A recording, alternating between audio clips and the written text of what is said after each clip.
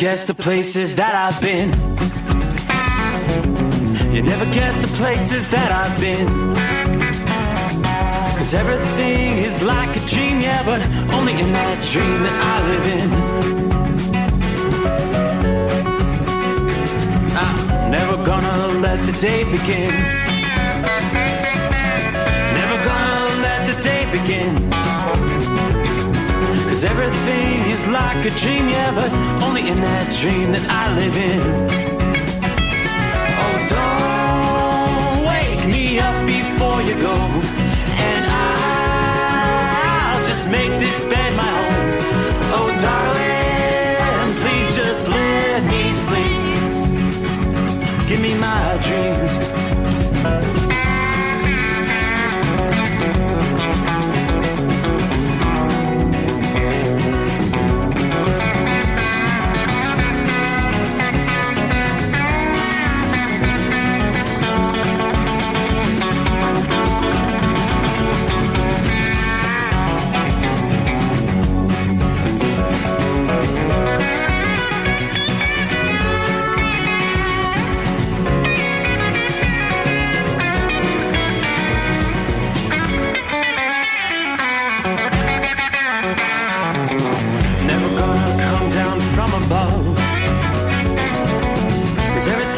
Better from above.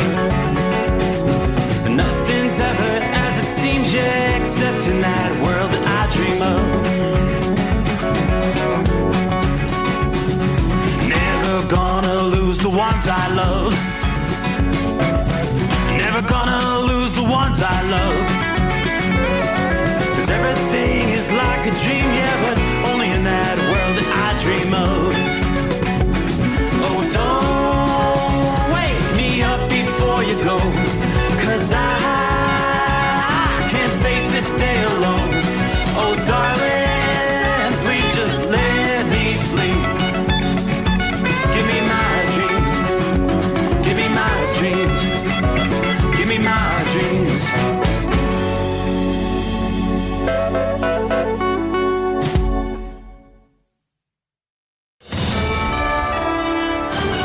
USA Radio News, I'm Anthony Lucero. Homeland Security Secretary Kristi Noem says Minnesota Governor Tim Walz and Minneapolis Mayor Jacob Frey have inflamed the public with their comments after last week's fatal ICE shooting, arguing their rhetoric has encouraged violence and disorder. Noem made the comment during an appearance on CNN's State of the Union. They've encouraged the kind of destruction and violence that we've seen in Minneapolis the last several days, and I would encourage them to grow up, get some maturity, act like people who are responsible, who want people to be safe. Walz and Frey have sharply condemned the federal operation and urged transparency and accountability in the investigation. The U.S. State Department is urging Americans to immediately leave Iran as large anti-regime protests continue. Officials warn of possible communication blackouts and unrest as President Trump is reportedly reviewing military options if the Iranian government escalates its crackdown on protesters. A record high percentage of Americans are now identifying as political independents. 45% of voters now describe themselves as independent. That's up from the previous high of 43% in the Gallup survey. 27% each identify as either Democrat or Republican. The younger the voter, the more likely they are to identify as independent. Of those independents, 20% say they lean Democrat, 15% say they lean Republican. I'm Rory O'Neill. Nobel Peace Prize organizers say Venezuelan opposition leader Maria Corina Machado cannot share her award. Machado has expressed a desire to give her award to President Trump after she won the prize in October. She's expected to be in the U.S. this week and meet with Trump for the first time. The meeting follows the January 3rd military operation to remove Venezuelan President Nicolas Maduro from power and bring him to New York for federal drug trafficking charges. The Norwegian Nobel Committee and Norwegian Nobel Institute have warned the award cannot be revoked, shared, or transferred to others. I'm Michael Kastner. From America's News Network, USA Radio News. Business owners, are you paying high phone bills for old school systems and lousy service? StrongTel cuts your phone bills in half and turns every phone you own into a feature-rich business system. Sean Roddy, CEO of Hennings Brothers Drilling, had this to say: "We've been a StrongTel customer for over 10 years. It's great. It even includes an intercom with video to our equipment yard. I can watch live from anywhere with my smartphone. I'd recommend StrongTel to anyone. Never miss a customer call again with your StrongTel business system. StrongTel is a proud iTex partner and always welcomes your iTex dollars.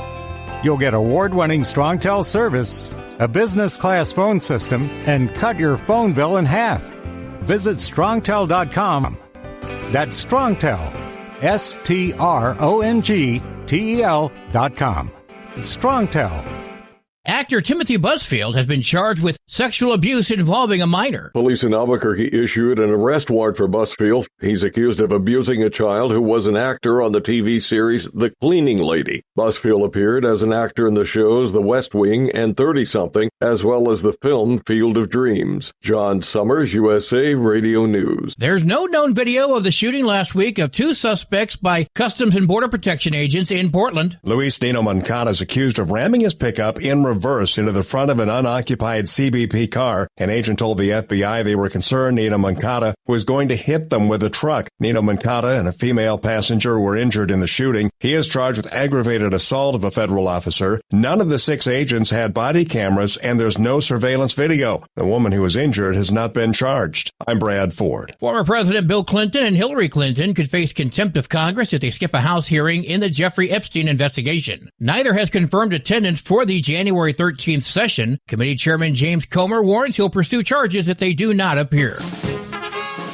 The U.S. Army is showcasing its next-generation M1E3 Abrams tank at the Detroit Auto Show. Lighter, faster, and more high-tech than ever before, it has a hybrid engine, AI-assisted targeting, and a 120mm cannon. Prototypes will be fielded in 2026 as the Army adapts to threats like drones and precision strikes. For USA Radio News, I'm Anthony Lucero. iLocal.net is offering a free website analysis to improve the online presence of your business. Business owners across the U.S. turn to iLocal.net to improve their search engine rankings. Search engines are constantly changing their algorithms. You need the professionals who know how to use those changes to benefit your business. Don't hope for new customers. Get found and be chosen. Visit iLocal.net/go for your free website analysis. iLocal.net/go.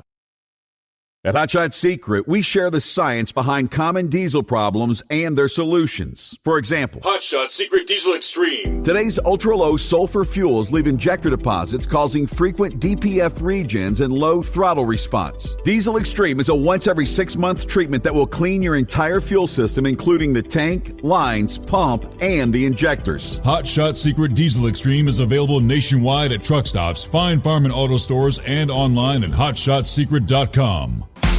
Did you miss an episode of the Steve Summers Overnight Drive? Or just want to relive a little bit of the magic? Don't worry. You can download the Steve Summers Overnight Drive wherever you get your podcasts. Don't miss a single second of the show that was recently named one of the best late-night shows in America. Make sure you like and subscribe to the Steve Summers Overnight Drive so you don't miss a single episode. The Steve Summers Overnight Drive. Available wherever you get your podcasts or online at overnightdriveradio.com. Another dark night on the interstate. Another 100 miles in the pouring rain. These are worth all the time I've spent away. Another dark night on the interstate.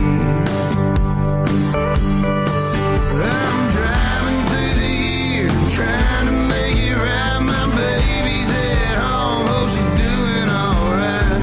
Miss my dogs and I miss my girls, I'm 1,000 miles away from my whole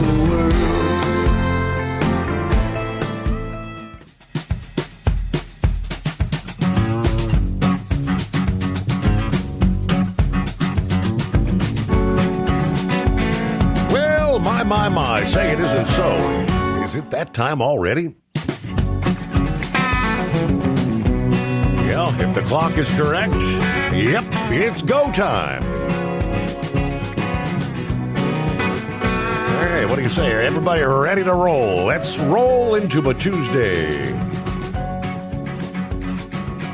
Time zone to time zone. Turn the page on the calendar. 13th day of January. Well, at least it's not a Friday, the 13th. I trust your week's off to a good start. Many getting their first night back out on the road following the weekend. So here we go. The Steve Summers Overnight Drive, live from the Hot Shot Secret Studios. It's another cool night outside the secret bunker.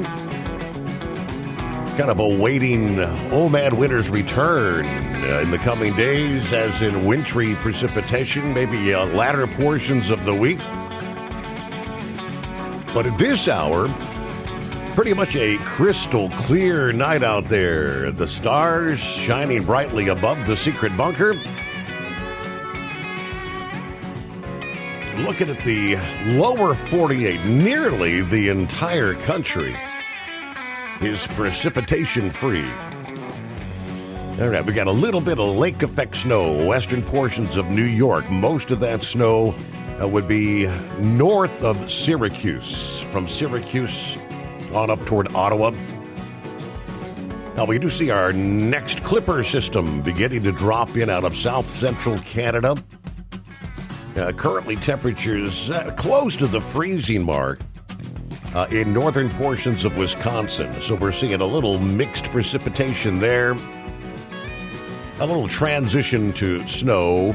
It's not going to amount to a whole lot. We do have winter weather advisories where we'll see mixed precipitation, accumulations, maybe an inch of snow and ice combined. Well, ice is going to be more of a glaze, but just up to an inch of snowfall for most areas. So watch for some slippery conditions there. As far as winter weather advisories, that's about all we have. With the exception of cold temperatures, no precip, but freeze warnings in place all the way down into southeastern Georgia again tonight. Frost advisories from, say, just north of Jacksonville over to Lake City, Live Oak, there in northern Florida. Yeah, coldest temperatures between pretty much now and 10 a.m. Temperatures dropping into the upper 20s to low and middle 30s. Depending on your location tonight. Aside from that, the cold air and another storm will be bringing a dose of snow to the Northeast this week after the big thaw we had last week, the January thaw. Since last week, AccuWeather's been monitoring the potential for snow in the Northeast after a storm and a shot of cold air moved through midweek last week. Snow is expected to start in parts of Michigan, Indiana, and Ohio Wednesday. We've got another pretty quiet day today, beginning to shift into the Northeast Wednesday night into Thursday. Parts of New England may still have some lingering snow into Friday. It looks like plowable snow accumulations, most likely across the interior of the Northeast. Higher elevations of the Appalachians and across northern New England also more likely to pick up several inches later this week. Some of the highest totals are going to be downwind of the Great Lakes, lake effect. Inches of snow piling across the interior Northeast will lead to slippery travel as early as Wednesday evening, then continuing through Thursday night. According to AccuWeather, places like Pittsburgh, Buffalo, New York, could have a slippery Wednesday afternoon and evening commute. Some of the heavy snow falling in central and eastern New York come Wednesday night. Gusty winds in the mix as well, making it feel that much colder. Gusts around 40 miles per hour across the Northeast and New England come Thursday and Thursday night. That could also contribute to some visibility concerns. Either way, given the storm trap, it seems unlikely that several inches of snow will accumulate in cities like Philadelphia and New York City. Not out of the question we could see a few flakes in those areas. Could see a burst of snow late on Thursday in New York City that could bring some slippery spots and reduce visibility there. Some of the far northern and western suburbs could pick up maybe a coating to an inch. Yeah, even without a blockbuster storm for the I-95 cities, could still see some impacts for travel in that region. Areas across New England, eastern Massachusetts, down east Maine, you'll be more susceptible to some higher accumulations. The potential for a storm to maybe linger into Friday there. But again, a slippery coating, maybe an inch for the Boston area. Cold and snow chances likely to continue behind this storm. Persistent cold air and an active storm track will bring some additional rounds of snow for the Great Lakes in the Northeast as soon as next weekend, even through next week looking ahead. Looks like after the big warm-up, a lot of snow had disappeared over the past week and weekend. Some of the resorts with the colder air now be able to begin generating a new snow base for some of the resorts there. And some lake-effect snow showers may coat the landscape in some areas of the Northeast. All right, coming up, we'll give you more on the much colder air that's going to be dropping even into the deep south here for portions of even Florida this week. Meanwhile, Philly Dan, let's get her started. Have a great day from Philly. Sean is on board, checking in from the Keystone State tonight. Saddle up, nocturnal listeners. The midnight hour, it's time to ride. So just above freezing, 34 degrees, Harrison, Ohio. Partially starlit sky overhead. Temperature heating up in all the blue card carrying cities, causing meltdowns of all the Karens. The wicked witches of the West are literally melting. I'm going to get you, my pretty. You and your little dog, too. Whoever thought a little girl like you could destroy my wickedness? All right, snuggle up to whomever or whatever. Throw a little water on them witches, kick back, watch them melt. There you go. Hammer down. Be safe. As always, watch your sick. Larry's your six. Larry, good afternoon. Hammer down. 34 Platkill, New York as well. Getting the week started. Round number 1 to Schenectady tonight. Shorty is rolling. I-95 southbound, Brunswick, Georgia, with 43 degrees. Yeah, chilly night there in the southeast. Kicking off Orlando. Turnaround number 1. Iron Duck checks in from the Golden State, headed to Salt Lake City, Utah. There you go. Keep the rubber side down. Tank, how far west are we? Good morning, Steve, the overnight crew. Happy Taco Tuesday coming our way. Clear skies, 29 in Winslow, Arizona. Hammer down toward Banning. Tonight, everybody truck safe. Have a blessed day. There's Jeffrey, Southern Florida, on board. Good morning to the overnight family. Bill, morning, Steve. 34, feels like 28 here in Beaver Dam, Wisconsin, on the Pizza Shuttle Express. Well, now that the Packers season is done, I guess I'm ready for some Brewers baseball. Have a great night, drivers. Everybody be safe out there. Buckeye Boy, Ackworth, Georgia, 31 degrees tonight. A little chilly this past morning when I went to unload, but all went well. Truck that's getting repairs still not completed. Should be done later today, hopefully by the noon hour. I got to get up extremely early. Take Wildcat for a routine colonoscopy, so I'm going to head off, get some shut-eye. Both hoping it's going to be an uneventful day. In the meantime, she's going through the unpleasantness of preparation. All right.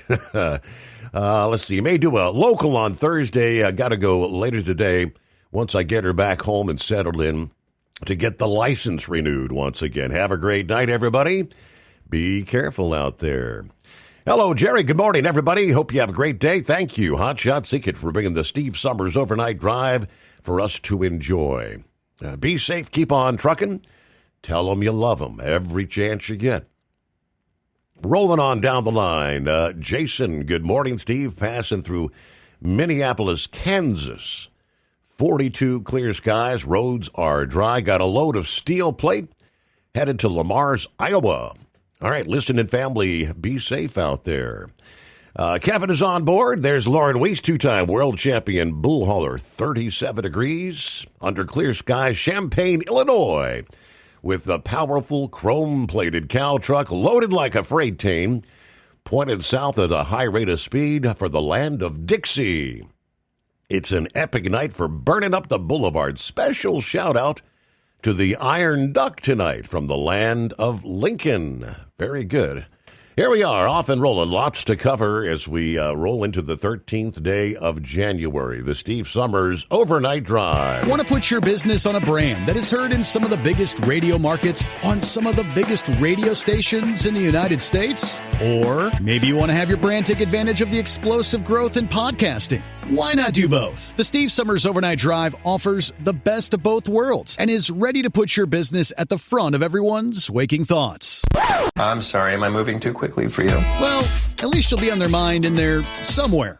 For sure, the Steve Summers Overnight Drive was recently named one of the top 15 late-night shows in America. So advertising on the Steve Summers Overnight Drive will put you in front of the very clients you want to walk through your front door. Interested? Maybe you want to take a test drive, kick the tires, do a sample tasting, which might be kind of gross. Get details at overnightdriveradio.com or email rwild@lubricationspecialties.com. And let's put the Steve Summers Overnight Drive to work for you today. Well, we're off the air. For good, I think. Your factory fuel filter is letting you down. AirDog heavy-duty diesel fuel systems don't just filter your fuel. The AirDog fully optimizes your truck's fuel system for peak efficiency. The factory-provided filter simply removes particulates and water from fuel. The AirDog system removes all contaminants, including entrained air, water, and particulates, and feeds the engine pump with optimal pressure. Check out airdogdiesel.com to learn how you can capture every bit of performance and efficiency from your fuel system. Did you miss an episode of the Steve Summers Overnight Drive? Or just want to relive a little bit of the magic? Don't worry. You can download the Steve Summers Overnight Drive wherever you get your podcasts. Don't miss a single second of the show that was recently named one of the best late-night shows in America. Make sure you like and subscribe to the Steve Summers Overnight Drive so you don't miss a single episode. The Steve Summers Overnight Drive. Available wherever you get your podcasts or online at overnightdriveradio.com.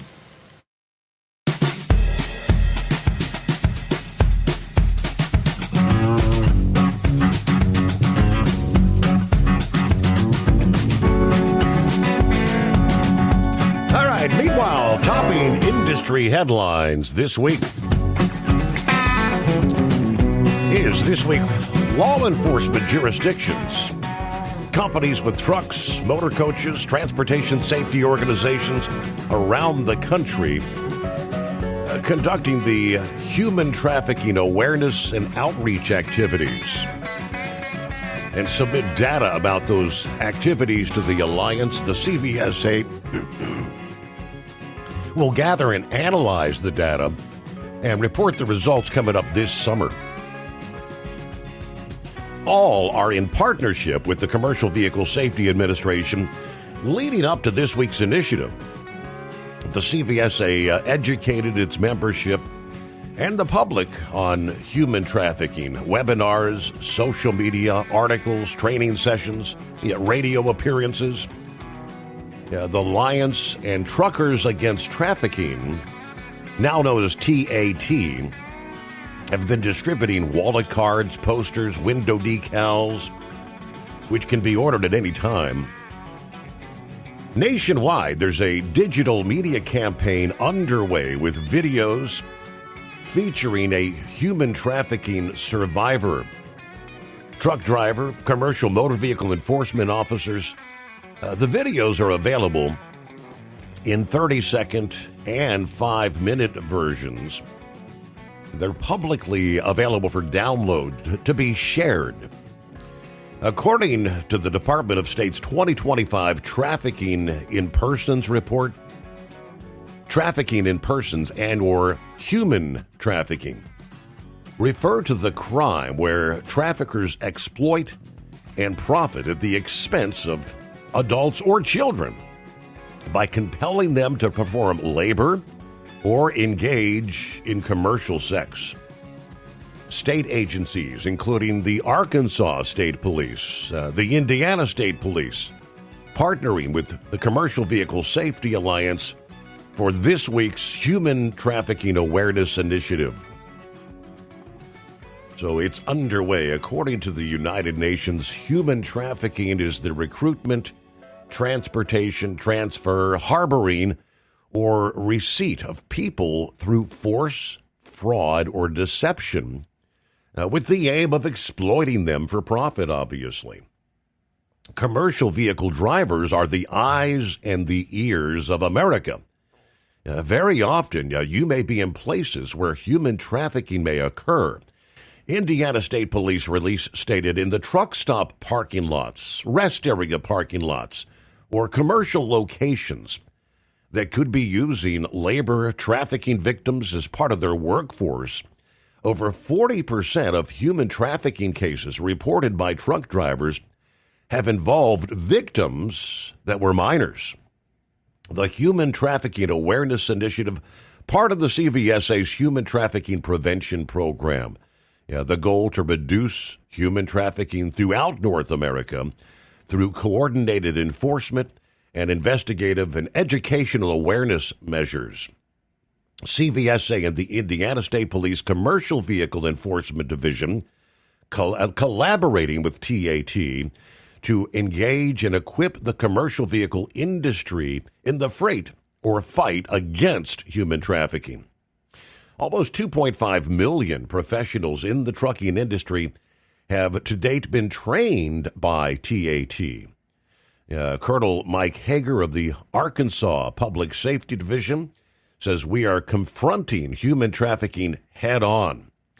Through the dedicated work of law enforcement and the strong support of our victim service partners, we've made real progress rescuing victims, holding offenders accountable, strengthening our response statewide.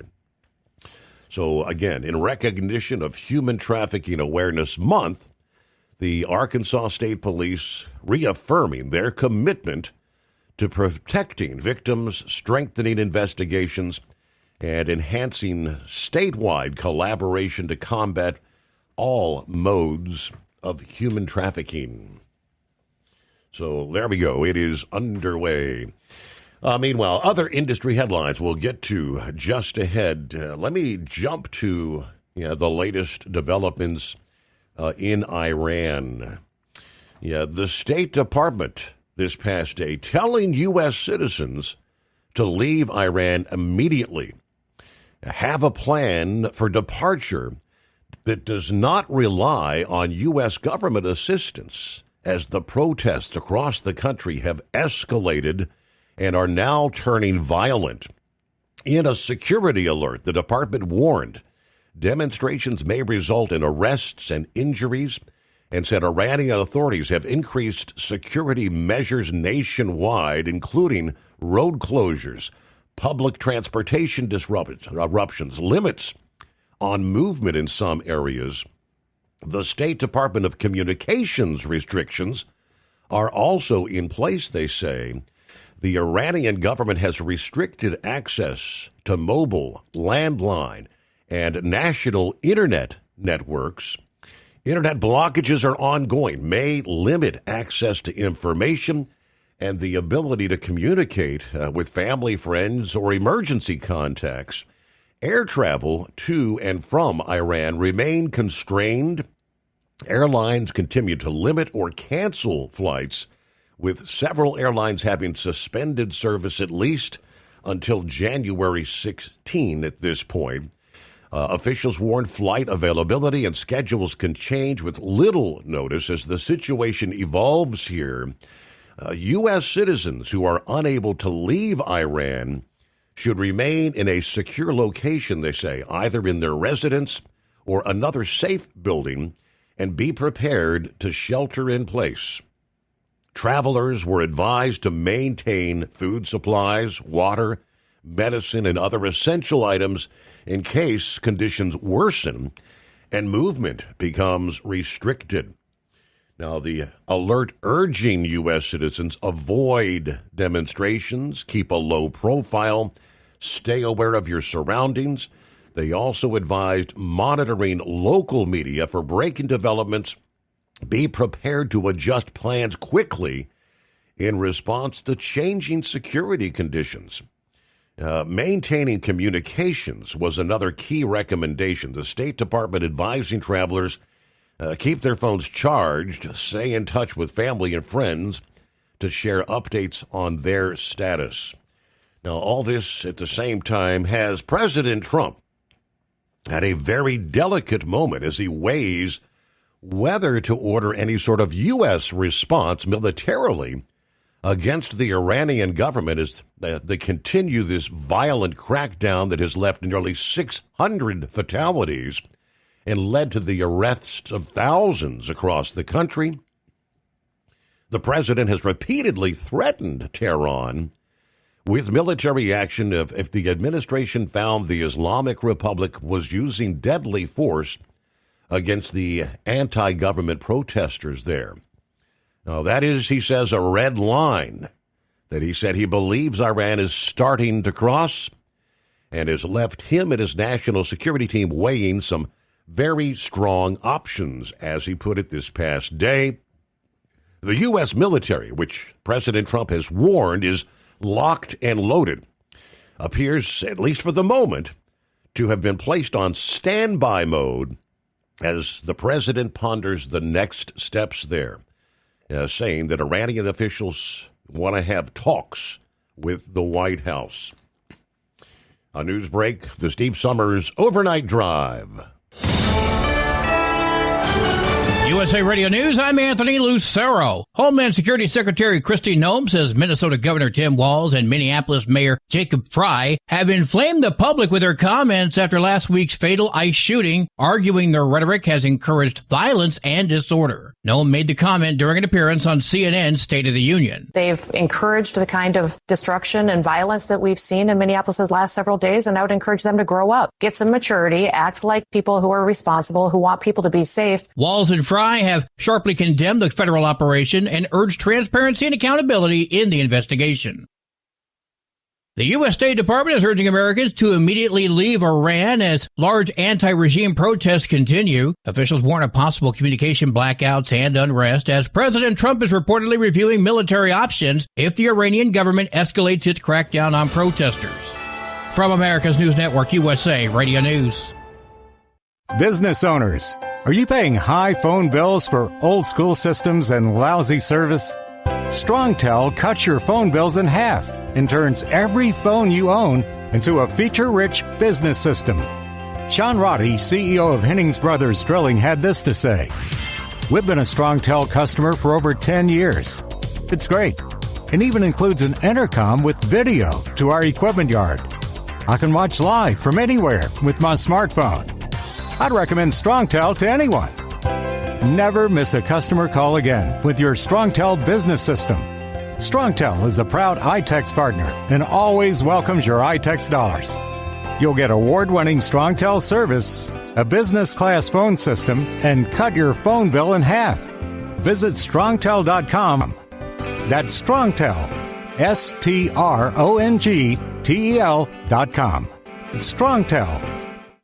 Want to put your business on a brand that is heard in some of the biggest radio markets on some of the biggest radio stations in the United States? Or maybe you want to have your brand take advantage of the explosive growth in podcasting. Why not do both? The Steve Summers Overnight Drive offers the best of both worlds and is ready to put your business at the front of everyone's waking thoughts. I'm sorry, am I moving too quickly for you? Well, at least you'll be on their mind in there somewhere. For sure, the Steve Summers Overnight Drive was recently named one of the top 15 late-night shows in America. So advertising on the Steve Summers Overnight Drive will put you in front of the very clients you want to walk through your front door. Interested? Maybe you want to take a test drive, kick the tires, do a sample tasting, which might be kind of gross. Get details at overnightdriveradio.com or email rwild@lubricationspecialties.com. And let's put the Steve Summers Overnight Drive to work for you today. Well, we're off the air. For good, I think. Truck downtime costs you money. One hidden killer on Cummins ISX 15 engines is weak injector cups. When they leak, coolant gets into the cylinders, and suddenly you're facing a big repair bill. Industrial Injection has Here's the fix. Our Torque Lock Injector Cup Kit with a threaded Torque Lock design. These cups stay sealed for good. No more coolant leaks. No more surprise downtime. Keep your truck on the road. Ask your shop for industrial injection Torque Lock Injector cups today. At Hot Shot Secret, we share the science behind common diesel problems. For example, fuel additives. Most fuel additives either impact performance or provide protection. Hot Shot Secret Everyday Diesel Treatment provides both performance enhancement and fuel system protection. Everyday Diesel Treatment delivers a 6-in-1 premium fuel treatment for every fill-up, every time. Everyday Diesel Treatment is available at truck stops, Tractor Supply, O'Reilly's Auto Parts, and online at HotShotSecret.com. Your factory fuel filter is letting you down. AirDog heavy-duty diesel fuel systems don't just filter your fuel. The AirDog fully optimizes your truck's fuel system for peak efficiency. The factory-provided filter simply removes particulates and water from fuel. The AirDog system removes all contaminants, including entrained air, water, and particulates, and feeds the engine pump with optimal pressure. Check out airdogdiesel.com to learn how you can capture every bit of performance and efficiency from your fuel system. Did you miss an episode of the Steve Summers Overnight Drive? Or just want to relive a little bit of the magic? Don't worry. You can download the Steve Summers Overnight Drive wherever you get your podcasts. Don't miss a single second of the show that was recently named one of the best late night shows in America. Make sure you like and subscribe to the Steve Summers Overnight Drive so you don't miss a single episode. The Steve Summers Overnight Drive. Available wherever you get your podcasts or online at overnightdriveradio.com. The Overnight Drive with Steve Summers. Live from the Hot Shot Secret Studios. Call Steve now. 844-844-3388. That's 844-844-3388.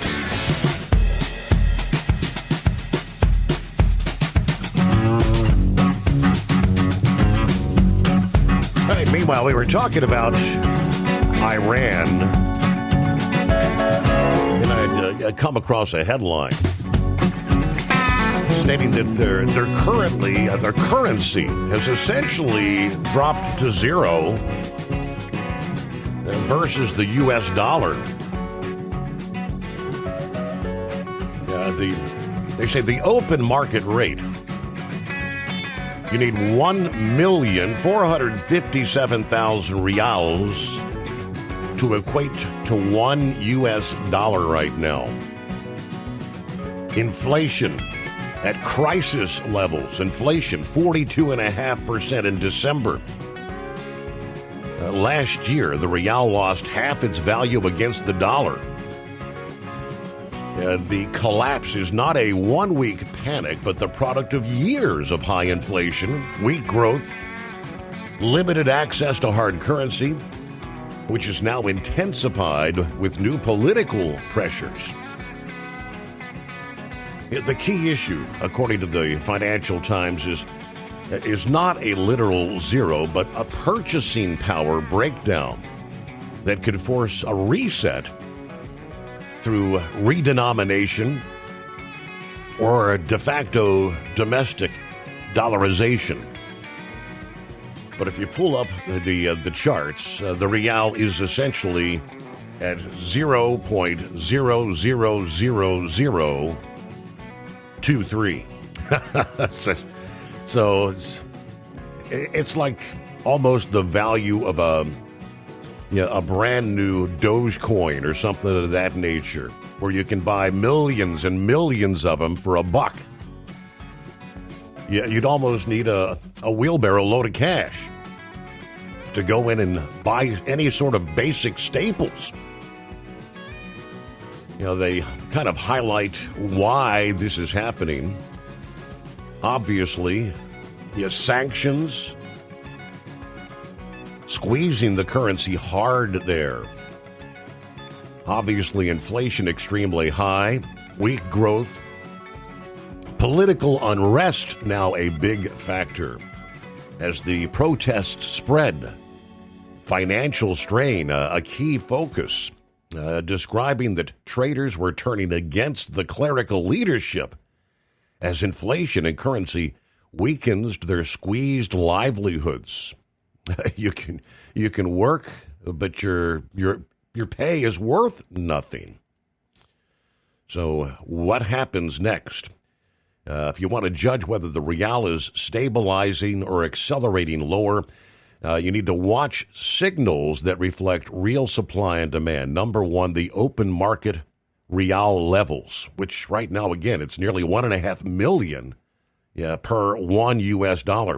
You have to watch inflation prints, food inflation, any change in exchange rate policy, whether they progress on redenomination, and the economic growth outlook. Just not looking good. In conclusion, the Iranian currency is not likely to hit a literal zero, but it is essentially at a functional zero in purchasing power.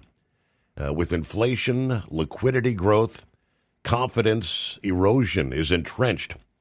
Redenomination may soon make the number look smaller, but only a credible mix of fiscal restraint, monetary discipline, and a cleaner exchange rate as far as the regime can change the trajectory that matters. Until those fundamentals turn, the market will continue to treat every rally as temporary and every policy shift as a test of credibility.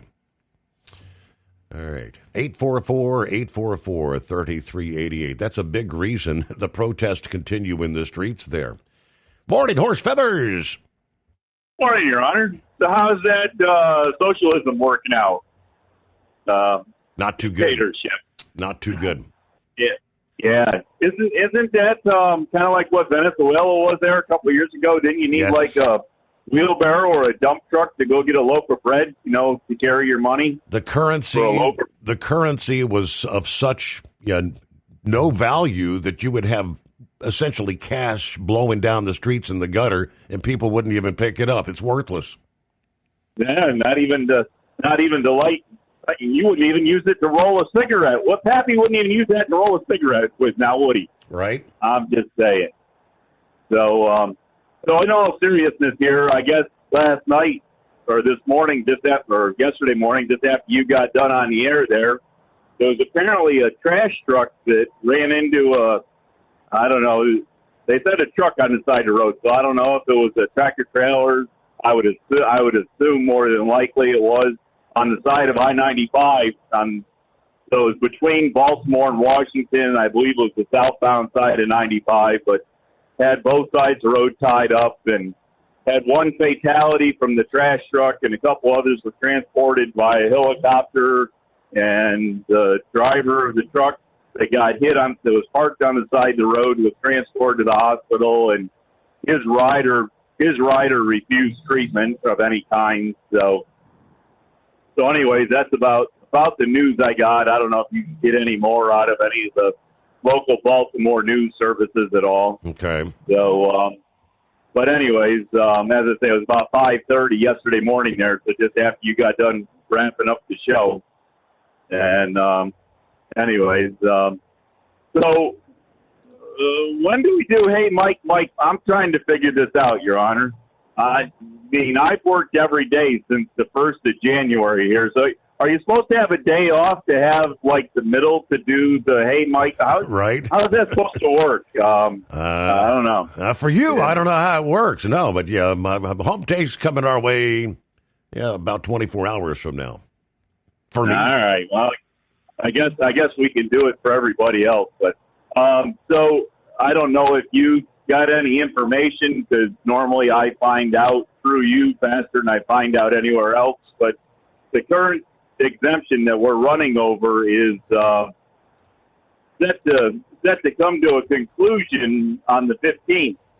And I don't know if you've heard anything more or updates or any talk out there. 'Cause as I say, a lot of times I hear more about my industry and exemptions and things through you before I actually hear it from my world headquarters. So anyways, just give you a heads up on that we'll have to keep an eye out for what happens for the 15th and 16th. And the Marcus Hook refinery is supposedly back up and fully operational now. It's never been a high production side on the the truck transportation side because it is a waterfront port, meaning we need to have the TWIC to get into it there and the Coast Guard comes in and inspects every now and then. And but they load ships and barges that they carry overseas there for Europe and everything. So when they go in the process of loading those, the flow to the truck racks, how do you say it? Oh yeah, it really sucks. And it might as well suck for the amount we get because its pressure is so low that I think we get more. They get more out of us than they put in us. I think. I don't know. Sit there forever waiting to get loaded there when they're running that other operation because when it comes to the volume of cash and revenue, they get a whole lot more out of loading ships than they do out of loading trucks. So they have no concern for getting trucks up and down the highway. But anyway, so I guess we'll have to see how all that plays out there and what comes around there for the as I say, at the end of the 15th, into the 16th, whether we get an updated document or whether they just put that one in the file drawer and call it good for this one. But other than that, I don't know what else we got going. Not a whole lot. I completely forgot about Monday Night Football. Went out and got loaded and was heading up the road there and just kind of had a radio station on and not wanted to listen. So how was the deal there between the Pittsburgh Steelers and the Houston Texans? Texans 30, Steelers 6. Yeah, I kind of had a feeling that was going to be the case. After the last game there when the Steelers and Ravens were trying so hard to lose to each other through the whole game that I really didn't have a lot of high expectations for the Steelers going into the game there yesterday, last evening there. So, well, the first half was the halftime score was 7-6. End of the third quarter, it was still 7-6. Then Houston put up 23 unanswered points in the fourth quarter. Yeah. So now, if what I heard on the news is correct, there, while after last weekend and everything, and after going into Black Monday, Jim Harbaugh there had like 18 years as coach of the Ravens. And I think what I heard was that he was the longest serving coach other than one more that was ahead of him with 19 years. Is that correct? That was, I believe, the Steelers coach, yeah. Yeah, so is there going to be any talk or any rumors that with that type of loss in the first round of the playoff wild card stuff there that there might be looking for. You think Pittsburgh might be ready for a change? Good question. I'm just saying it's been there for quite a while, but the question is there's been a lot of coaches put out there and a lot of open positions, and I don't know. Now I did hear the Ravens have already been looking at actually one of the Buffalo Bills coaches to try to bring in to replace Jim Harbaugh. So I don't know. I guess there's a lot of dealings going on and people trying to interview and figure out who they're going to take or want. And I don't know. Maybe the previous people that were head coaches, maybe they aren't going to be elected to be head coaches at other teams. Maybe these other teams, these teams are going to start looking at lower coaches, the offensive coaches and the defensive coaches, and I don't know. I guess we'll have to wait and see where it all kind of washes out. Other than that, I don't know. Not a whole lot other than what you say is like. I think you said about a month from the Daytona 500. Yeah, and I got a thing there saying Mother's Day is like 4 months away, so that puts the truck show at like I don't know what, almost a little over 2 months away. Yep. Can't believe it. Oh, boy. Anyways. All right. Other than that, Your Honor, you pretty well covered the weather, so I ain't got nothing to say on that. We're just clear sailing here on 81. We've been up somewhere around Mountaintop again and out there petting the bears and shaking the trees, and I don't know. Other than that, we're just kind of cruising along here. So with that, I guess we'll let you get out there and do some due diligence. All right. Have a great day. Thanks for checking in. Chili Bowl Nationals, of course, kicked off this past day. And I'm looking at an update from one of the Dirt publications for the second year in a row and the 9th of his career. Young Money, a.k.a. Kyle Larson, wheels the Paul Silva 1K to the Chili Bowl Nationals victory lane Monday night in the prelim. That locks him into Saturday's 40th annual Chili Bowl.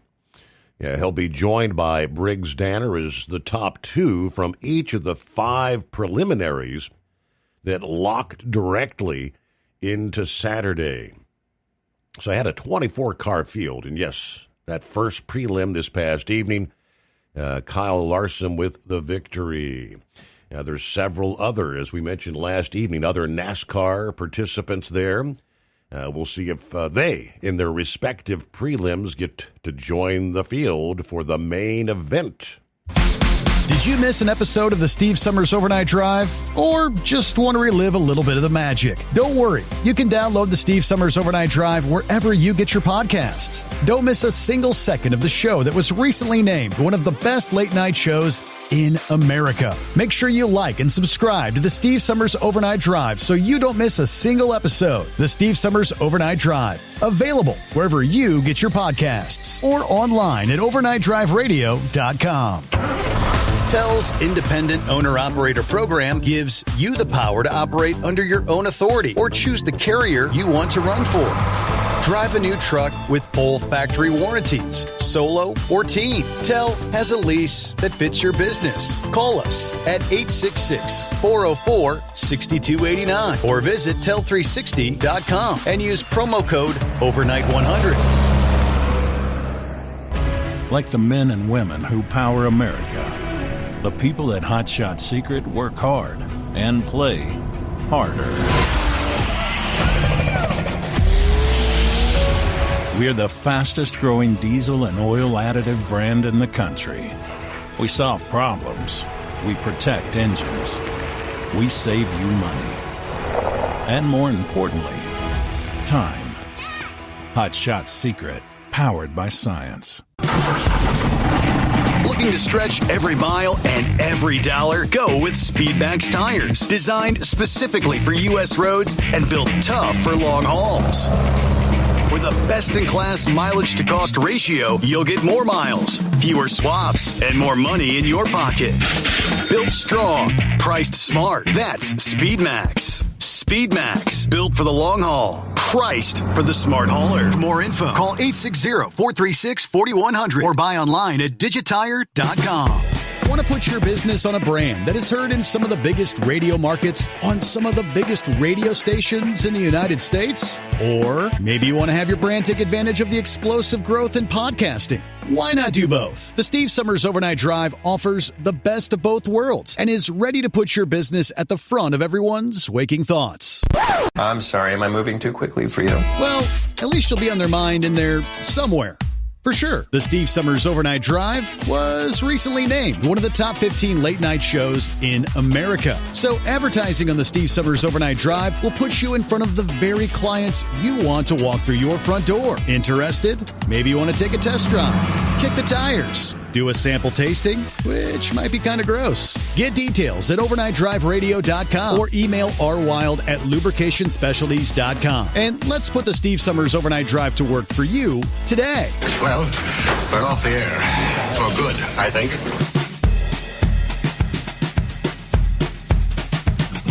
All right. You must have hit the wrong magic twanger. Hey, who we got checking in here?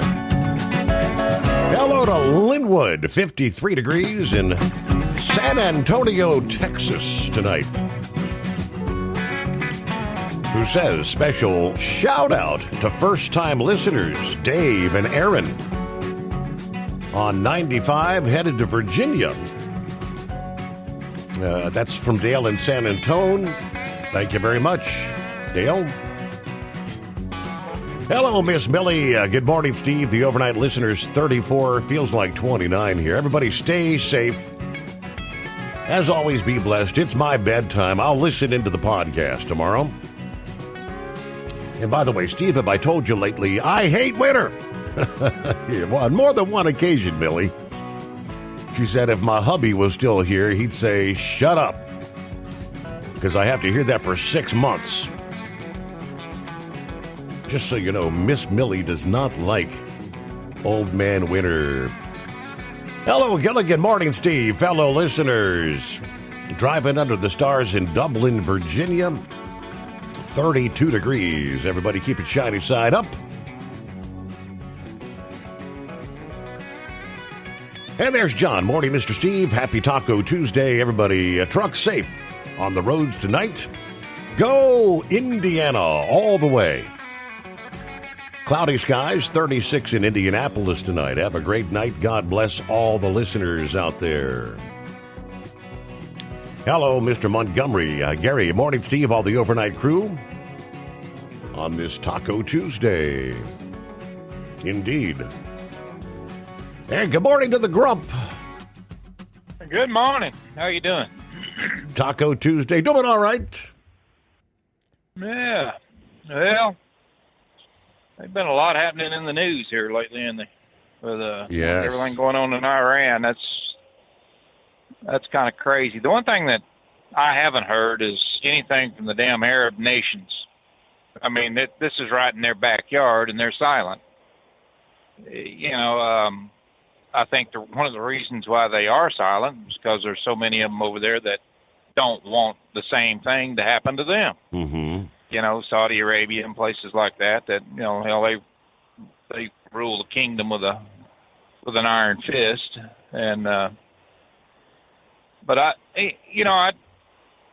still kind of reluctant to say, wonder why, Trump would want to use military force in there. It's just, I don't know. The more you think about it, the more, this goes against what he said he would, was going to do. And that's, no wars or no, conflicts and things like that. We're trying to get out of these things. And you kind of go back to what Colin Powell said, back at the start of the Gulf War, under Bush 43 was, you break it, you own it.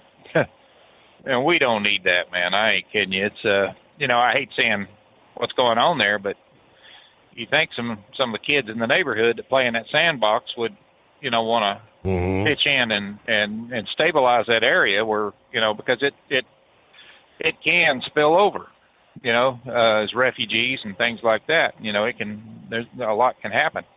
I mean, some of these people are really, turning up and turning out against the Ayatollah. I saw one headline here just a bit ago that they're something about they're going to publicly hang one of the protesters, and I think it's this woman who she took off her burqa and took off her jacket, and she had a T-shirt on that had the message that reads the F word, F Khomeini. She took her hair down, had the T-shirt on. They said under Iran's law that is punishable by death, but she did it anyway.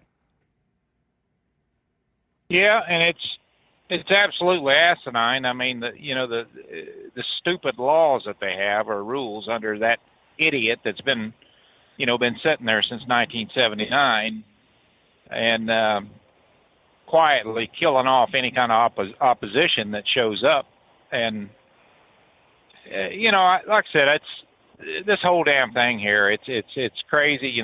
On one hand, you think, what's going to happen? I mean, if it comes to the fact that we, send some bombers over or whatever, hit some of the government buildings or, a few of these things. I think one of the worst things that could happen is actually, put one on Khomeini, and I mean, it would just inflame the whole system over there. The whole, every Muslim in the world, it would just be, it'd look like an execution, and you know what would happen there? It'd be, here we'd go again.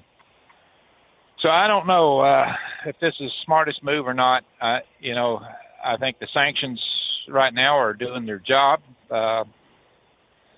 I think. To try to and look at the value of the currency. We were just talking about. It's almost 1.5 million real, to $1 US. The currency, worthless. Hold the thought there, as we close out hour number one.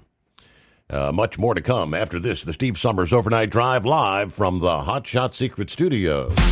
Did you miss an episode of the Steve Summers Overnight Drive? Or just want to relive a little bit of the magic? Don't worry. You can download the Steve Summers Overnight Drive wherever you get your podcasts. Don't miss a single second of the show that was recently named one of the best late night shows in America. Make sure you like and subscribe to the Steve Summers Overnight Drive so you don't miss a single episode. The Steve Summers Overnight Drive. Available wherever you get your podcasts or online at overnightdriveradio.com. Truck downtime costs you money. One hidden killer on Cummins ISX 15 engines is weak injector cups. When they leak, coolant gets into the cylinders, and suddenly you're facing a big repair bill. Industrial Injection has the fix. Our Torque Lock Injector Cup Kit with a threaded Torque Lock design. These cups stay sealed for good. No more coolant leaks. No more surprise downtime. Keep your truck on the road. Ask your shop for Industrial Injection Torque Lock Injector Cups today. Want to put your business on a brand that is heard in some of the biggest radio markets, on some of the biggest radio stations in the United States? Or maybe you want to have your brand take advantage of the explosive growth in podcasting. Why not do both? The Steve Summers Overnight Drive offers the best of both worlds and is ready to put your business at the front of everyone's waking thoughts. I'm sorry, am I moving too quickly for you? Well, at least you'll be on their mind in there somewhere. For sure, the Steve Summers Overnight Drive was recently named one of the top 15 late-night shows in America. So advertising on the Steve Summers Overnight Drive will put you in front of the very clients you want to walk through your front door. Interested? Maybe you want to take a test drive, kick the tires, do a sample tasting, which might be kind of gross. Get details at overnightdriveradio.com or email rwild@lubricationspecialties.com. And let's put the Steve Summers Overnight Drive to work for you today. Well, we're off the air. For good, I think. USA Radio News, I'm Anthony Lucero. Federal Reserve Chair Jerome Powell says the Justice Department has subpoenaed the central bank, raising the possibility of a criminal indictment tied to his Senate testimony on Fed building renovations. Democrats, including Senator Elizabeth Warren, accuse the Trump administration of political pressure. This is a question about weaponizing the Department of Justice right out in plain view in order for Donald Trump to try to have a chance to take over the Fed. Powell says the move appears to be aimed at influencing the Fed's interest rate decisions.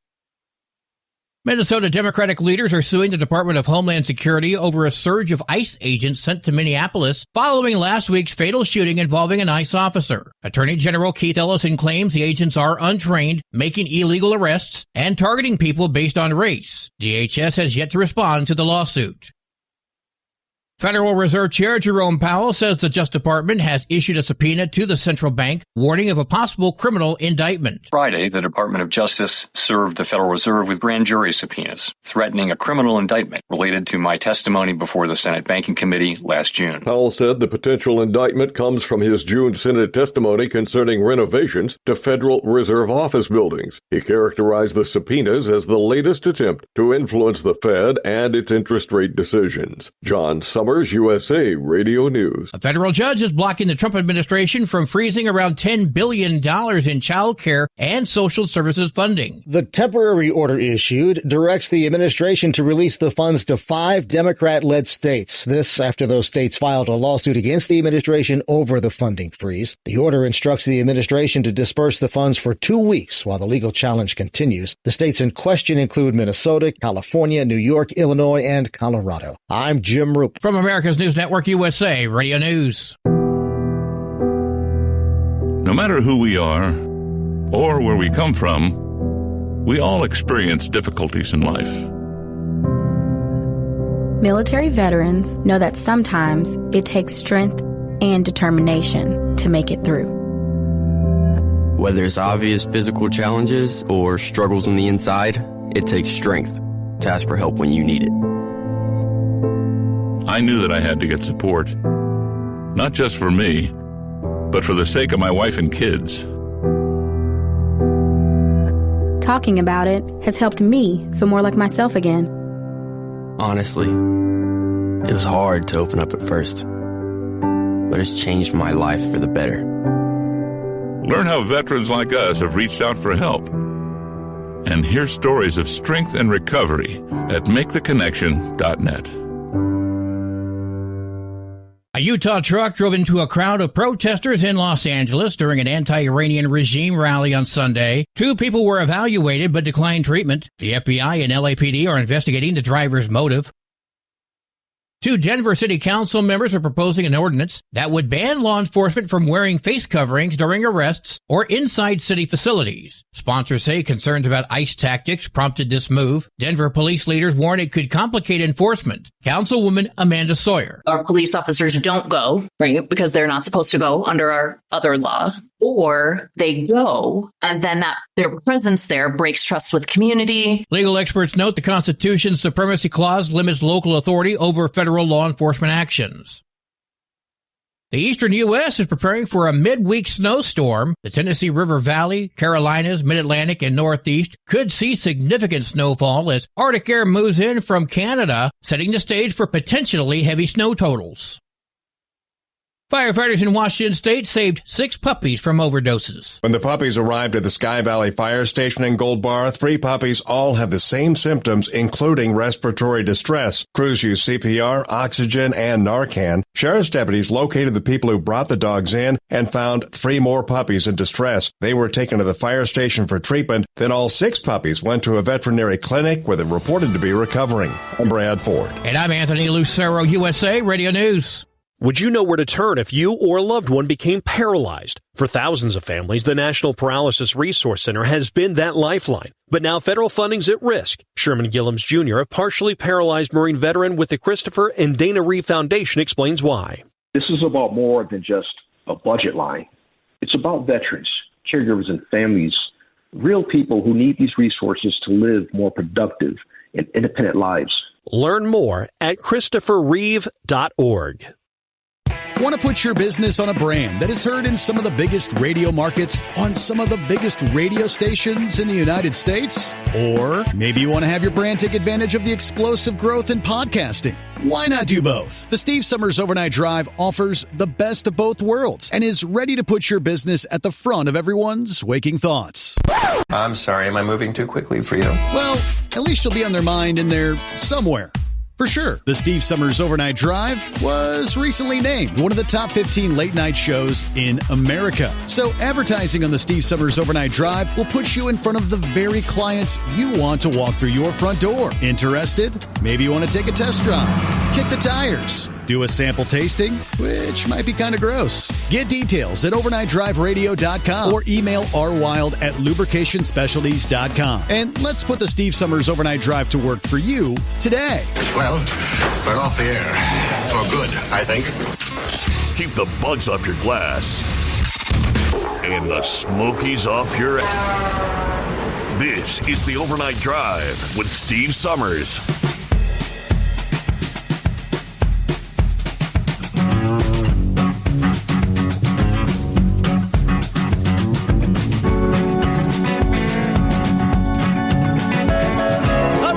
Welcome back. Welcome aboard. Those just joining us, hello, Denver, Colorado. Hope your week's off to a good start.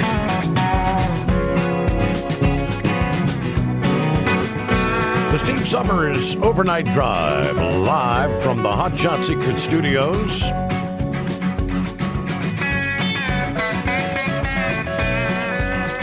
Hello to Griswold, checking in from Chesapeake Bay of Virginia. Good to have you on board. Now, there's Billy. Good morning, Steve. The Overnight Drive, folks. Happy Taco Tuesday.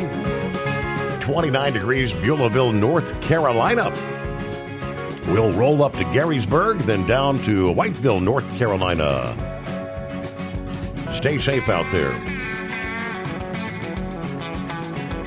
Yeah, he said 20. He did say 26. Beulaville, North Carolina. Yeah, chilly in the south. Much colder air on the way for the southern U.S. Temperatures predicted below freezing as far south as Florida.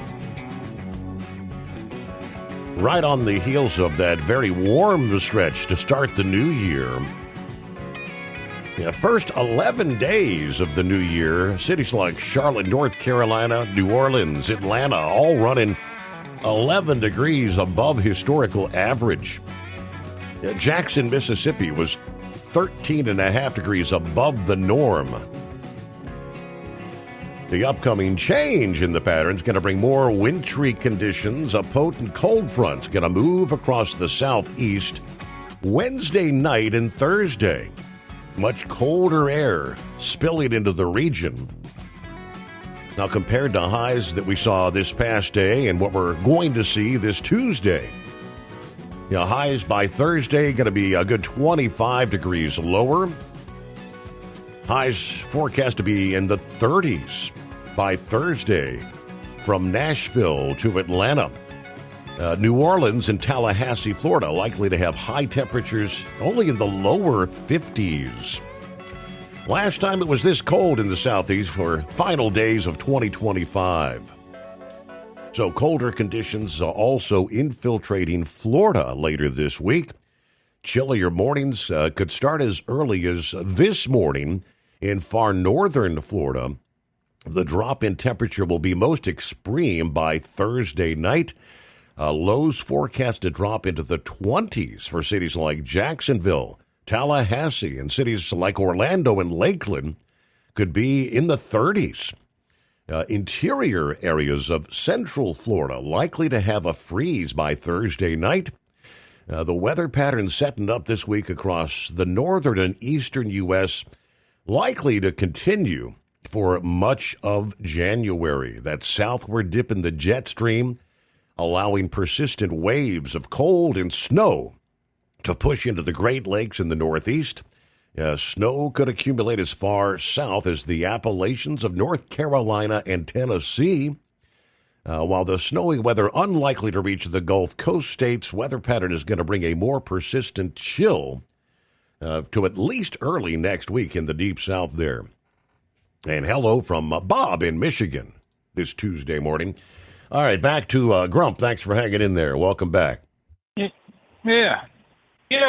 When you think about it, though, Steve, we got troops in Africa, from that uprising down there. We've got troops off the coast of Venezuela and, of course, got Guantanamo Bay. We got troops there that's on alert. We got troops in Ukraine right now, on the ground as advisors. We have a whole mess of troops in Poland right now. Aircraft carriers moving through the Gulf of Oman. It's just like everywhere you look right now, we've got troops and going into a different state of readiness for, stuff like what's going on in Iran. And man, I'll tell you, I'm just sick of listening to it. I really am. It's like we always got to go alone. If we get any kind of help at all, Canadians will send over a few, something.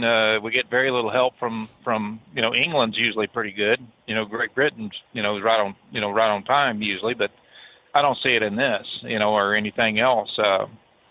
We have a body that we call, that we pay billions of damn dollars to every year called the UN. That's the most, abused, financially abusive people I've ever seen in my life. What the hell do they do with all that money? They're supposed to be out here stopping these wars and stopping, helping situations like what's going on in Iran right now, but you don't see them in there, I just hate the fact that, that the United States is, it's our tax dollars that we're always spending on these damn things like this. But yet you got the same people step up and say, "Oh, Social Security's insolvent." But let's give $100 billion to these damn Somalians and people like that. And it just, when are we going to get our act together and look at it and say, let's concentrate on what's going on right here in this country. We have the capability of defending ourselves anywhere in the world, but the defending yourself and making offensive moves towards somebody like Iran, when the rest of the world is seeing the same damn thing we are, and they're sitting there on their ass going, "Let the United States worry about it." Mm-hmm. Buddy, I'm tired of it, man. I am tired of our troops bleeding. Hell, I spent almost 2 years in that sandbox over there. And if I didn't learn anything out of that whole mess over there, I learned two things for sure. Number one, they despise us. They don't want us anywhere around. And number two, they want our damn money over there. It's everywhere that you look in Europe and places like that. Where's the almighty dollar at? Let's bring in some more dollars. But the hell with the American people. But it's coming to the fact now. I don't know. Like I said, it's I think our ambassador should be in front of the UN saying, "Get off your ass and do what you're supposed to be doing." Getting some UN troops in there or something like that, some humanitarian stuff. If they're killing people, put a warrants on them. It's who's ordering. It's got to be Khomeini. If he's even there anymore. He hasn't been seen in There's questions 3 about weeks. that. Yeah, they say he might have fled to somewhere. Well, somebody's pulling the strings, and if that's the case, then right now out of 31 provinces or 32 they have in Iran, 150 cities, all of them are having an uprising. They can't have that many damn troops that's killing off people and things like that. In the very beginning, we heard how troops were flipping the side. They were going to the side of the protesters. And now we're hearing this, that they've executed over 1,000 or whatever it is, whatever the number is, and then going to have a public execution on this gal, for right, taking her burqa off and things.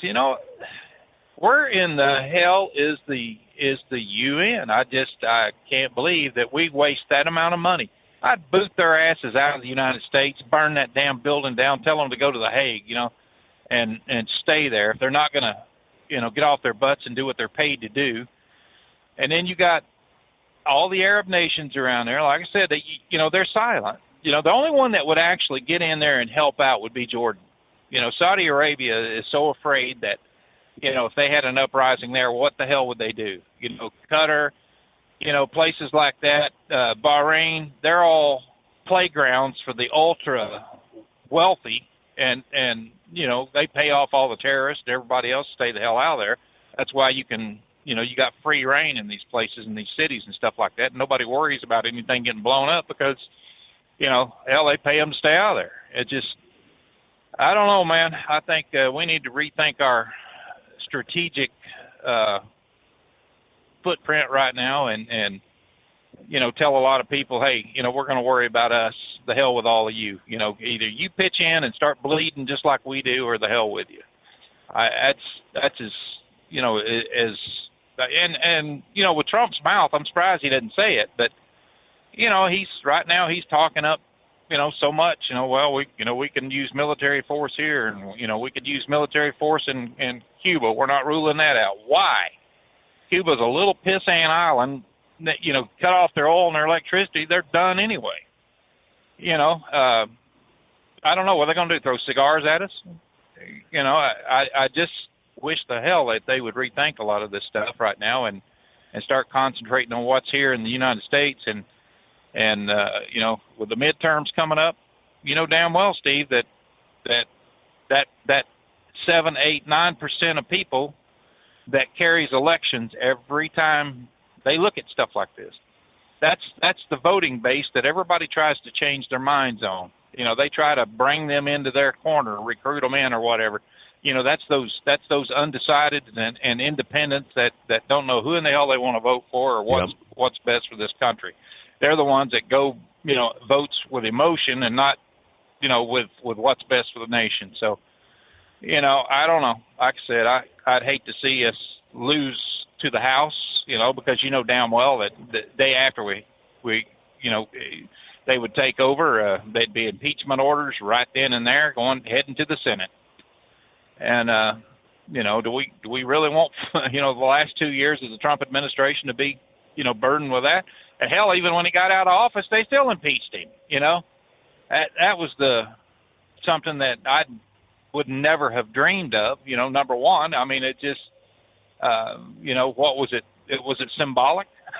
Right. I don't know, man. It was nuts. But, right now I think we just need to really pull the reins back on a lot of this, try to get more nations involved in dealing with Iran and just, get some of the burden off the American taxpayer and the American military. That's my view on it, but I don't know. What's yours? All I know is difficult times, and as they said, that I guess it's a very delicate situation the president's looking at right now. Hopefully he's getting advice from intelligent people, right?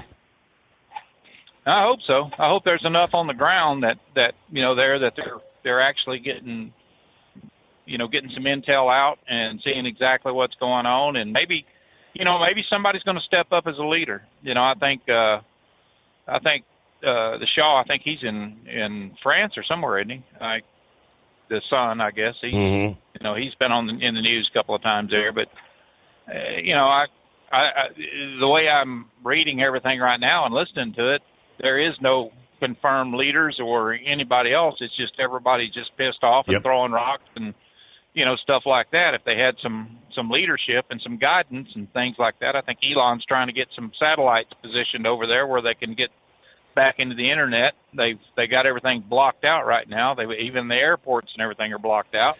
And supposedly Iran is even going, I don't know, I've seen almost like door to door. How do you track down? How do you know if someone has a Starlink receiver? Try to confiscate, because they've got a complete internet blockout. Yeah. Report from Newsmax this past day that advocates that are urging President Trump to take strong action against Iran say this is the moment that offers the opportunity to diminish the theocratic government that's ruled the country since the Islamic Revolution, 1979. These demonstrations are the biggest Iran has seen in years. Protests spurred by the collapse of their currency, which have morphed into a larger test of the supreme leader, the Ayatollah, his repressive rule. Now, Iran, through the parliamentary speaker, warns that the U.S. military and Israel would be legitimate targets if we were to use force to protect demonstrators. Some of the hawkish allies in D.C. are calling on the president not to miss this opportunity to act decisively against a vulnerable Iranian government. They argue they've been reeling after last summer's 12-day war with Israel, battered by U.S. strikes in June on the Iranian nuclear sites. Again, some of these, the war hawks, right? Like Lindsey Graham said that the moment offers the president the chance to show that he's serious about enforcing red lines. He kind of alluded back when Barack Obama in 2012 set a red line when it came to the use of chemical weapons by Syria's Bashar Assad against his own people, only to do nothing, essentially, when they used those weapons on their own people. It's not enough to say we stand with the people. The right answer here is to act decisively to protect those people in the street. And we're not Obama. Prove to them we will not tolerate their slaughter without some sort of response. Former House Speaker Newt Gingrich, another Trump ally, said the goal of every Western leader should be to destroy the Iranian dictatorship at this moment of vulnerability. In a few weeks, either the dictatorship will be gone or the Iranian people will have been defeated and suppressed, and a campaign to find any of the ringleaders and kill them will be underway. There is no middle ground, he says there. But all right, Big Ed coming up. Looks like Pappy Eagles on board this early Tuesday. Want to put your business on a brand that is heard in some of the biggest radio markets on some of the biggest radio stations in the United States? Or maybe you want to have your brand take advantage of the explosive growth in podcasting. Why not do both? The Steve Summers Overnight Drive offers the best of both worlds and is ready to put your business at the front of everyone's waking thoughts. I'm sorry, am I moving too quickly for you? Well, at least you'll be on their mind in there somewhere. For sure, the Steve Summers Overnight Drive was recently named one of the top 15 late-night shows in America. So advertising on the Steve Summers Overnight Drive will put you in front of the very clients you want to walk through your front door. Interested? Maybe you want to take a test drive, kick the tires, do a sample tasting, which might be kind of gross. Get details at overnightdriveradio.com or email rwild@lubricationspecialties.com. And let's put the Steve Summers Overnight Drive to work for you today. Well, we're off the air. For good, I think. It's no secret, today's diesel isn't as good as it should be. Diesel lacks lubricity. That can lead to fuel system failure, costing thousands in repairs. But you can prevent those issues with Hot Shot Secret products. Clean injectors, boost cetane, increase fuel economy while adding 4 times more lubricity than the leading competitor. Claims proven by real-world use and confirmed by third-party ASTM testing. Available nationwide at truck stops, farm and automotive stores, and online at hotshotsecret.com. Hot Shot Secret. Powered by science. Did you miss an episode of the Steve Summers Overnight Drive? Or just want to relive a little bit of the magic? Don't worry. You can download the Steve Summers Overnight Drive wherever you get your podcasts. Don't miss a single second of the show that was recently named one of the best late-night shows in America. Make sure you like and subscribe to the Steve Summers Overnight Drive so you don't miss a single episode. The Steve Summers Overnight Drive. Available wherever you get your podcasts or online at overnightdriveradio.com.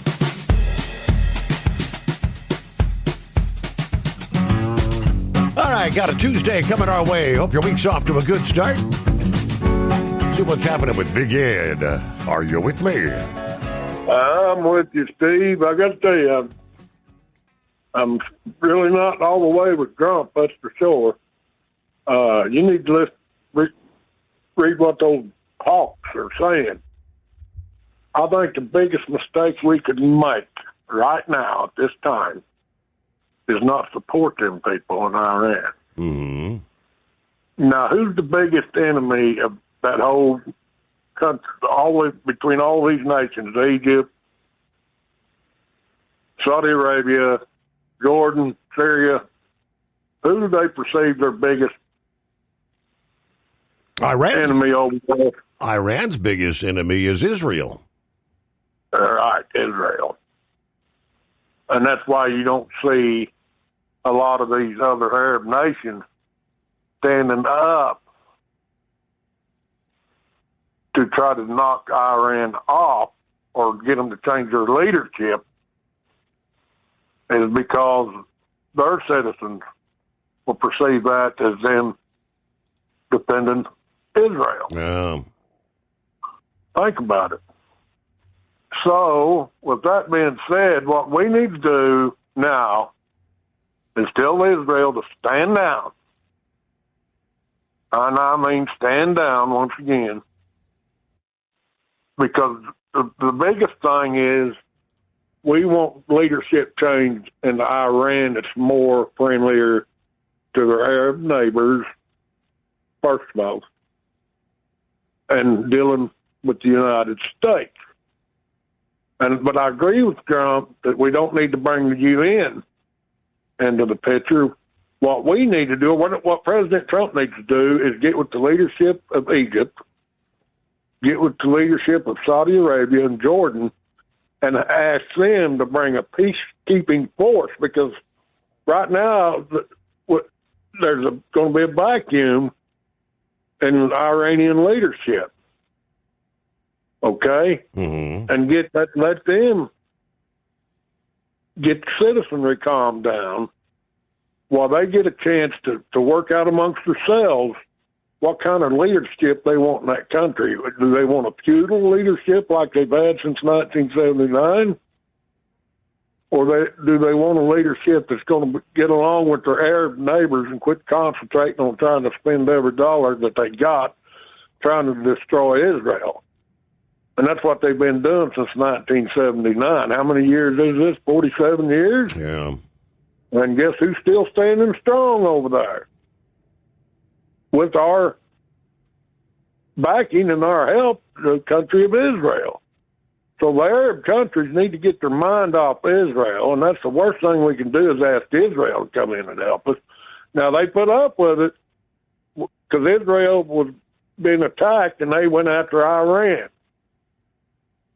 And they accepted that, all right? But, you know, they didn't even get involved then, because if they was going to get involved then, the whole Arab world would have just exploded. We'd had a bigger mess on our hands than what we'd be dealing with China or Russia. Yeah. You think about it. It's the politics over there. So what's the best way to handle it? President Trump needs to get with the leadership of Egypt, Saudi Arabia, and Jordan and get them to bring peacekeeping troops in. All right, we got to pause there, but here's what comes to my mind, and we'll come back on this point, is if the Ayatollah feels that he may be going down, desperate people do desperate, how far might he be willing to go to do something almost suicidal, like against Israel? That's a concern to me. USA Radio News, I'm Anthony Lucero. Federal Reserve Chair Jerome Powell says the Justice Department has subpoenaed the central bank, raising the possibility of a criminal indictment tied to his Senate testimony on Fed building renovations. Democrats, including Senator Elizabeth Warren, accuse the Trump administration of political pressure. This is a question about weaponizing the Department of Justice right out in plain view in order for Donald Trump to try to have a chance to take over the Fed. Powell says the move appears to be aimed at influencing the Fed's interest rate decisions. Minnesota Democratic leaders are suing the Department of Homeland Security over a surge of ICE agents sent to Minneapolis following last week's fatal shooting involving an ICE officer. Attorney General Keith Ellison claims the agents are untrained, making illegal arrests, and targeting people based on race. DHS has yet to respond to the lawsuit. Federal Reserve Chair Jerome Powell says the Justice Department has issued a subpoena to the central bank, warning of a possible criminal indictment. Friday, the Department of Justice served the Federal Reserve with grand jury subpoenas, threatening a criminal indictment related to my testimony before the Senate Banking Committee last June. Powell said the potential indictment comes from his June Senate testimony concerning renovations to Federal Reserve office buildings. He characterized the subpoenas as the latest attempt to influence the Fed and its interest rate decisions. John Summers, USA Radio News. A federal judge is blocking the Trump administration from freezing around $10 billion in child care and social services funding. The temporary order issued directs the administration to release the funds to 5 Democrat-led states. This after those states filed a lawsuit against the administration over the funding freeze. The order instructs the administration to disperse the funds for 2 weeks while the legal challenge continues. The states in question include Minnesota, California, New York, Illinois, and Colorado. I'm Jim Roop. From America's News Network, USA Radio News. No matter who we are or where we come from, we all experience difficulties in life. Military veterans know that sometimes it takes strength and determination to make it through. Whether it's obvious physical challenges or struggles on the inside, it takes strength to ask for help when you need it. I knew that I had to get support, not just for me, but for the sake of my wife and kids.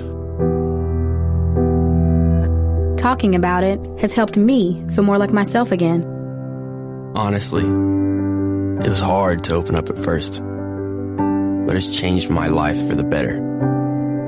Learn how veterans like us have reached out for help. And hear stories of strength and recovery at MakeTheConnection.net. A Utah truck drove into a crowd of protesters in Los Angeles during an anti-Iranian regime rally on Sunday. 2 people were evaluated but declined treatment. The FBI and LAPD are investigating the driver's motive. 2 Denver City Council members are proposing an ordinance that would ban law enforcement from wearing face coverings during arrests or inside city facilities. Sponsors say concerns about ICE tactics prompted this move. Denver police leaders warn it could complicate enforcement. Councilwoman Amanda Sawyer. Our police officers don't go, right, because they're not supposed to go under our other law, or they go and then that their presence there breaks trust with community. Legal experts note the Constitution's Supremacy Clause limits local authority over federal law enforcement actions. The eastern U.S. is preparing for a midweek snowstorm. The Tennessee River Valley, Carolinas, Mid-Atlantic, and Northeast could see significant snowfall as Arctic air moves in from Canada, setting the stage for potentially heavy snow totals. Firefighters in Washington state saved 6 puppies from overdoses. When the puppies arrived at the Sky Valley Fire Station in Gold Bar, 3 puppies all had the same symptoms, including respiratory distress. Crews used CPR, oxygen, and Narcan. Sheriff's deputies located the people who brought the dogs in and found 3 more puppies in distress. They were taken to the fire station for treatment. Then all 6 puppies went to a veterinary clinic where they're reported to be recovering. I'm Brad Ford. And I'm Anthony Lucero, USA Radio News. Would you know where to turn if you or a loved one became paralyzed? For thousands of families, the National Paralysis Resource Center has been that lifeline. But now federal funding's at risk. Sherman Gillums Jr., a partially paralyzed Marine veteran with the Christopher and Dana Reeve Foundation, explains why. This is about more than just a budget line. It's about veterans, caregivers, and families, real people who need these resources to live more productive and independent lives. Learn more at ChristopherReeve.org. Because Channel 19's a little congested. Call Steve now at 844-844-3388. The Overnight Drive.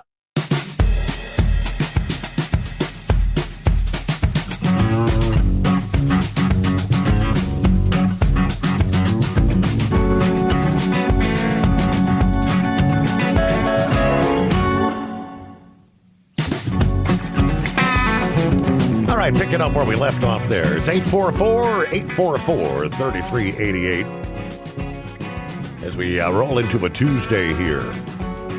And back to Big Okay. Okay, you were saying you were worried about what the Khomeini would do to Israel? If he thinks, if he feels that he's going down, that Iran, that the Islamic Republic's going to fall, would he, in some desperate measure, do something as his last stand? What could he do any more than what they already tried to do, Steve? Think about it. When they was launching all them missiles at Israel. No, Khomeini's already played his ace in the hole, and guess what? Come find out he had a joker. Am I correct? So you don't think, I obviously you're talking like by supplying Hezbollah and supplying Hamas, with all the military, having them do his dirty work, you don't think he has anything that he could potentially have bigger up his sleeve? No, I do not. Okay. I think that's all in the trash can. I really do. Hamas has been destroyed. Israel did what they said they was going to do. They destroyed it. Mm-hmm. Hezbollah, same way. What? Egypt, Saudi Arabia, and Jordan don't want the citizenry of Iran to find out, which you know and I know, that they were funneling money to the Khomeini leadership. Oh, yeah, they was funneling them money to help them supply these terrorist groups to keep them out of their damn country. Mm-hmm. Let's go back to, what was it, Syria? When ISIS all of a sudden took control over there, and then we had to go over there. Yeah. To straighten that mess up. And we're still actually dealing with that. We had more. We did strike Syria again over the weekend, additional strikes, still trying to clean up the mess with Islamic State trying to regain control there. Right, and just think if we don't, because we're into it up into our elbow, whether we like it or not, and if we don't take somewhat of a leadership position, now remember we're trying to help the Iranian people to get their country stabilized enough where they can elect what leadership they want, and I'm hoping they'll elect a leadership that's less feudal with their damn neighbors and quit concentrating on Israel. Because that's why you don't see Saudi Arabia concentrating on Israel, because it'll bankrupt their damn country. Mm-hmm. Look at the one good thing Jimmy Carter did was the peace deal he made between Egypt and Israel. When's the last time you've seen Egypt try to attack Israel? See where I'm coming from? So now is the time, because if we don't do this now, then we're going to have another 40 years of just utter turmoil over it. Right. It used to be Iraq. You know, we used Iraq to fight Iran. We supported Hussein until he got goofy. So we had to take him out of the picture. Now you don't hear too much about Iraq. That Strait of Hormuz, we've got to keep it open, because whether we like it or not, that's where a lot of oil comes right through there, and we got to keep that open. And Iran is the biggest enemy. And these other Arab leaders know that they are the biggest enemy of the Arab world. And they need to take a big helping hand in getting that in control. And to me, Trump, forget about the UN, go to the leadership of Egypt, Saudi Arabia, Jordan, say, help bring a peacekeeping force along with us, and let's get this in control. And because if we don't, then the military leadership is going to take control of Iran, and guess what? They're going to invite all these damn terrorist groups in, and they're the ones that's going to be controlling that. And, buddy, we're going to have a bigger headache than what we've had. That's my opinion. So, I mean, there's a lot of points to ponder, but you got to look at the whole picture. And I think it'll be a big mistake if we just step back. And I'm with Trump. Yeah, I'm sick of it too. But whether we like it or not, we're in up to our elbows, and to sit on the sidelines, this late in the game is going to be the biggest mistake we could make. Jimmy Carter made a big mistake when he wouldn't let the Shah of Iran try to put down the uprising back in 79. They handcuffed the Shah. Now, unfortunately, the Shah, if you look at the history of it, and I understand why the citizenry of Iran got tired of the Shah, I'm not making excuses for it. They Saudi Arabia, whether we like how their rules are, you look at them, they're a rich, very wealthy country, and they do try to share their wealth with their citizenry. The same thing with Egypt. Same thing with Jordan. They try to share that wealth with their citizenry to keep them from wanting to overthrow their leadership. So that's what Iran needs. They need a good, I ain't saying that Shah's son's going to be the best thing since sliced bread. They need a government that's going to concentrate on their citizenry and quit focusing on Israel, and try to figure out how to live in peace with Israel. And that's my opinion, Steve. I'll get off here. All right. Said enough. Very good. Points to ponder. Yes, sir. Yeah, and quit focusing on the whole motto that death to the infidel. That's the leadership of Iran. You've gone from one leader to the next. You had Ahmadinejad, recall, for how many years? Vowing we will destroy Israel, death to the infidel. And, of course, in their mind, we are considered the infidel. The rhetoric is extremely high, though. After word from the parliamentary leader that both U.S. and Israel will be targets if we try to intervene to protect the demonstrators. President Trump said this past day, if if Iran tries to hit us in any way, we will hit them like you'll never believe what they'll have. So, I mean, tensions very high. Now, I mentioned executions. You try to instill fear into people to get them to get off the street, go back in your house. Nobody wants to die, right? Islamic authorities in Iran have announced imminent executions of people arrested during the anti-regime protest. After expedited, closed court proceedings, officials say the first group of so-called ringleaders of unrest are slated to be executed Wednesday morning. Among them is a 26-year-old Irfan Soltani. He was arrested during the protests, sentenced to death within days. His execution scheduled again for January 14, Wednesday. No lawyer, no fair trial, no right to appeal. Human rights groups report Soltani's family was notified on Sunday, that would have been, and allowed a 10-minute visit before his execution. Reports say the sentence will be carried out by hanging, with some executions potentially public, in accordance with Islamic law.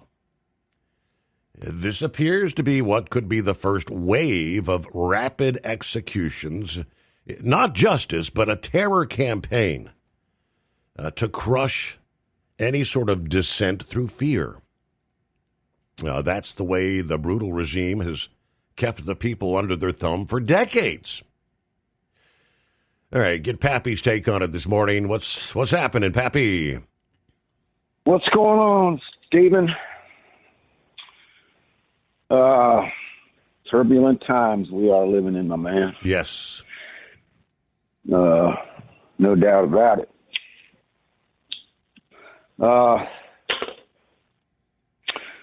Steve, nobody dislikes this Iranian government more than me. I don't, man. I got mixed emotions here because Steve, I'm telling you, man. I think I told you, man, when they took these hostages back in '79, and Jimmy Carter just, I better watch what I say here. I don't want to get the dump button put on me. Didn't do what he should have done. That's one of the reasons I joined the Navy. I mean, my dad, was in for 20 years. I've always had plans. I was always going to go in, but that was the signature on a piece of paper when they did this, because I thought we were going to war with them. So ever since 1979, I've been hoping and praying Iran would get what's coming to them. Now, I am not talking about the people of Iran. Most of the people, Steve, are not these Shiites, crazy Muslims, right? Prior to 1979, when the Shah was in power, Iran was a booming country. They shared Western values, Steve. They had nightclubs. And let me tell you, these Persian women, they are some cuties, man, right? Now, with that said, the Shah was good for the country, but he wasn't good for the people because he was corrupt also. He was stealing and taking their money. So when him and his wife fled to New York City with her 200 pairs of shoes and Iran's wealth, all this went down. And ever since then, the people have been depressed. So what do? What's the United States do? Do we get involved? Do we not get involved? Steve, the UN is corrupt. Right. I don't hear no more talk about the UN. They get the double-barrel middle finger. They're anti-American and corrupt. We need to get out. Steve, I don't know if you recall this. Prior to the Gulf War, the northern fighters in Iraq were going to attempt to overthrow Saddam Hussein in the government. And the U.S. told them, if you do this, we will back you. And they started the revolt, and the U.S. backed down, didn't keep their promise. And Saddam Hussein ended up gassing all them people in the north.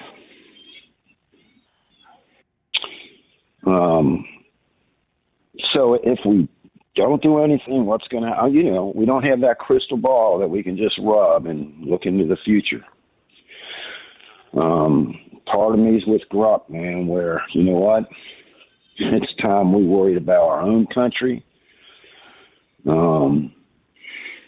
I'll make this clear. I am not in favor of a full-scale military operation in Iran. Not in favor of that. And I think you bring up some excellent points, which I tend to disagree a little bit with what Big Ed was saying. This deal between Israel and Iran, Steve, I mean, if I think I agree with you. If they know, right, that they are through, I mean, they're like suicidal bombers, Steve. Go meet the 77 virgins. No matter what happens to them, but we are going to kill little Satan. That they would feel like they're going out as a martyr. Yes.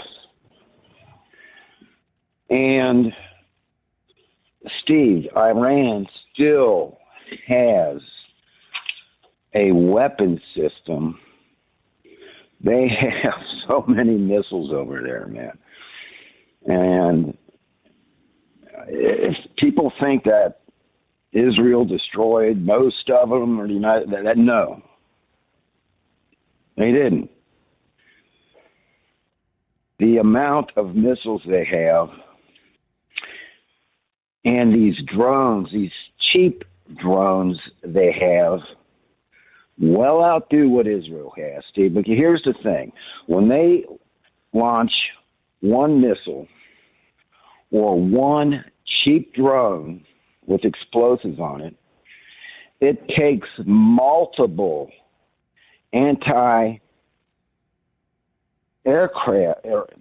surface-to-air missiles to bring one of them down.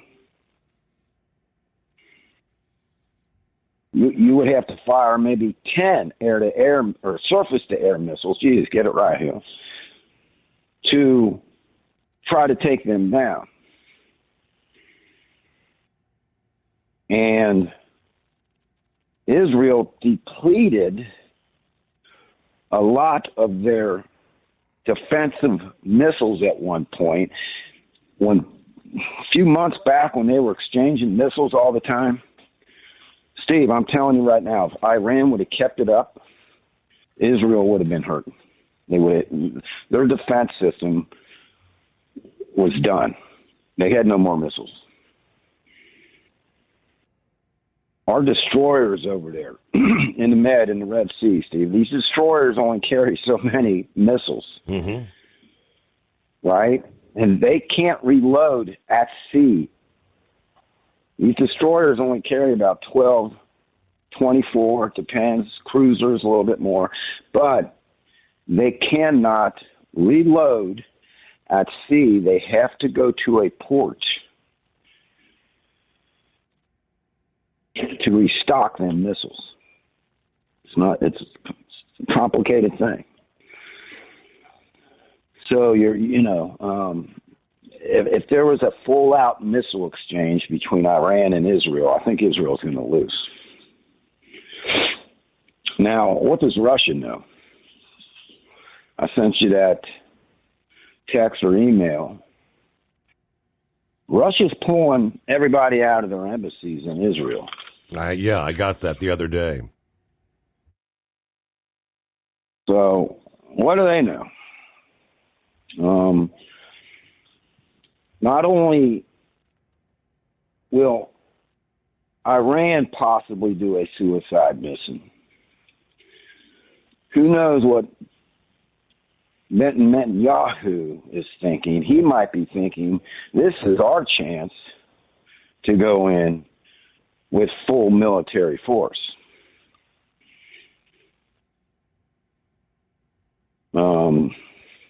Steve, I hope that strike that we carried out on Iran did its job. I think it definitely hampered their nuclear capabilities for decades to come. But do they have one? Do they have one stashed somewhere? This whole scenario here is just crazy. Best scenario is these Iranian people are able to take matters into their own hand. I think if the leadership falls in Iran, if they get out, I think the military will fold, Steve. I don't think that once the leaders go, I don't think the military is going to keep turning on the people. Could be wrong. So there's probably some things we could do, the CIA could do, Mossad could do, without a full-scale military action to get these leaders of Iran out of there or dead. I'm fine with either one. But man, yeah, I mean, for us to sit here and, I'm telling you, these Lindsey Grahams calling for full military strikes, Steve, it ain't that easy, man. Iran's a very, very big country. All right, and if they think that if we attack Iran, that it's just going to be a walk in the park, they're mistaken. So maybe some covert actions over there I'm fine with, right? Things that we don't know about, hear about, things just happen sometimes. I'm fine with it. Exactly. Hey, we got a couple minutes before news break. I wanted to ask you, have you seen the video, Greenville, where the guy pulled up and unloaded on the officer sitting there in the parking lot yesterday? No, I did not. Okay. I want you to, I'll send you it's all over social media, but whatever. I was going to ask you what kind of weapon this guy had. I mean, it's an automatic weapon, obviously, but the bullets were like explosive bullets, exploding like fireworks, and I don't know what the hell that would be. The officer survived. The officer, they say, is out of the hospital, and the suspect is dead. Is it a handgun, a rifle? What? I mean, based on the video, it had to be an automatic weapon, like a machine gun kind of thing. But the bullets were literally exploding in like fireworks when they impacted the cruiser. Well, yeah, Steve, there is ammunition out there, right, that will do that. They're illegal as hell to purchase. Only the military has them. One of them's called the Rolfes round, the Barrett 50 caliber bullets or the Barretts or the sniper rifles, I guess, but your 50 caliber machine guns and your Barretts can shoot this Wolfis round. It's a big slug, Steve. It's a 50 caliber, right? Mm-hmm. And it's green tipped. It has explosives in the tip of that bullet. And it's also incendiary. I got you. In nature too. Okay. Right. Well, but they will literally explode on impact on a hard object. Yes. Well, I'm thinking this officer. I mean, when you see the video, you're gonna say, "Good God, how did that officer survive?" But yeah, do a quick search on that Greenville. Yeah, again, officers out of the hospital, and look at the before and after you could see the charred burn marks on the cruiser where the bullets impacted.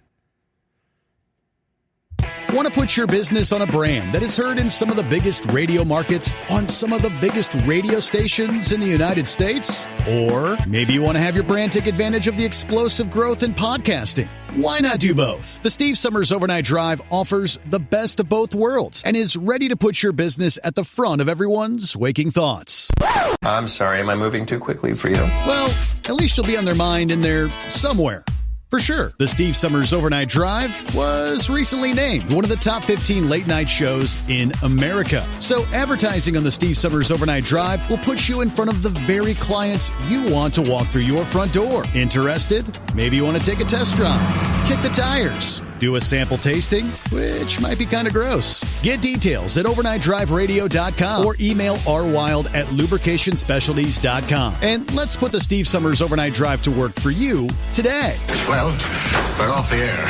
For good, I think.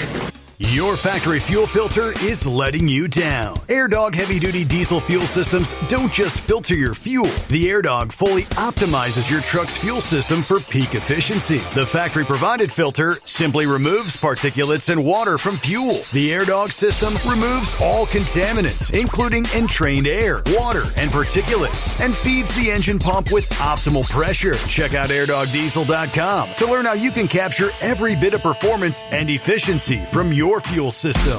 Did you miss an episode of the Steve Summers Overnight Drive? Or just want to relive a little bit of the magic? Don't worry. You can download the Steve Summers Overnight Drive wherever you get your podcasts. Don't miss a single second of the show that was recently named one of the best late-night shows in America. Make sure you like and subscribe to the Steve Summers Overnight Drive so you don't miss a single episode. The Steve Summers Overnight Drive. Available wherever you get your podcasts or online at overnightdriveradio.com.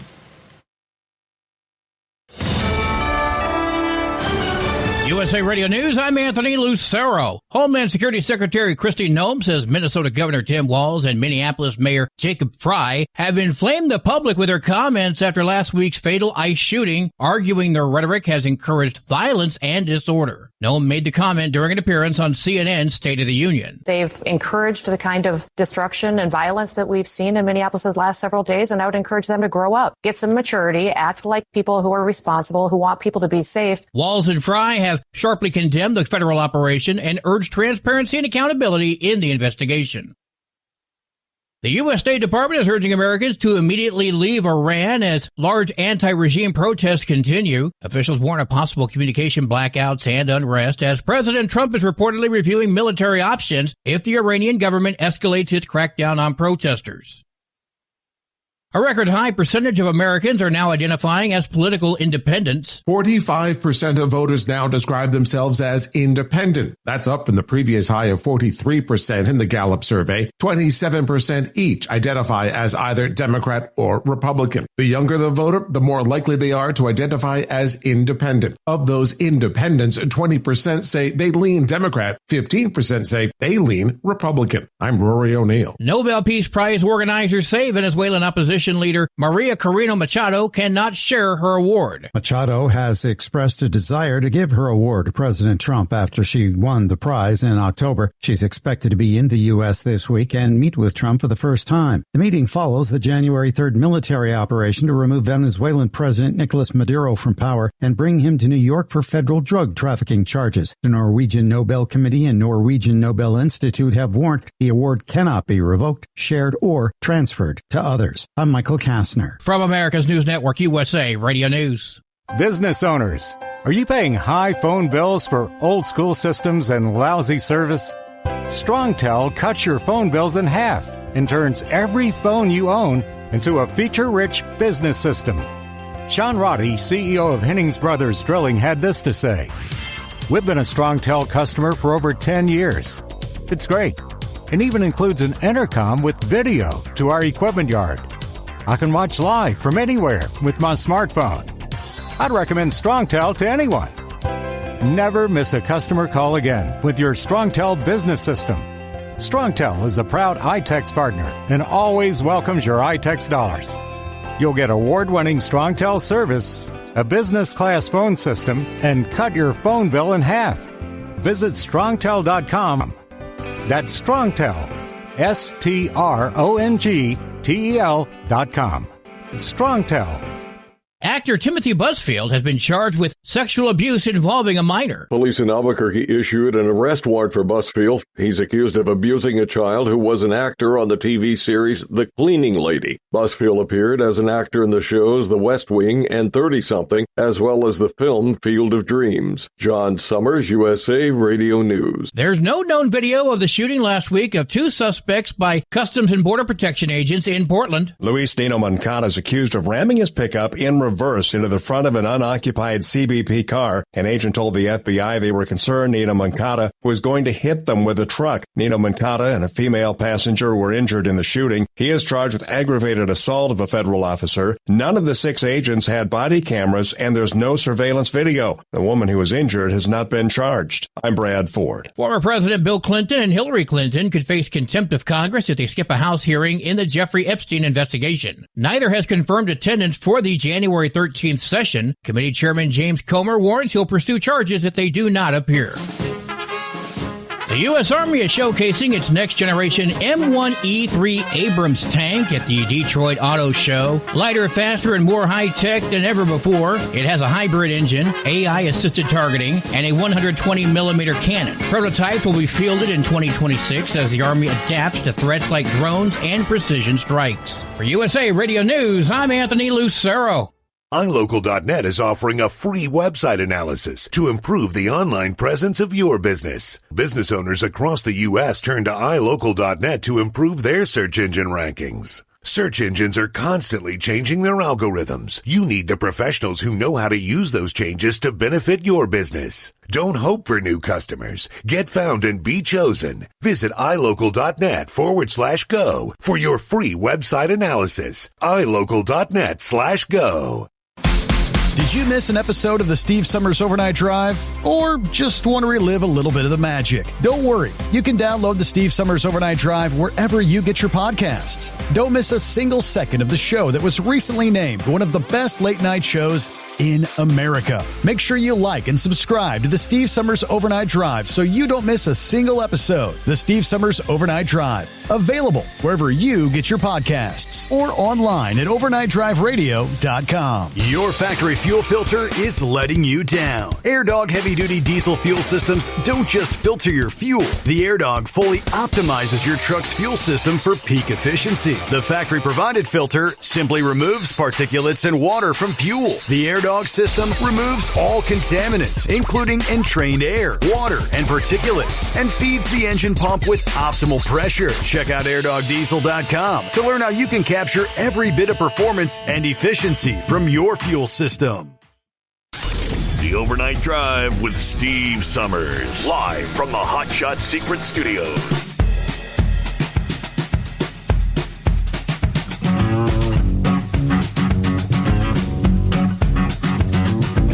All right, meanwhile, in industry headlines,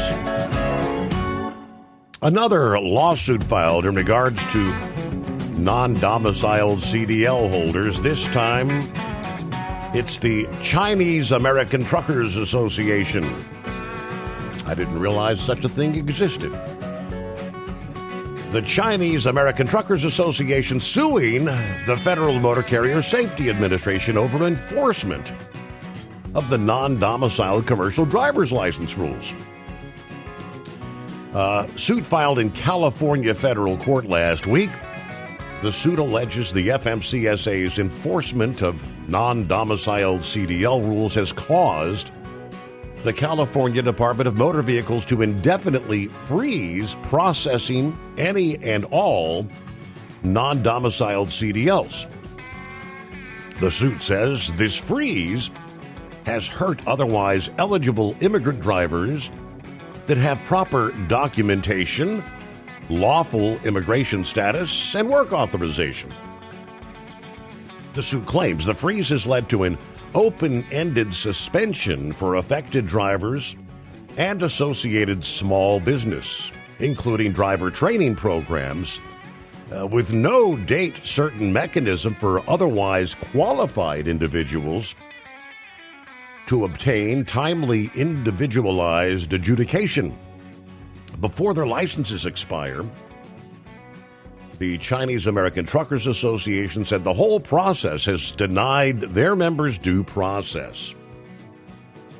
Now, a proposed class action lawsuit against the California DMV has already been proposed by the Asian Law Caucus and the Sikh Coalition, alleging that the non-domiciled rule enforcement has put eligible drivers in the cold without any resolution. All right, get to Eagle this morning. What's happening, Eagle? Yeah. Okay. Yeah, how you doing? How you doing tonight? Yeah, that was some interesting news out of California.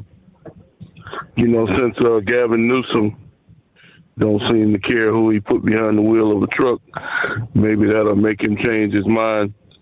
I've noticed, I don't know what's going on, but I don't see as many of those drivers on the road, those Sikhs, the ones that wear the wraps on their head. I haven't been seeing that many of those guys on the road, especially out of California. I don't know if that hurt them, what Trump is doing, but I definitely don't see them guys on the road with them California plates on their trailers. They usually drive refrigerated trucks, trailers. So it's definitely don't make an impact. And it seems like the roads are a little bit safer right now to me. The aggressive drivers, they still got some out there, but don't seem like you see as many aggressive people as they have been. I think a lot of them guys, I don't know how many guys Trump has put off the road with these different rules, but it looks like it's definitely making a change in the behavior of some of these people. I definitely can see that, so I'm glad that he made that move. But there's still some things that need to be done. Like I said, like we've already talked about it, Steve, the Gavin Newsoms and, these mayors around the country, that continue to go opposite. Whatever Trump does, they go the opposite way. Yep. Whether it's done on purpose or they just that stupid is yet to be determined. But I'm starting to believe that they just that stupid, to be honest with you, because you can't keep doing what they're doing and expect people to be on your side. So hopefully people will make the right decision, when it comes to the truck driving deal, because there's a lot of money to be made in truck driving, for the right people. That's the reason why I got in. Over the last few years, the pay went down, mainly because of them guys lowballing these trucking companies, hauling freight for cheap freight, and putting a lot of owner operators out of business. So hopefully, with them guys out of the deal, at least for the next 2 or 3 years while Trump is in the White House, you better take the opportunity up and make as much money as you can right now. That's what I'm thinking right now. So I'm trying to drive as much as I can, to make some money. before, if there's another administration, I'm hoping and praying the American people won't make the bad decision in 2028 or 26, because Trump is definitely taking us the right direction. I'm still trying to determine, how I feel about these acquisitions, Greenland and all that. I have to, take a look at that, situations there. But, as far as Trump goes, they keep talking about the same thing again, Steve. These, over the weekend, a lot of Democrats were on these talk shows, Meet the Press and things like that, voicing their opinion about the Minnesota thing. And they still coming to the wrong conclusion, as always. And AOC, she definitely, the Trump administration should seek some kind of retribution with her, because you can't be blatantly going on these talk shows and on these newscasts saying that ICE agent was a murderer, because that man didn't murder that woman, and that's not a good look. When you got all these aggressive protesters out here that are looking for a reason to make something happen. Like I say, they protested tonight. They still protesting about what, I still don't know. But, eventually, like Tom Homan said, Steve, Tom Homan did some interviews over the weekend. He's been saying this for a long time. Something real bad's going to happen if they don't get control of the situation. We already had something happen. It wasn't an agent, but it could be an agent the next time that they have something seriously go down. Because the aggressive people, these people, for some reason, Steve, they think that, they doing these different tactics to stop ICE from doing their job, with the blocking of the cars, and now they even told, we talked about last week, that some of these cities are trying to not even rent hotel rooms for these people, right, so they can get a good night's rest, so they can get some sleep before they got to go out the next morning to track these people down. It's really embarrassing that a hotel would deny access to an ICE agent, to get a hotel room for the night. And I've even heard about restaurants that are denying service. Yep. When they go in there, they say they won't even serve the man no food, just because he's an ICE agent. So it's sad that they are taking the wrong side, because that's definitely what they're doing, because these people are doing Donald Trump. She wouldn't even have to do this if Joe Biden would have done what he's supposed to do, going from state to state, tracking people down. And, like Holman said, Steve, if he would make the job a lot easier if he would allow them access to the jails, and so they know who is in these jails, who's been arrested, and they can go pick them up instead of putting them on the street. And then now they got to go looking for him. And then, like he said, who's ever with that man, he becomes a part of the deal too.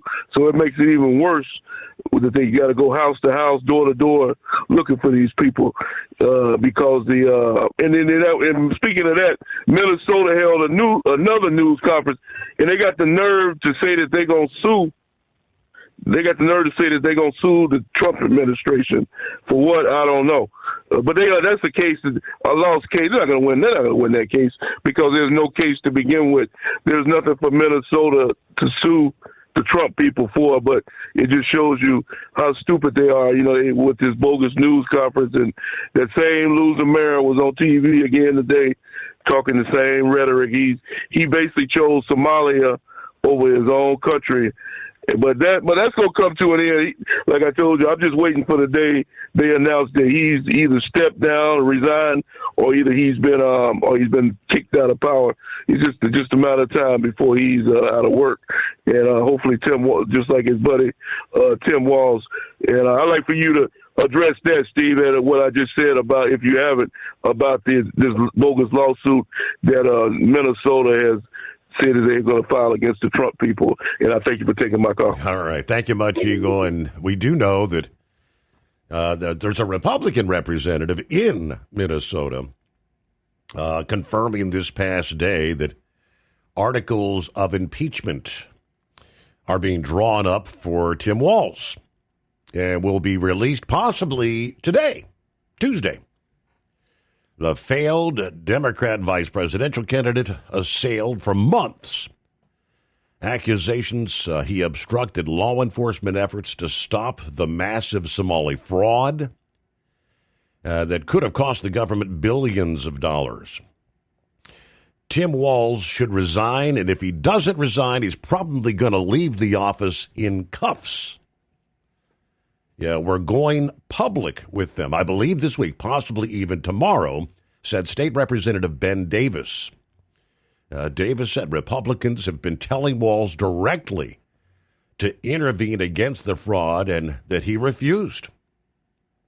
Fraud is happening. Fraud is going on. You need to put tighter levers on this. And he's done just the opposite, he said. Now, he had previously announced that he's not going to seek a third term in office, cited the fraud accusations as he continues denying having any involvement. But yeah, every minute I spend defending my own political interest would be a minute I can't spend defending the people of Minnesota against the criminals who prey on our generosity and the cynics who prey on our differences, he said. That's when he was announcing he's stepping out of the race. Davis said impeachment would need a majority in the State House to go forward, and then approval of 2/3 of the state Senate to convict Walz. I'm pretty sure they don't have like a 2/3 majority there, right? I don't know the state makeup, but just based on what I'm assuming that there's more Democrat leadership than Republican. Obviously, Republicans have been hammering away at him to resign or be impeached. Representative Tim Burkett of Tennessee said Governor Walz needs to step down. Yeah, saying he'll stay on to investigate. It's kind of like O.J. Simpson saying he's going to investigate the murder of his ex-wife, right? Let's see.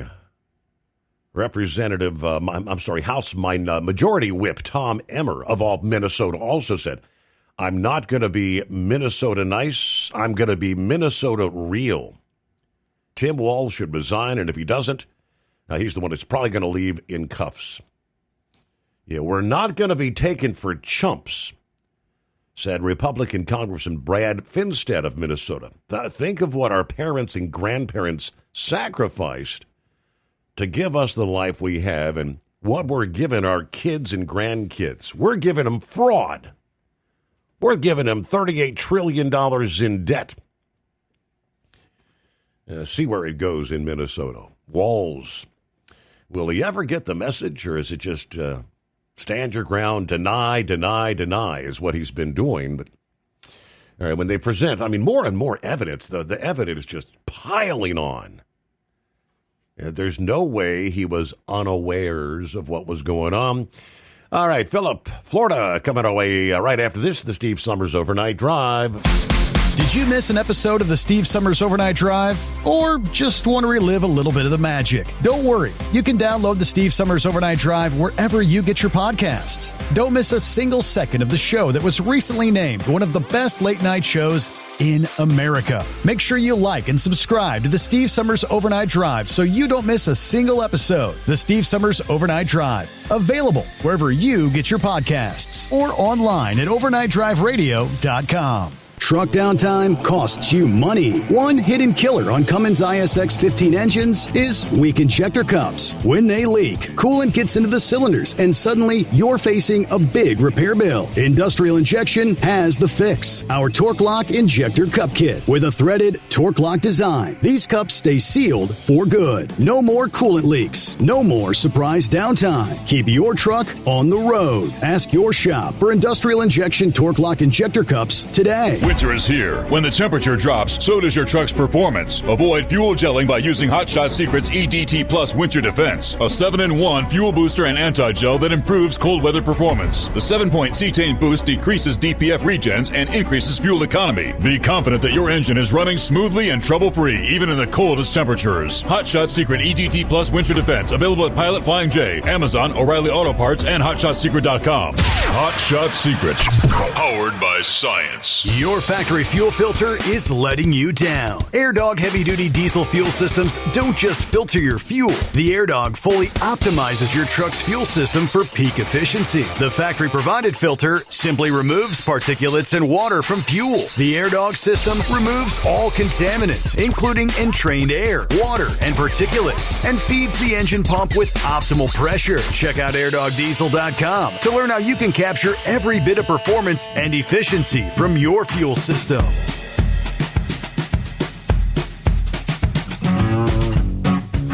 All right, not exactly sure what Philip has on his mind, but first question I'm going to ask you is I'm seeing all this, a lot of NASA talk.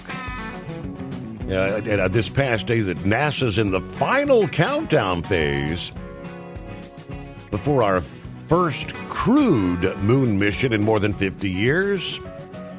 The powerful SLS rocket and Orion spacecraft are preparing to roll out to Launch Pad 39B, a critical milestone for Artemis 2. Engineers, they say, are completing final tests, replacing and verifying key systems, rehearsing every step to ensure astronaut safety. Once at the pad, NASA will begin fueling tests and full launch simulations that decide when humans can safely head back toward the moon. This mission isn't just a launch. It's the beginning of humanity's return to deep space. Now, they're still citing potentially, I'm seeing a date like as early as February 6th. Could that legitimately be a target date, do you think? It could be, buddy. It could be. They're going to roll her out there. They'll go through all their pressurization tests and all that. They'll go through a wet dress rehearsal again, just like they did with the other one. Mm-hmm. So the question is when they're going to get it off. Is it going to actually go in February or not? I'm hearing a mixed bag about it. I've heard people talking about March or even April. Okay. But you don't want that vehicle sitting out there that long in the weather and whatnot. I mean, there's a lot of time and a lot of money invested in it. And you just don't want that to happen. You know what I mean? I mean, that's a lot of money riding on this. Yep. A big part of the NASA budget goes to this vehicle. So, it's going to be put up or shut up type of thing. But this time it's going to be a little bit more serious because human lives are going to be involved with it. From what I understand, the mission, they're going to go around the moon and come back. Yes. That is the plan. Yep. No actually feet or boots on the moon, just getting around the moon at this time. Yeah, they're doing essentially, Steve, what we did back in the day with Apollo. Apollo mission did the same thing. They had missions that, first off, they tested the vehicle without humans on it. Then they, tested the vehicle with humans on it, going to different parts of the, where they're going to go. They didn't go down on the moon to start with Apollo. That was, what was it, 12 missions in? Mm-hmm. Or no, 11 missions in that they did that, and same thing with this one.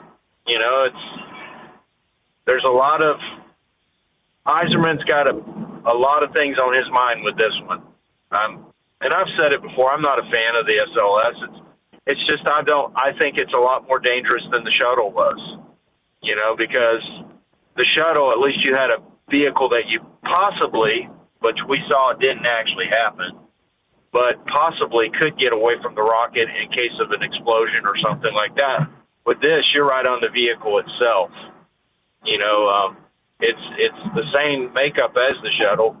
The only thing is you don't have the external shuttle on it. It's the tank is essentially the rocket now, if you want to put it that way. You look at the shuttle makeup. You had the solid rocket boosters. You had that big tank in the middle, and then you had the shuttle mounted on it. Well, this is that big orange tank is actually the rocket that they're riding on top of now with the capsule. There's no shuttle involvement with it, but it's going to be taking that role, Steve, going up that crawler pad from the VAB all the way to 39B. You go out there and you look at 39A and 39B. They're right by each other. going back to the old days, just like they would with Apollos. So right. But I was listening to Pappy earlier. Mixing incendiary devices with bullets and stuff, that's some crazy stuff. And, you know, it's just as crazy as this thing we were talking about yesterday, this directional energy weapon. You know, I seen myself a long time ago a gun called the Street Sweeper, and it was a full automatic shotgun. And let me tell you what, when you see that much stuff flying through the air, and it blows your mind just seeing that kind of stuff, you know. And I'm sure there's a lot more intense weapons out there than that. And it's kind of crazy what you think people have got their hands on, Steve. I mean, people can put their hands on a lot of different armament that or weaponry that you wouldn't even think of, and that was not bought from a store, Steve. That had to go black market. Whoever had that. I want to look that video up. Can you tell me what the link is to that video again? You just do a click on Greenville police ambush. You'll see all kinds of news reports on it. WSPA, I'm looking here. WYFF. I mean, it's big news. I guess it actually happened on Sunday, and I guess the video was released yesterday. So. Yeah, it probably went social media viral on Sunday when it did it. But, yeah, it's crazy what's out there, and a lot of people don't know it. I mean, I thought it was crazy when I seen armor-piercing rounds to begin with. You know, think of shooting a round out of a gun that could go through a tank. You know, just to think of that, it's crazy. You know, but it's out there. You know, we saw the MRAD and all these Moabs and all these different weapons out there. This is just a smaller version of that. And that one we were talking about yesterday, that energy weapon. Steve, you've used a microwave at home a lot, don't you? Do you heat your coffee up in the microwave? Well, yeah, I use microwave on a regular basis, absolutely. But hold the thought there. We pause for a news update. 29 past the hour, the Steve Summers Overnight Drive. USA Radio News, I'm Anthony Lucero. President Trump says the U.S. is considering strong options on Iran as protests continue. While speaking on Air Force One, he said Iranian leaders have reached out to negotiate, but some noted protesters have been killed. I think they're tired of being beat up by the United States. Iran wants to negotiate. The unrest, initially over economic concerns, have left roughly 600 dead and has become the largest anti-government demonstration in years. The Supreme Court will hear arguments tomorrow on transgender athlete bans in Idaho and West Virginia. Justices will decide if states can bar boys and men from competing in female sports. The rulings could affect similar bans in roughly half the nation. Wall Street closed in the green. At the closing bell, the Dow Jones Industrial Average gained 86 points, the S&P 500 added 10 points, and the Nasdaq rose 62 points. I'm Sarah Lee Kessler. From America's News Network, USA Radio News. So right now may be the perfect time for you to rethink how you pay for health care. And here's why. This time of year is decision time for a lot of people. But it's also when you can join Medi-Share and save even more than usual. For many families, joining Medi-Share means saving about $500 a month, which is a game changer for a lot of people. More than 1 million people are now part of healthcare sharing because it just makes so much sense, especially right now. And Medi-Share is the gold standard. Members like it a lot. We know this from member surveys. Medi-Share has been around for over 30 years. It is a proven thing. And if you join before January 15th and you mention the promo code SHARE, they'll waive your application fee, so you save $100 right off the bat. I'll give you the number here in a second, but just call. You'll get a price within 2 minutes. And again, the deadline is January 15th, so call now. You'll save even more. Call 855-SHARE-40. That's 855-SHARE-40. 855-SHARE-40. Did Did you miss an episode of the Steve Summers Overnight Drive? Or just want to relive a little bit of the magic? Don't worry. You can download the Steve Summers Overnight Drive wherever you get your podcasts. Don't miss a single second of the show that was recently named one of the best late-night shows in America. Make sure you like and subscribe to the Steve Summers Overnight Drive so you don't miss a single episode. The Steve Summers Overnight Drive. Available wherever you get your podcasts or online at overnightdriveradio.com. TEL's Independent Owner-Operator Program gives you the power to operate under your own authority or choose the carrier you want to run for.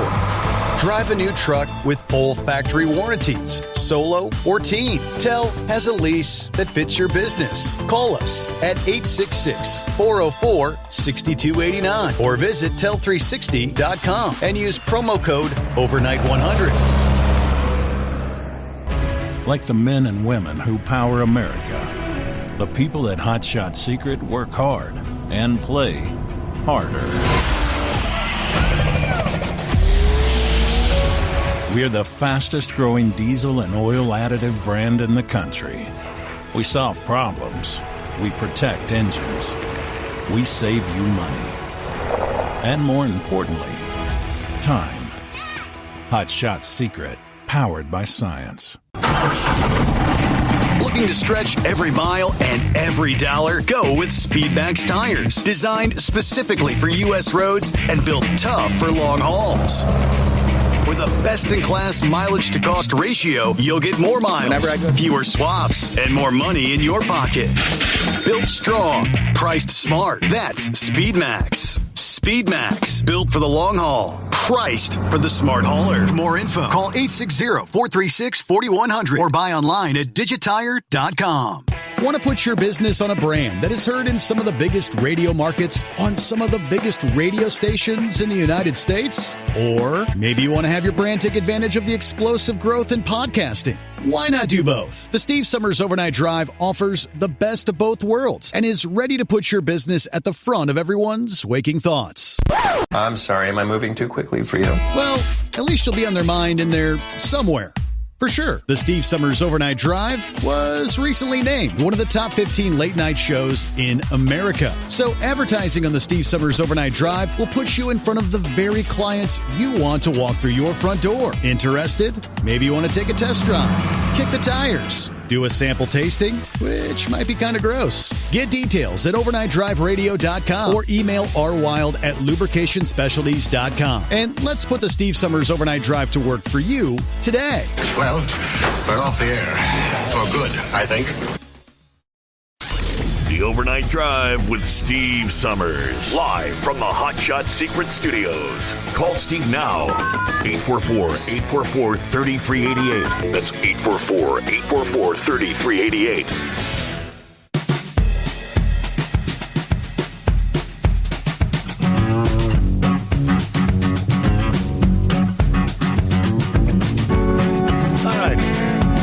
Off there. Yeah, we talk about the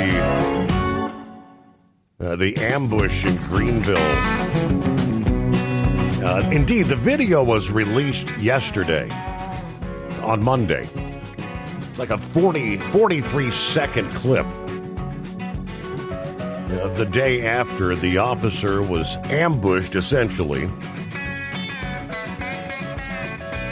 And this is actually in the parking lot of the Greenville County Law Enforcement Center, specifically targeting law enforcement. Obviously, David Lane was the perpetrator. He was later pursued by Greenville County Sheriff's deputies after a car crash, a chase, and multiple exchanges of gunfire. Lane was found dead. The coroner determined the cause of death a self-inflicted gunshot to the head. Now, the Greenville officer, who authorities say was shot multiple times, was treated for his wounds and released from the hospital the same day. I am just assuming, based on where these bullets entered the vehicle, right there through the driver's side door, I'm assuming his protective vest must have done its job. It's the only thing I could figure out. But the think they've got the Law Enforcement Division video, shows Lane's vehicle circling the parking lot before he pulls right up just several feet away from the police cruiser. Then you see the weapon firing from the driver's side window into the police car with these dramatic sparks arcing in the air. SLED said incendiary ammunition appeared to have been used. Incendiary ammunition typically involves bullets containing compounds that ignite upon impact. The ammunition designed to inflict maximum damage. Yeah. Photos released by SLED show large holes in the side of the police car, parts of the vehicle, including the door panel and the driver's side mirror, had melted. Greenville County Sheriff's deputies had been investigating Lane in the days before the shooting. They had been receiving multiple calls, multiple reports from people in the community that Lane was making concerning comments to his neighbors.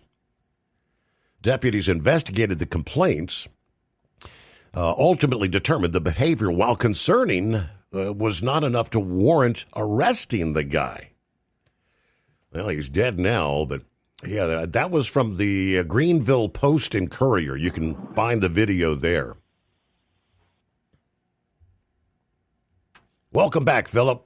Oh, yeah, I know. Pappy just sent me some stuff there. I got that, buddy. I'll check it out when I get up here and stop. Right. But yeah, that we were talking about that weapon yesterday. I mean, everybody uses their microwave every day, and picture your microwave in a weapon that shoots a beam about a millimeter around, and that beam, wherever you put it, it's gonna send this microwave stuff right into it. And man, I tell you what, some of the stuff that I heard about this is just unbelievable. They said if you took and put your phone in a microwave and turned it on for 1 second, that your phone would totally be reorientated as far as its memory and everything, and it would totally change your phone around to where you couldn't use it, your telephone. And it's the same kind of technology in a weapon that they shoot at somebody, and you can shoot it at somebody's brain, and it will literally tear their brain apart and damage it to the point where it destroys itself. I mean, some of the stuff that I heard yesterday and I seen and I read about, it's just mind-boggling about that directional weaponry stuff. I know yesterday, Scrapyard, I talked to him yesterday afternoon. Oh my God, what a wealth of knowledge. That dude, Steve, I talked to him for about 20 minutes on the phone, and he make your head spin around as much information as that guy's got. But, you know, that it's just amazing what's out there in the world as far as weaponry that we don't know about. You know, just the common public, you know, the guy going down the road don't even know about, you know, and it's unbelievable. And this incendiary devices, that's nothing to play a game with, bro. I mean, that's stuff they take tanks out with, right? You know, and, essentially what you're talking about there is, have you ever heard the term plastique? Yes. That's essentially the same kind of stuff plastic explosives is made out of. You know, I mean, you're talking that kind of stuff, you know. I mean, this is not something that we played with, you know, and to let that get out into the general public, that's some crazy stuff there, bro. And that's very crazy. I got a real good friend that worked with ordnance up at Aberdeen, and I knew there was some concerning stuff up there, but this is really concerning. I mean, he always told me that you just worry about driving your little monorail train, and the guys up in Aberdeen will take care of worrying about the other stuff. So, but that's pretty much all I got today, buddy. I appreciate y'all having me, and thank you. Philip, have a safe day. Thank you for chiming in. Always good to hear from you. All right, Scrapyard, got you coming up here. First, let me quickly share word from FreightWaves this past day. I believe it was FreightWaves. Yeah, the U.S. Postal Service, come March, is going to take over operations at a regional mail distribution center in Denver and terminate its contract with the freight transportation company Allen Ritchie Incorporated, resulting in layoffs for 729 employees. Part of the ongoing network reorganization, Valley View, Texas-based Allen Ritchie Incorporated, which has hauled mail for the U.S. Postal Service for decades, notified Colorado authorities last week that they're going to discharge all of its workers at the Denver Regional Transfer Hub at the end of February after being notified December 29th that their services are no longer needed. The company has 87 power units, according to the Department of Transportation's motor carrier database. September of 24, the Postal Service began to streamline their network, reducing the number of surface transfer facilities, creating larger hubs, with the goal of decreasing the number of trips needed to move mail across the country and save money. Combined volume from origin locations is sorted and dispatched to destination processing facilities. The Postal Service right now has at least 18 regional transfer hubs. There are plans to activate more.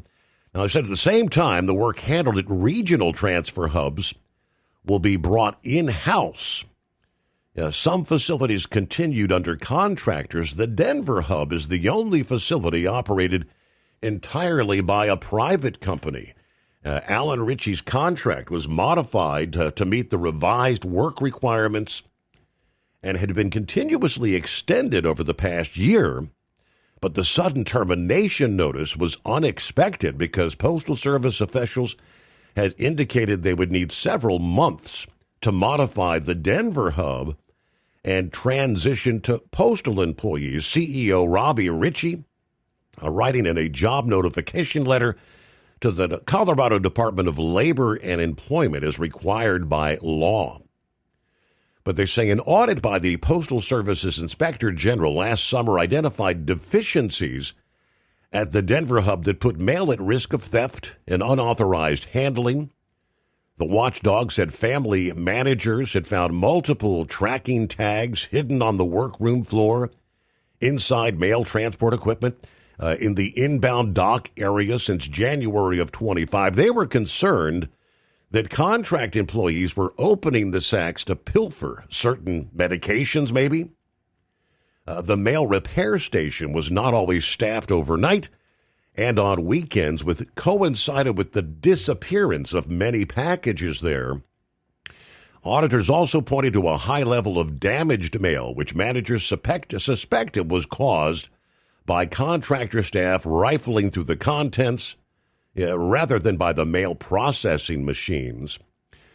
Insufficient security controls over registered mail, the lack of management and oversight and staffing at the Denver RTH created significant vulnerabilities in mail security and handling. The Postal Service did not implement adequate controls to prevent theft and unauthorized access, which could lead to contractors tampering with the mail. A contributing factor was the contract statement of work, which did not outline specific requirements for handling registered mail, leaving critical security gaps unaddressed. Plus, Postal Service officials assigned to the Denver hub did not provide necessary oversight, opening the door for conduct by the contracted employees. All right. The investigation by Office of Inspector General led to the termination of 3 contract employees at the Denver facility for theft or knowledge of theft. Since the audit, the Postal Service has installed a secure cage for processing registered mail, installed additional security cameras, and replaced the contractor's plant manager. They've updated their staffing plan to ensure coverage during all work shifts, according to the report.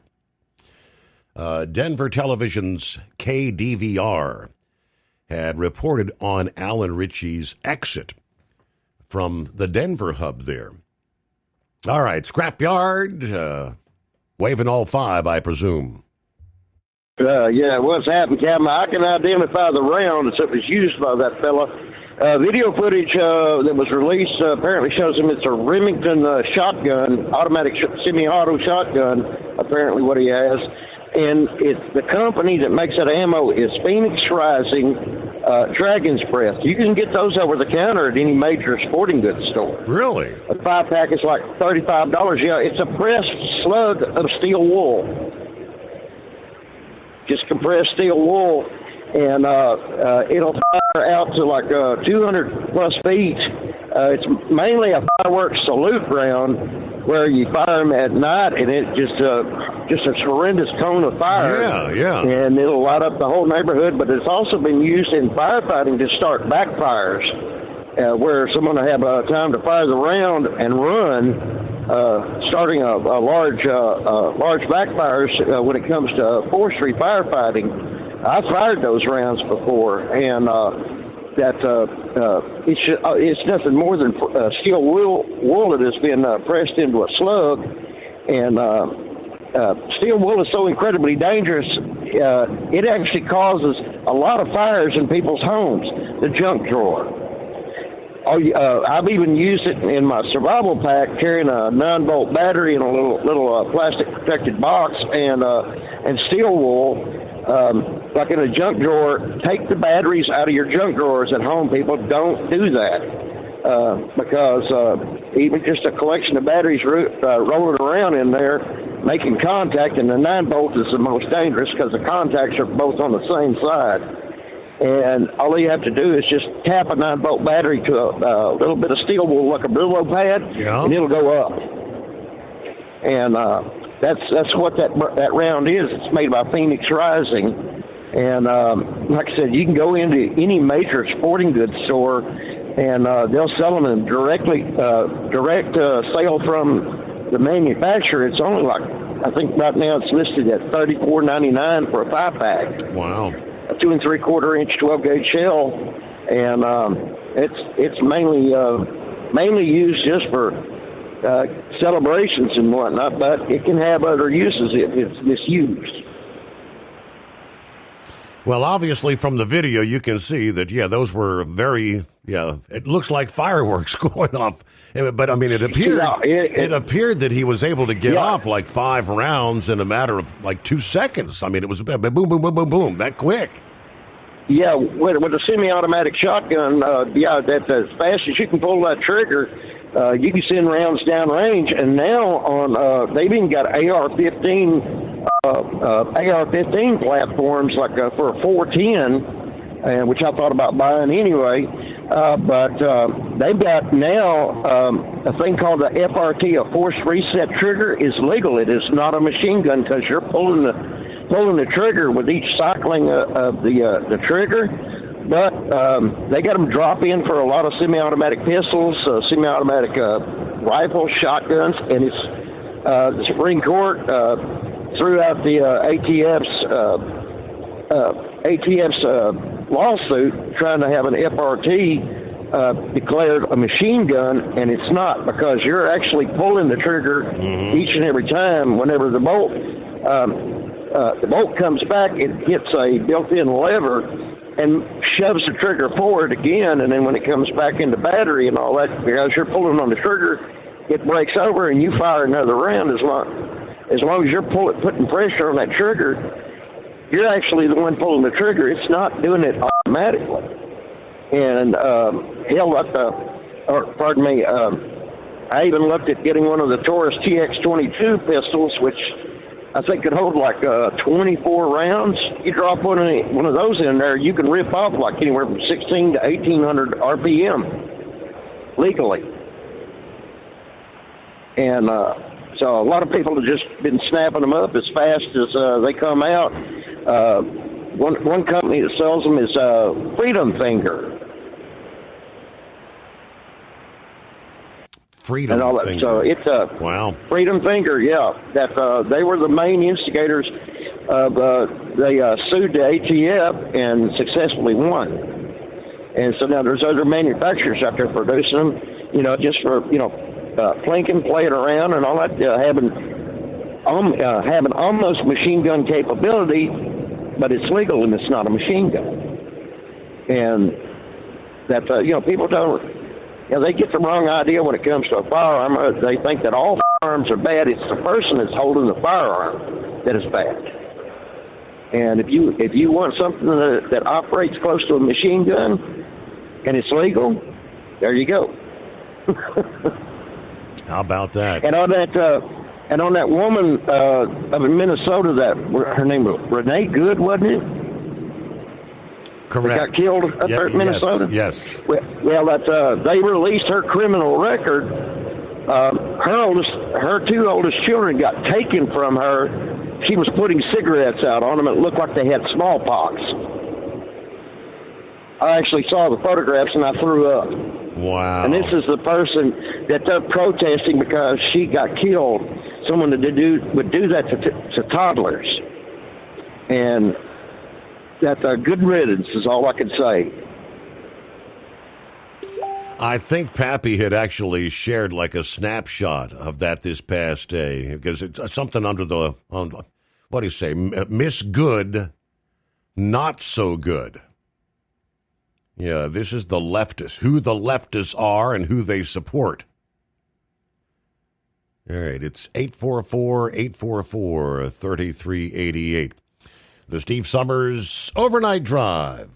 Want to put your business on a brand that is heard in some of the biggest radio markets on some of the biggest radio stations in the United States? Or maybe you want to have your brand take advantage of the explosive growth in podcasting. Why not do both? The Steve Summers Overnight Drive offers the best of both worlds and is ready to put your business at the front of everyone's waking thoughts.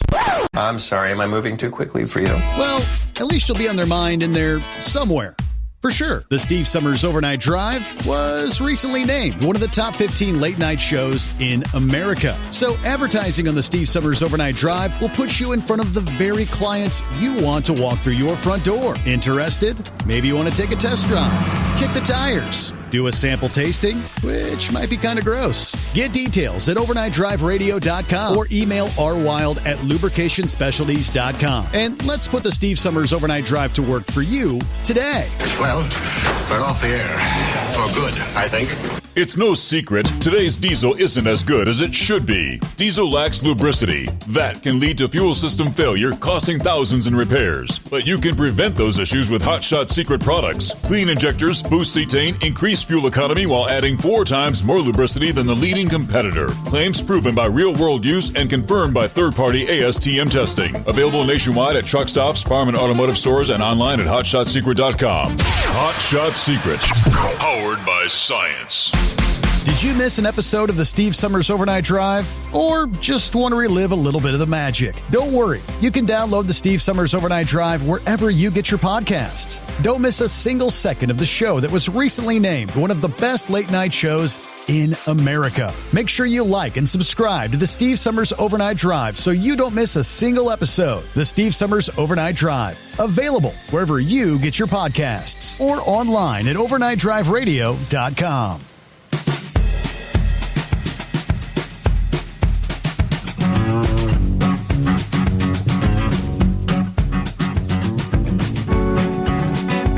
All right, what's going on with the anonymous hippopotamus? Morning, Your Honor. Thanks for taking me back here real quick. So, hey, listening to you and Philip talking there, just realized that this is pretty short order here. It's going to be the 40th anniversary of when we lost the Space Shuttle Challenger with the teacher, Christian McAuliffe. Yeah, is that right? 40 years, wow. Yep, 40, I remember 40 it like years yesterday. I don't remember the exact date, but I think it's coming up. I think it was somewhere in the 20s, maybe. I don't know, 21st, 22nd, 23rd, something like that. I don't know. But anyways, that's 40 years ago. Wow. Challenger, go with throttle up. Yeah. Anyways, so I've been thinking, and I finally got the answer. We had the whole Race Across America thing here happen there not too long ago when Arlington Cemetery was blessed with all the wreaths put on all the markers, and a lot of other cemeteries around the country all got the wreaths put on and everything. And, you get thinking about things when you're out here driving overnight. And it occurred to me that somebody's got to pick all them up at some point, because they don't stay there until the next year. They don't just swap out the old wreath for a new wreath. So doing a little investigating, I guess it's coming up on the 17th, at least for the Arlington National Cemetery there, that will be wreath pickup day. So it's all coordinated. Whoever is the team leader or whatever that was in charge of the direction of getting them laid out is in charge of getting them all picked up. And I guess they're set up to be recycled of some sort. And I don't know, I would assume there's going to be a whole mess of roll-off dumpsters maybe or something to take all them to recycling centers or whatever they are going to end up doing with them. But so I don't know, is the 17th, is that Saturday or is that Sunday? I think it's Saturday. I don't know. I've been working every day this month, so I don't know where we're at. Saturday, that is correct, Saturday. Saturday the 17th. All right, so Arlington Cemetery, and I'm sure all the volunteers that help put them out, I don't know. You do things, you give volunteers to do things, but then when it comes to the other end, not all the volunteers, I don't know. I hope they got a good crew there, because as I say, I just kind of got thinking about it here and looked into it. So, but not every cemetery might not be doing it on the 17th, because where they put the wreaths out each. Okay. And, hey, we got to pause there. We hit the midnight hour on the West Coast. Want to put your business on a brand that is heard in some of the biggest radio markets on some of the biggest radio stations in the United States? Or maybe you want to have your brand take advantage of the explosive growth in podcasting. Why not do both? The Steve Summers Overnight Drive offers the best of both worlds and is ready to put your business at the front of everyone's waking thoughts. I'm sorry, am I moving too quickly for you? Well, at least you'll be on their mind in there somewhere. For sure, the Steve Summers Overnight Drive was recently named one of the top 15 late-night shows in America. So advertising on the Steve Summers Overnight Drive will put you in front of the very clients you want to walk through your front door. Interested? Maybe you want to take a test drive, kick the tires, do a sample tasting, which might be kind of gross. Get details at overnightdriveradio.com or email rwild@lubricationspecialties.com. And let's put the Steve Summers Overnight Drive to work for you today.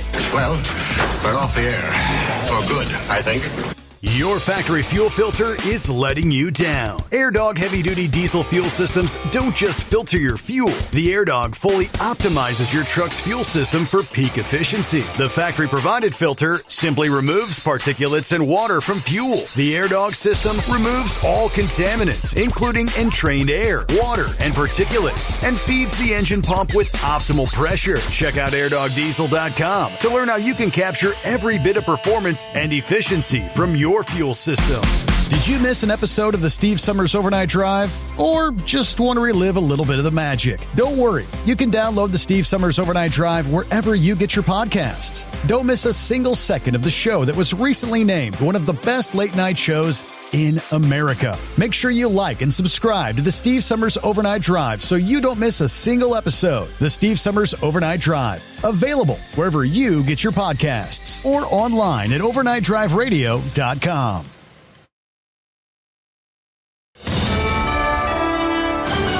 USA Radio News, I'm Anthony Lucero. Federal Reserve Chair Jerome Powell says the Justice Department has subpoenaed the central bank, raising the possibility of a criminal indictment tied to his Senate testimony on Fed building renovations. Democrats, including Senator Elizabeth Warren, accuse the Trump administration of political pressure. This is a question about weaponizing the Department of Justice right out in plain view in order for Donald Trump to try to have a chance to take over the Fed. Powell says the move appears to be aimed at influencing the Fed's interest rate decisions. Minnesota Democratic leaders are suing the Department of Homeland Security over a surge of ICE agents sent to Minneapolis following last week's fatal shooting involving an ICE officer. Attorney General Keith Ellison claims the agents are untrained, making illegal arrests, and targeting people based on race. DHS has yet to respond to the lawsuit. Federal Reserve Chair Jerome Powell says the Justice Department has issued a subpoena to the central bank, warning of a possible criminal indictment. Friday, the Department of Justice served the Federal Reserve with grand jury subpoenas, threatening a criminal indictment related to my testimony before the Senate Banking Committee last June. Powell said the potential indictment comes from his June Senate testimony concerning renovations to Federal Reserve office buildings. He characterized the subpoenas as the latest attempt to influence the Fed and its interest rate decisions. John Summers, USA Radio News. A federal judge is blocking the Trump administration from freezing around $10 billion in child care and social services funding. The temporary order issued directs the administration to release the funds to 5 Democrat-led states. This after those states filed a lawsuit against the administration over the funding freeze. The order instructs the administration to disperse the funds for 2 weeks while the legal challenge continues. The states in question include Minnesota, California, New York, Illinois, and Colorado. I'm Jim Roop. From America's News Network USA Radio News. No matter who we are or where we come from, we all experience difficulties in life. Military veterans know that sometimes it takes strength and determination to make it through. Whether it's obvious physical challenges or struggles on the inside, it takes strength to ask for help when you need it. I knew that I had to get support, not just for me, but for the sake of my wife and kids. Talking about it has helped me feel more like myself again. Honestly, it was hard to open up at first, but it's changed my life for the better. Learn how veterans like us have reached out for help, and hear stories of strength and recovery at MakeTheConnection.net. A Utah truck drove into a crowd of protesters in Los Angeles during an anti-Iranian regime rally on Sunday. 2 people were evaluated but declined treatment. The FBI and LAPD are investigating the driver's motive. 2 Denver City Council members are proposing an ordinance that would ban law enforcement from wearing face coverings during arrests or inside city facilities. Sponsors say concerns about ICE tactics prompted this move. Denver police leaders warn it could complicate enforcement. Councilwoman Amanda Sawyer. Our police officers don't go, right, because they're not supposed to go under our other law, or they go, and then that their presence there breaks trust with community. Legal experts note the Constitution's Supremacy Clause limits local authority over federal law enforcement actions. The eastern U.S. is preparing for a midweek snowstorm. The Tennessee River Valley, Carolinas, Mid-Atlantic, and Northeast could see significant snowfall as Arctic air moves in from Canada, setting the stage for potentially heavy snow totals. Firefighters in Washington State saved 6 puppies from overdoses. When the puppies arrived at the Sky Valley Fire Station in Gold Bar, 3 puppies all have the same symptoms, including respiratory distress. Crews used CPR, oxygen, and Narcan. Sheriff's deputies located the people who brought the dogs in and found 3 more puppies in distress. They were taken to the fire station for treatment. Then all 6 puppies went to a veterinary clinic where they're reported to be recovering. I'm Brad Ford. And I'm Anthony Lucero, USA Radio News. Would you know where to turn if you or a loved one became paralyzed? For thousands of families, the National Paralysis Resource Center has been that lifeline. But now federal funding's at risk. Sherman Gillums Jr., a partially paralyzed Marine veteran with the Christopher and Dana Reeve Foundation, explains why. This is about more than just a budget line. It's about veterans, caregivers, and families, real people who need these resources to live more productive and independent lives. Learn more at ChristopherReeve.org. Keep the bugs off your glass and the smokies off your ass. This is the Overnight Drive with Steve Summers. Traditionalists may not love alcohol-burning tractors, but fans love watching them. From the NTPA headquarters in Marion, Ohio, this is the NTPA Overnight Report. I'm Greg Hunter. These high-tech machines are either 6 or 8-cylinder pulling machines. Some cackle, some are silent, all are great to watch. The Yoder Popcorn Pro Stock tractors had the longest season of any of the Grand National classes with 19 hooks. This battle was long, and with only one rain out, all 18 hooks mattered. Brandon Simon, RJ Simon, and Brett Meyer shared the driving duties on the John Deere 8530 called Loud and Heavy. But it didn't matter who was in the seat. The title was on the horizon from the opening hook of the year. The opening weekend in Hutchinson, Brandon Simon was in the seat and won both nights, setting up the title run. After a stop in Farley, Iowa, the next points pull was the Budweiser Dairyland Super National with Brett Meyer in the seat. Starting his portion of the season with a 7th on night 1 in Toma, he got comfortable with the tractor and posted a 3:49 on night 2, good enough for second. Brett stayed in the seat for the next 5 pulls. Chapel Hill, where he went 3:35, which is only good enough for 9th. Then Brandenburg, Kentucky, where Loud and Heavy took 4th both nights. The trip to Rockwell was good for Brent, picking up a 3rd and a 4th, even with a pull of 374. RJ Simon was in the seat for Napoleon, Ohio, collecting a 6th before heading to Bowling Green with Brett Meyer back in the seat. The first hook was a little less than the team hoped for, only going 327. Yeah, only 327, but it was only good enough for 15th on the first night in Pole Town. The second hook of 328 was much better in the standings, earning a 3rd. With both Brandon and Brent driving in Canton, it was a 3rd on night 1 and a 10th on night 2 before going into the last 3 hooks of the season. Brandon drove the final hooks with a 7th on night 1 in Sandwich and a 12th on night 2. The season wrapped up at the Enderley pull-off with a 5th for Loud and Heavy, which secured the 14-point advantage, good enough for the 2025 title. The same trio drove Loud and Heavy X to the runner-up position, the only class in the NTPA to have a trailer mate as the runner-up. That just proves how dominant this team was in 2025. In 3rd was the duo of James Ray and Mike Connie with the John Deere 8410 they call Mac Nasty, with the trailer mate Mac Daddy piloted by James and Julia Ray in 4th. Holding 5th, a 2022 John Deere 8R340 with Sam, Denny, and Elijah Brown called Green with Envy.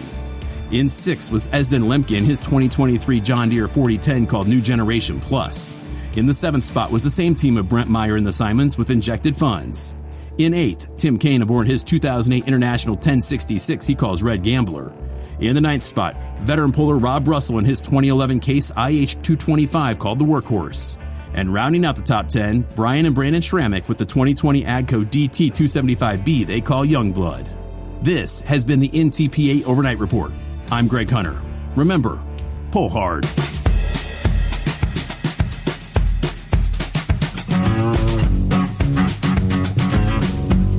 So officially on Tuesday, 13th day of January.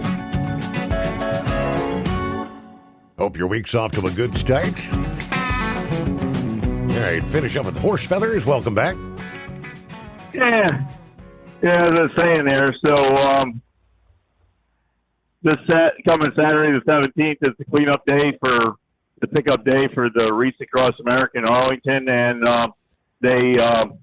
there might be the coordinators of the other cemeteries cross country don't have to do it on the 17th, but so they might have a different day scheduled to do it. So if you're involved in it anywhere, check with whoever was large and in charge, and they'll point you in the right direction on when you're supposed to be doing whatever you're supposed to be doing. So very good. I guess if anybody wanted to help clean up, if they didn't have a chance to put the wreath out, maybe they could get a hold of Reese Across America, and I'm sure they could point them in the direction that somebody wanted to help do some cleanup if they wanted to. So, but other than that, that's about what we got going for you, Your Honor. Just seeing, I don't know, I don't think it's as cold last night. At least you don't have the wind blowing. So, but other than that, everything else seems pretty quiet. So we'll let it go at that, and if we come up with anything, we'll holler back at you. All righty, thank you very much. I just came across Josh Malloy posted this past day. I see Horse Feathers. Yeah, he already saw the brochure. Yeah, we are now in officially 2026, celebrating 250 years of freedom, and there will be festivities and celebrations around the country. Obviously, especially when we get close to Independence Day there. But I see Josh will be participating in Belleville, Texas, May 1st and 2nd. It's a big outdoor Rock the Country festival. I'm looking at the headline marquee, Friday, May the 1st. Jason Aldean, Ella Langley, who has, by the way, the hottest song in the country right now, Choosing Texas. Chase Matthews, Shenandoah. Josh Malloy, there he is. Josh Ward, Gannon Freeman, and Sea Crew, several others. All performing there Friday night. Saturday, May the 2nd, headline Kid Rock. Brantley Gilbert, Aaron Lewis, Diamond Rio, Logan Ryan Band, Connor Hicks, several others. Big outdoor music festival. I think tickets go on sale this Friday for Rock the Country 2026. All right. 844-844-3388. And let's get to the Beach Bum. Hang in there, Heat Wave. Got you coming up right after this. Morning, Beach Bum. What's happening? Good morning, Steve. I just left my halfway meet point outside of Tallahassee, and I've got 35 degrees here right now. They're saying later, I think Thursday morning, down there in the Clearwater area where I live at, it's going to be in the lower 30s. And they were talking about the strawberry farmers out in Plant City and Lakeland that they might have to put a light ice glaze on the berries to keep them from, protect them. Right. So it's gonna get cold down here, for sure. Not looking forward to it because Saturday was 80 degrees out on the beach. Isn't that something?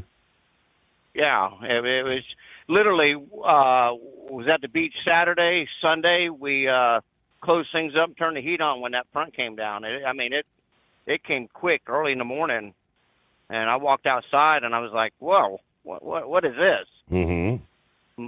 But I did hear a little thing on the news this morning about Cuba, and that Trump had made a comment about if Cuba had gone in the pot, who would they send down there? And he said, "Well, I'll send Marco down there, to President Marco, to go run Cuba." And I was like, I wonder what else is going on, behind the scenes with Cuba. I know you guys just talked about Cuba here a little, yeah, at the beginning right. of the show. Yeah. In the show, but it just seems like Trump's got his hands in just about everything right now. So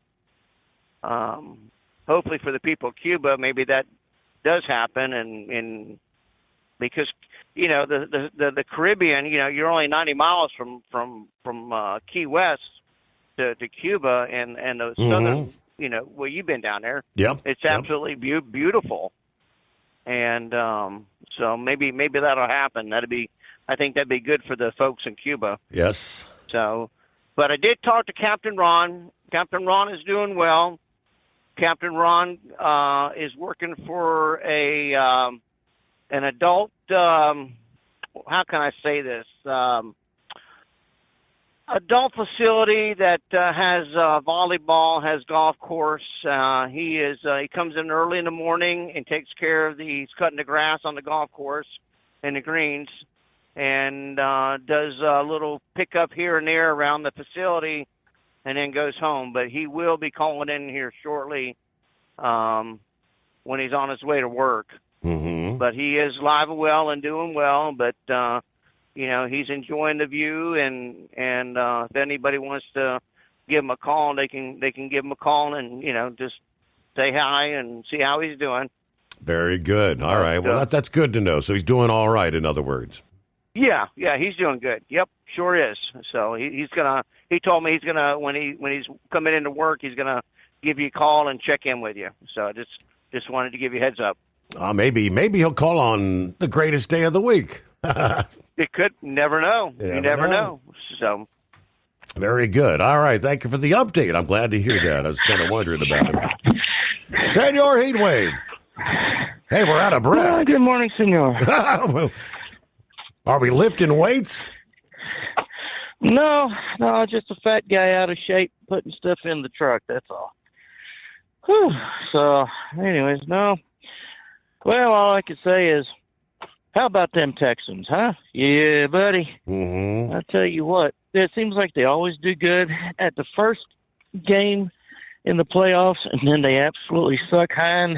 Well, they don't do very good during the rest of the time. So, I mean, really put a whooping on Pittsburgh, and especially there at their place in Pittsburgh. Yeah, I think the game last week was more of a fluke than anything else that Pittsburgh actually won. But yeah, we're getting ourselves ready to get up and go to. Yeah, that's fine. Get up and get ready to go to Oklahoma City. Oh, I tell you what, the Democrats really they don't surprise me at all any.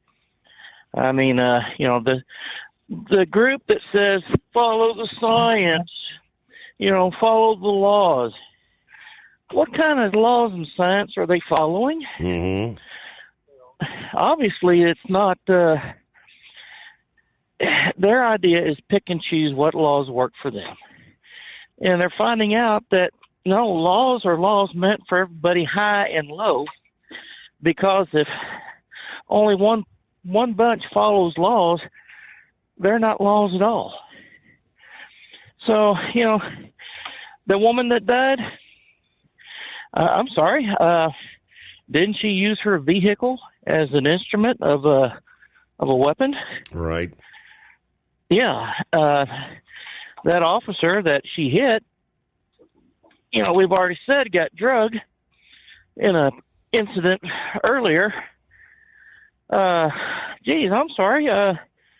Maybe he's got experience in that and knows, you know, what he had to do this time to protect himself. But like I said the other day, does that mean now that the protesters are going to come out armed? Because now they say, well, if so-and-so can go ahead and shoot people, why can't we? You know, that's going to be a high attention question. Someone's going to have to answer, and I sure hope these people answer right. You know, for everybody's safety. And hell yeah, if I'm in law enforcement, I'm going to have my damn face covered. I don't want my family to be endangered because someone turned me in because they know who I am and where I live, and now they're going to come out to harass me for doing your job. No, for doing the job. Yeah. And those idiots that are going to sue the government, saying these people ain't trained, they don't know what they're doing. Good Lord! If anyone ought to be sued, it ought to be the officials that are in these positions in these Democrat-run cities and states, because they apparently have not been trained and they do not know what they are doing. So, I mean, I was listening to the absolute lies spread by the, what was it? Was the city mayor at Fries? Yeah. And was it the AG of Minnesota? I mean, just they don't go by facts; they go by feelings. I was taking a shower earlier today when the Fox's, I guess it was the 5, was on, and I thought I heard AOC on there. I'm thinking, what in the hell is AOC doing on Fox spewing her hateful crap? Well, it was Jessica Tarloff. I mean, she is so blue, Steve, that if it come up to her and a guy that hadn't had any for a while, you kind of wonder which one would be bluer, and I think it would be Jessica Tarloff. I mean, just absolutely, you know, and she believes the crap that she says. She absolutely believes it. As the God's honest truth, that she's the only person that speaks for decency in that group. Now, I'm just not really a big fan of hers. They've got another gentleman, I think his last name is Ford, who is a Democrat, but he's not a radical Democrat. And I wish they'd put that guy on there more, because he speaks more from the heart and factual than what these other people they got on there do. Mm-hmm. I mean, I really thought it was AOC, a braying jackass. Well, I was close. It was a braying jackass, that's for sure. So, anyways, Yeah, so we're, like I said, getting stuff moved in the truck, doing the pre-trip on the truck, make sure all the fluids are there. Yeah, I'm taking over. I know Lady Heat Wave was like, well, why are you getting up? It's not Tuesday yet. And I said, no, but it will be shortly. Well, why did you go to sleep so early? So I can get behind the wheel and provide that pooch with this magnificent doghouse that she lives in. And our king-size bed is her doggy bed. And I said, and I got to keep you where you're happy with your truck that you got, that Tahoe. And I said, bills are going to be there. They're not going to just go away because, I need sleep, And I'm way past that time where I need beauty sleep because no matter how long I sleep, it ain't going to do me no damn good. So there you go. Well, yeah, so who does Houston play next weekend? Any idea? I'm not sure. I'll have to pull that up.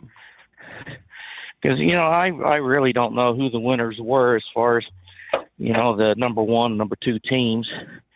So all I know is that there were some games that were close that shouldn't have been close.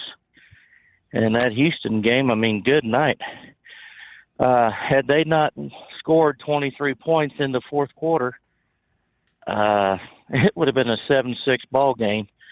And that really, that would have been a real defensive struggle. But it seems like to me, Aaron Rodgers probably ought to think about retiring because, yeah, he made it to the playoffs, but he got embarrassed again. So, anyways, Houston will face off against the Patriots next Sunday. Oh, wow. Okay. All right. Okay. So, I guess the Patriots were the number 2 team, or what was that? I think they had a bye. In their division. No, they beat the Chargers. Okay, so they beat Chargers. Yeah. Yep. Yeah. Okay. All right. Well, I guess I'll go ahead and let you go. If y'all can hear it in the background, we finally got that big red engine going, so we're going to be out of here shortly. Ready to roll. All right, have a good morning. Yeah, next weekend. Divisional round, as they call it. All right, start off Saturday, 4:30. Bills, Buffalo versus the Denver Broncos. 8 p.m. Eastern Time, 49ers versus the Seahawks. On to Sundays, we just mentioned Houston. The Texans will face the Patriots. That's 3 o'clock Eastern. Then Rams versus the Bears. Sunday, 6:30, again, Eastern Time. About 23 past the hour. It's 844-3388. Let's move to other industry headlines.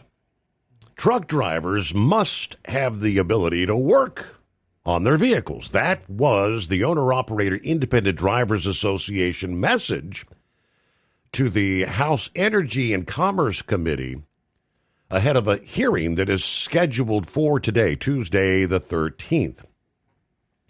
OOIDA members are the safest drivers in the industry and have the most experience maintaining and repairing their own equipment, according to Todd Spencer, in a letter sent to committee leaders on January 9th.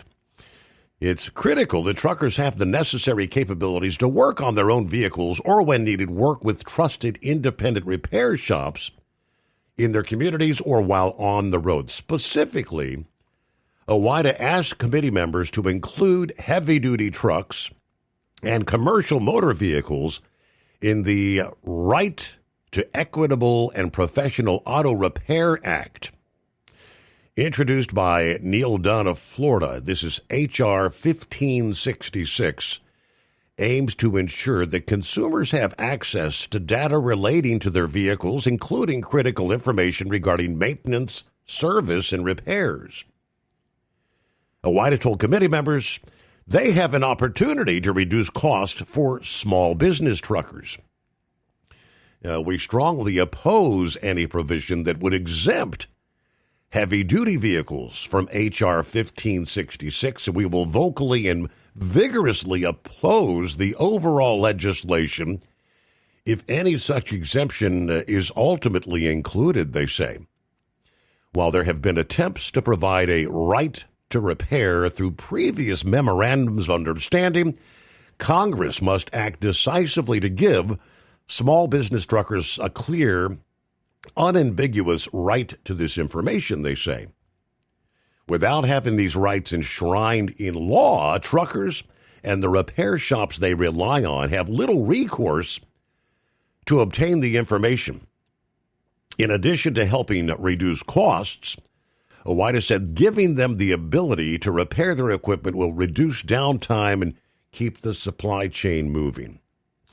We support H.R. 1566 as currently proposed, but if your committee removes coverage for truckers by exempting heavy-duty vehicles, they will feel justifiably betrayed.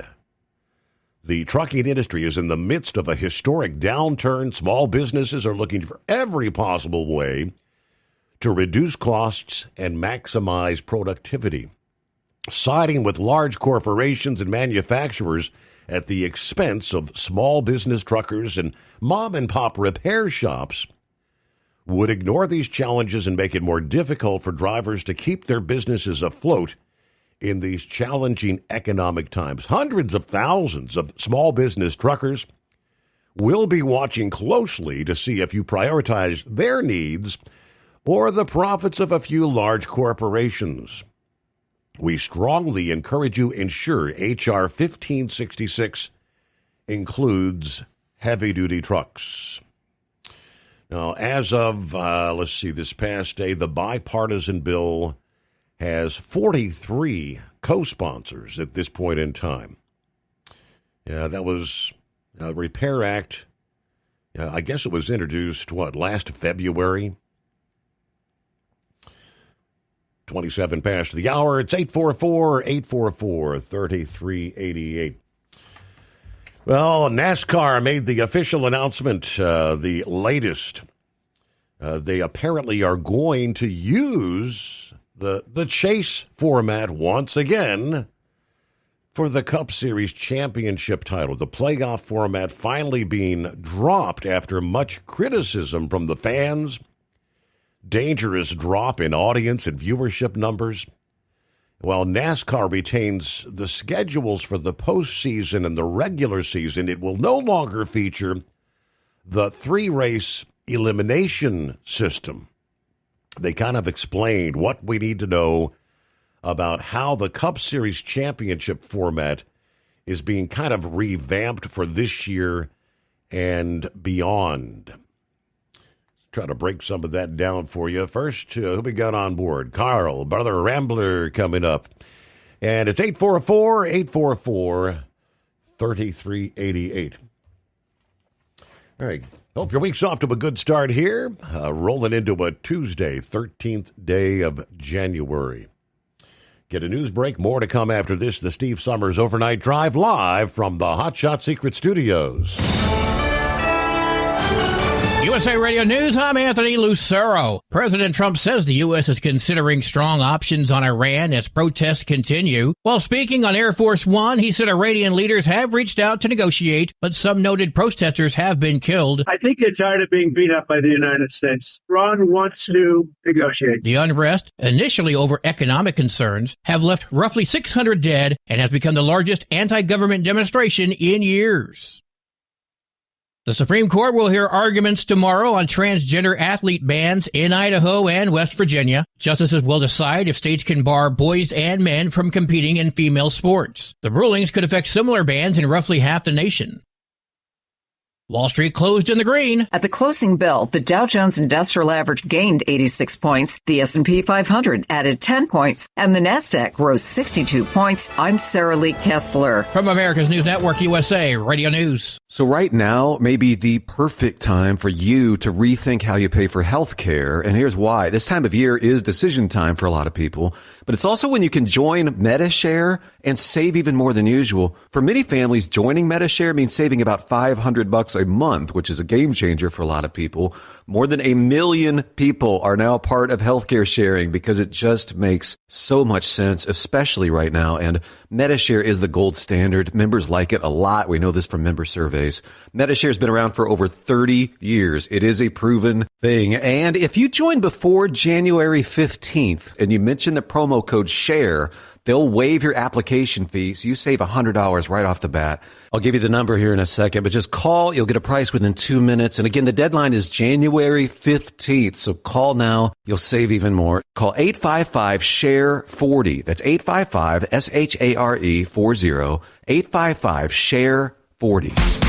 Did you miss an episode of the Steve Summers Overnight Drive? Or just want to relive a little bit of the magic? Don't worry. You can download the Steve Summers Overnight Drive wherever you get your podcasts. Don't miss a single second of the show that was recently named one of the best late night shows in America. Make sure you like and subscribe to the Steve Summers Overnight Drive so you don't miss a single episode. The Steve Summers Overnight Drive. Available wherever you get your podcasts or online at overnightdriveradio.com. TEL's Independent Owner-Operator Program gives you the power to operate under your own authority or choose the carrier you want to run for. Drive a new truck with full factory warranties, solo or team. TEL has a lease that fits your business. Call us at 866-404-6289 or visit tel360.com and use promo code OVERNIGHT100. Like the men and women who power America, the people at Hot Shot Secret work hard and play harder. We're the fastest growing diesel and oil additive brand in the country. We solve problems. We protect engines. We save you money. And more importantly, time. Hot Shot Secret, powered by science. Looking to stretch every mile and every dollar? Go with Speedmax tires, designed specifically for U.S. roads and built tough for long hauls. With a best-in-class mileage-to-cost ratio, you'll get more miles, fewer swaps, and more money in your pocket. Built strong, priced smart. That's Speedmax. Speedmax, built for the long haul, priced for the smart hauler. For more info, call 860-436-4100 or buy online at digitire.com. Want to put your business on a brand that is heard in some of the biggest radio markets on some of the biggest radio stations in the United States? Or maybe you want to have your brand take advantage of the explosive growth in podcasting. Why not do both? The Steve Summers Overnight Drive offers the best of both worlds and is ready to put your business at the front of everyone's waking thoughts. I'm sorry, am I moving too quickly for you? Well, at least you'll be on their mind in there somewhere. For sure, the Steve Summers Overnight Drive was recently named one of the top 15 late-night shows in America. So advertising on the Steve Summers Overnight Drive will put you in front of the very clients you want to walk through your front door. Interested? Maybe you want to take a test drive, kick the tires, do a sample tasting, which might be kind of gross. Get details at overnightdriveradio.com or email rwild@lubricationspecialties.com. And let's put the Steve Summers Overnight Drive to work for you today. Well, we're off the air. For good, I think. Because Channel 19's a little congested. Call Steve now at 844-844-3388. The Overnight Drive.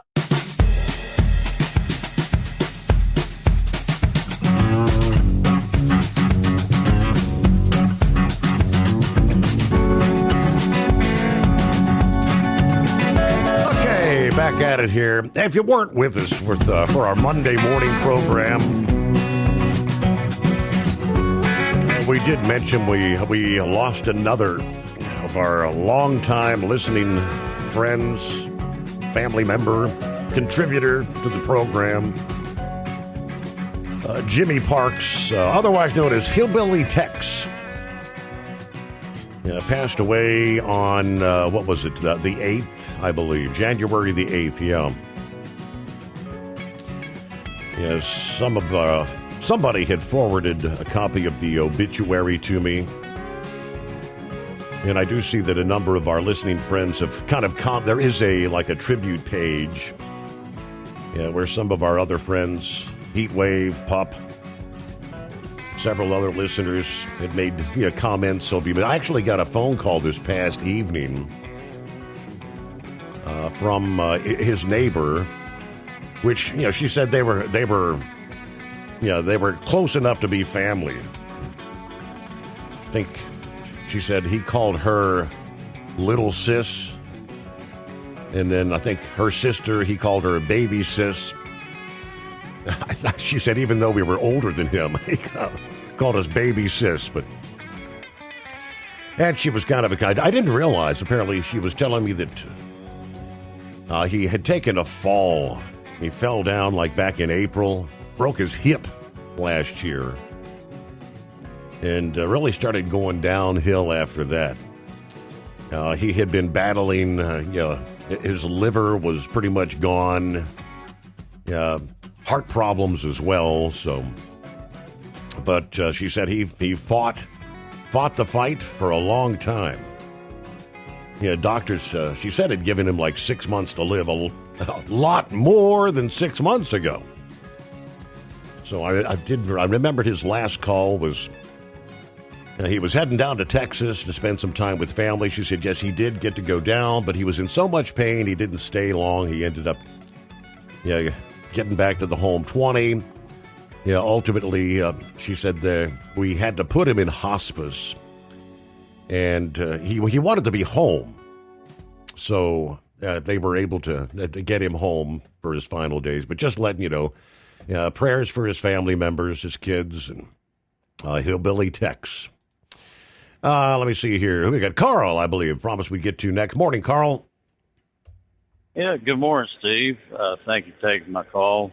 Condolences to Hillbilly Tex's family and his friends there. Getting to the thing about Iran here, okay, there are 3 different indicators what's going on here. And we've got number 1, President Trump is a different president than other presidents that we've had in the past, okay? He's much different than either one of them, and including Ronald Reagan. He's different. Ronald Reagan had a chance to go after Iran in 1980, but he did not. He didn't make the move because the hostages were returned. Okay, so he made the threat that Iran must return the hostages. So they did. They returned the hostages. So that's the only thing that kept Reagan from making the move on Iran. Okay. Now, in the past, we've had other presidents who have had trouble with Iran, and Trump has let everybody know what's about to happen here. The attack is imminent.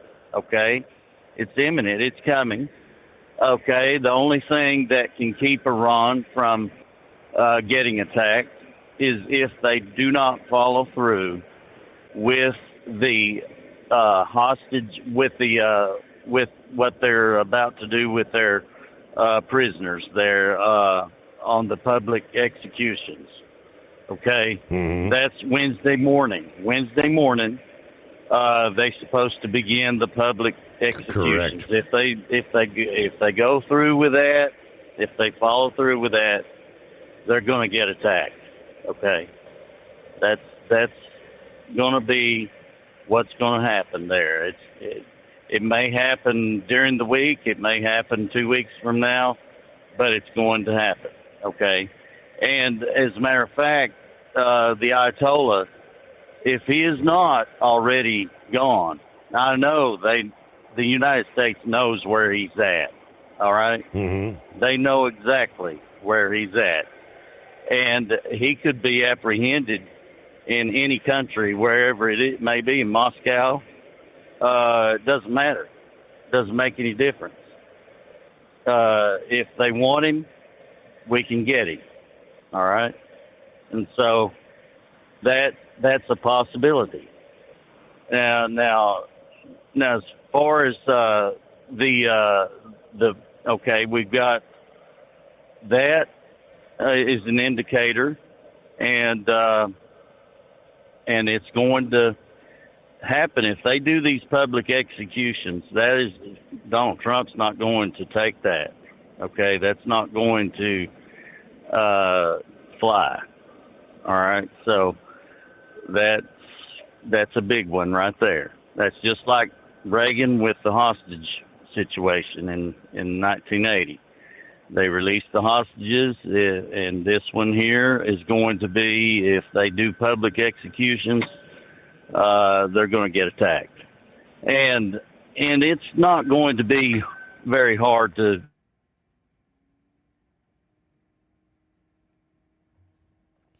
And I believe we lost our connection there. All right, so I was pulling up the latest, which is depicting Elon Musk has his Starlink operations actually working in parts of Iran. According to this report, it's not total coverage. I mean, somehow or another, I guess the Iranian authorities are actually blocking the signal. Starlink beaming their services from thousands of satellites, still working in some places, despite being banned by authorities there. One of the people using Starlink in western Iran said he knows of dozens of people using it.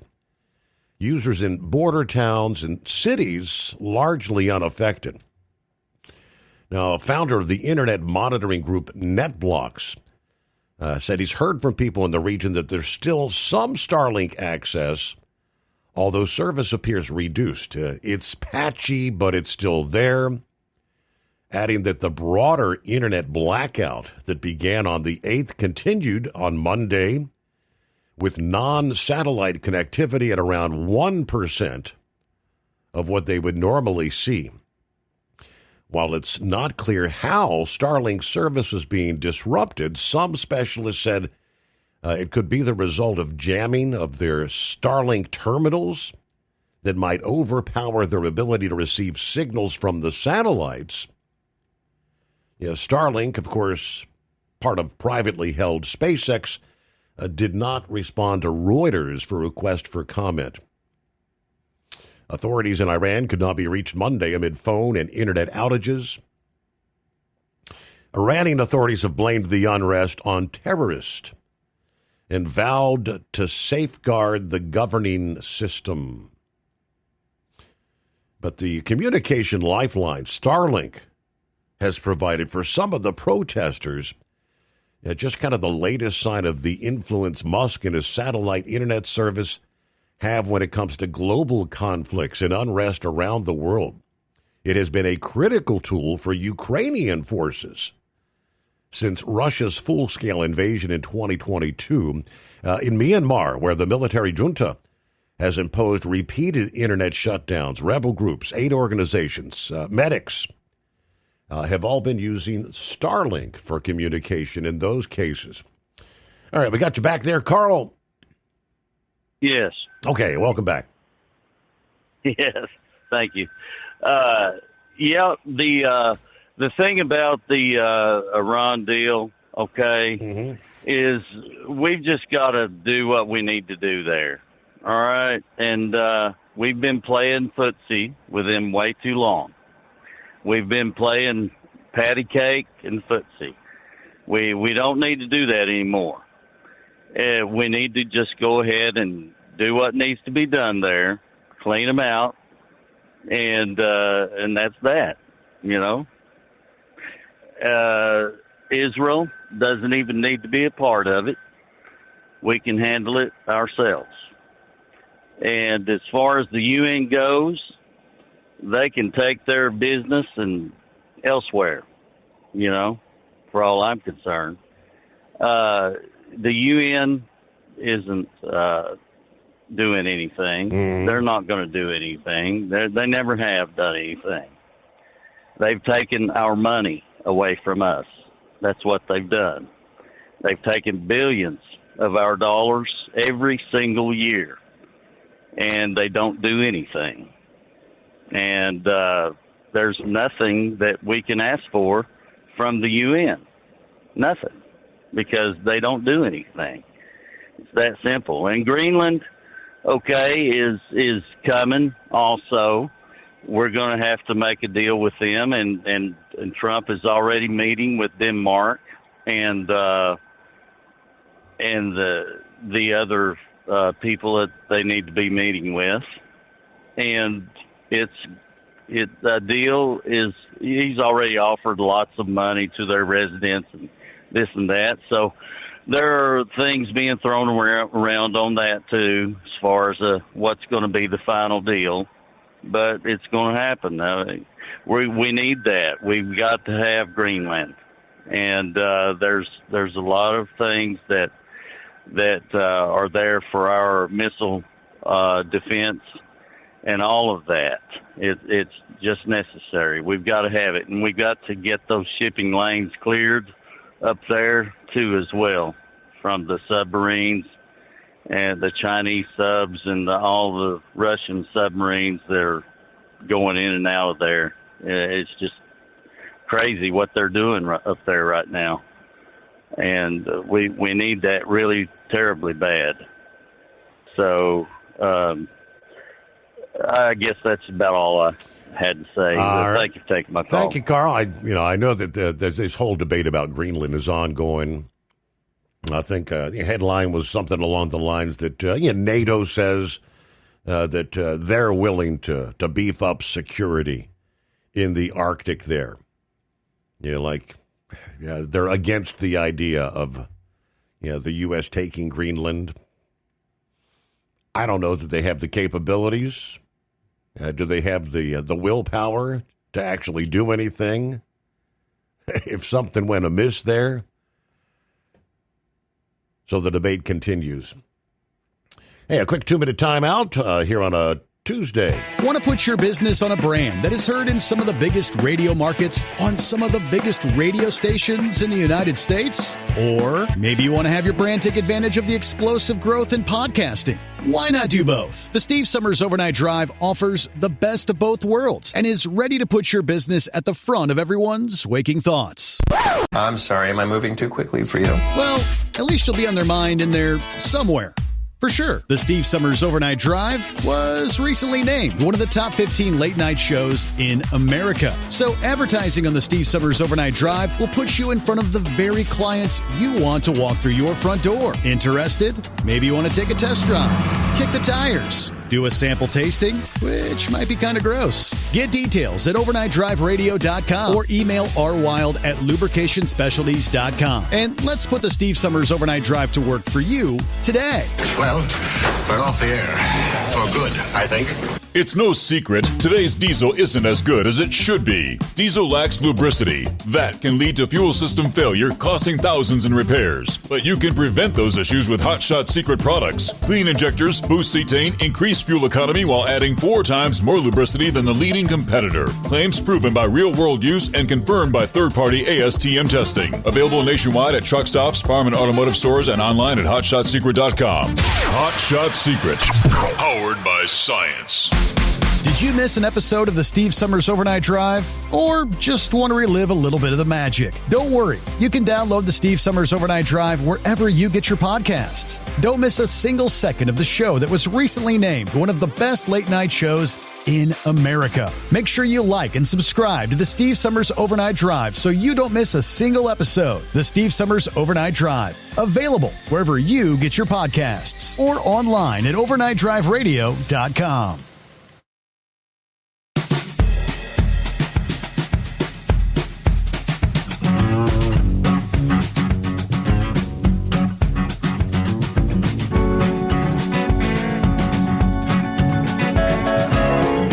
All right, Brother Rambler joins us this early Tuesday. Good morning.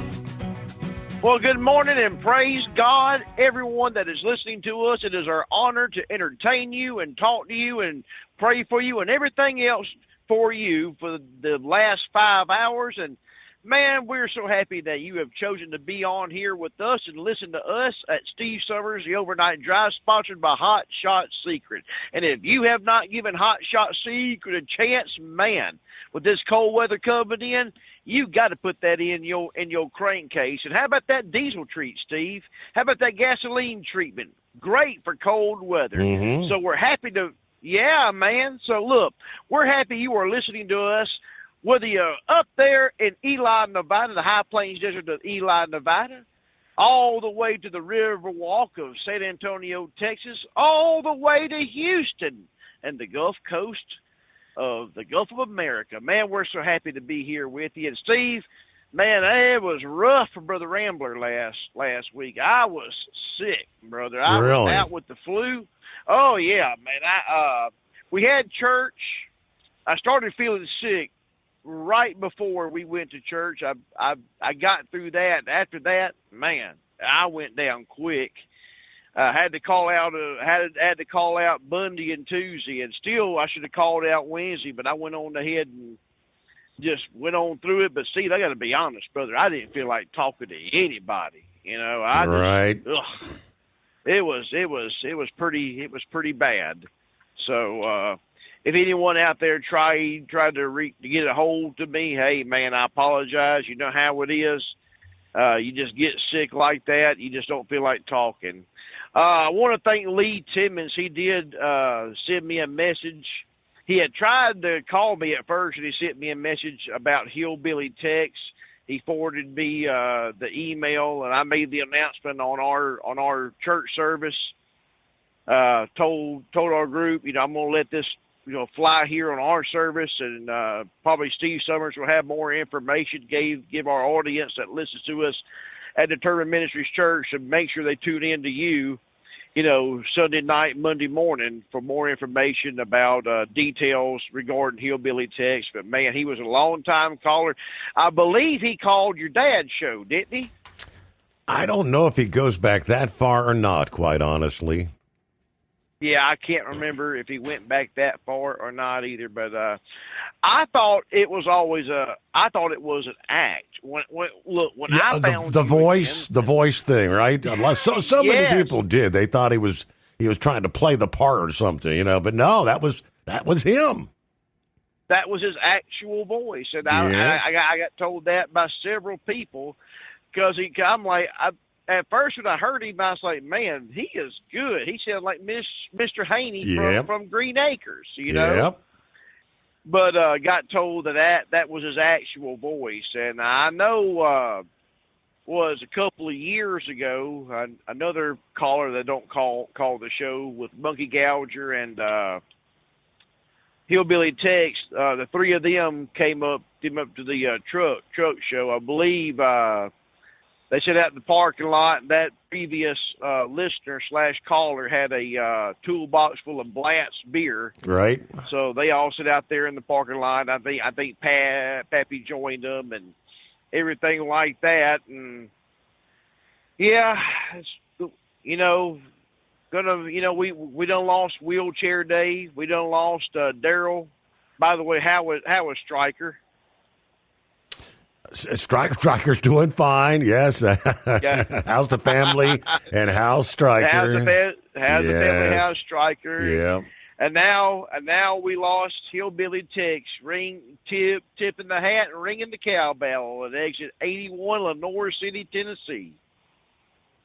So, Brother Lee asked me, and we need to be praying for Lee Timmons' daddy, John. John is real bad with cancer. I believe they put him in hospice, if I'm not mistaken. But Lee asked a question, and I answered that on Determined Ministries Church. You can go find us on Facebook. We go live at 5 o'clock p.m. Why do good Christian people, have to get cancer or Alzheimer's or whatever and basically suffer? And that's a very good question to answer. And it goes back, God's children, and you can either agree or disagree. The Bible backs it up. The reason why we suffer with all this illness, it all goes back to when Adam disobeyed God. If you read in the Bible, Genesis chapter 3, God's children, when the fall of man happened, the serpent, being the devil, sat there and lied, beguiled Eve, and Eve took of the forbidden fruit, ate of it, and if you read the Bible, it says, and Eve gave to her husband, and he ate of it, and both their eyes were open, and they saw that they were naked. Now, God had told them, out of every tree you can eat of, except for that one, do not eat of that tree. And it's bad enough Eve did it, but when Adam openly rebelled and disobeyed God, sin entered into this world. And that's why you have sin. That's why our bodies is designed to really live forever. It's not designed to get old and break down. But because when sin entered in to this world, because of man's disobedience to God, we have sickness, we have cancer, we have carnivorous animals, we have thorns and thistles. But thank God that he had a backup plan, and that's in the form of the Son, Jesus Christ, that through the shed blood of an innocent lamb named Jesus Christ, Yeshua in Hebrew, we have a way to be able to live forever, to live eternally. Sorry, speech impediment got to me, brother. But hey, you want to hear more about this? Log into the Determined Ministries Church. We go live at 5 o'clock p.m. every Sunday evening, and we love to be able to come and be with you. And man, we'll sing some of your old favorite gospel songs, and we preach straight from the King James Version of the Bible, and whatever the Lord gives me to preach, we preach in total obedience to him. Well, I know you're coming up on the break, Steve. I love everyone out there. Like I said, you want to support the show, go to overnightdriveradio.com. Get all your Steve Summers swag from overnightdriveradio.com. And God's children, I love you, and I leave you with this, and that is love. Love is more than just a four-letter word. It's something you have to do. It's something you have to enact. And if Jesus can love you, and he does, oh, Brother Rambler loves you, and I do, and I'll call in another time. I love you, God's children. Bye now. All righty, there you go. Thank you much, Brother Rambler. All right, final hour just ahead as we kick off a Tuesday, the Steve Summers Overnight Drive live from the Hot Shot Secret Studios. Want to put your business on a brand that is heard in some of the biggest radio markets on some of the biggest radio stations in the United States? Or maybe you want to have your brand take advantage of the explosive growth in podcasting. Why not do both? The Steve Summers Overnight Drive offers the best of both worlds and is ready to put your business at the front of everyone's waking thoughts. I'm sorry, am I moving too quickly for you? Well, at least you'll be on their mind in there somewhere. For sure, the Steve Summers Overnight Drive was recently named one of the top 15 late-night shows in America. So advertising on the Steve Summers Overnight Drive will put you in front of the very clients you want to walk through your front door. Interested? Maybe you want to take a test drive, kick the tires, do a sample tasting, which might be kind of gross. Get details at overnightdriveradio.com or email rwild@lubricationspecialties.com. And let's put the Steve Summers Overnight Drive to work for you today. Well, we're off the air. For good, I think. It's no secret, today's diesel isn't as good as it should be. Diesel lacks lubricity. That can lead to fuel system failure, costing thousands in repairs. But you can prevent those issues with Hot Shot Secret products. Clean injectors, boost cetane, increase fuel economy while adding 4 times more lubricity than the leading competitor. Claims proven by real-world use and confirmed by third-party ASTM testing. Available nationwide at truck stops, farm and automotive stores, and online at hotshotsecret.com. Hot Shot Secret. Powered by science.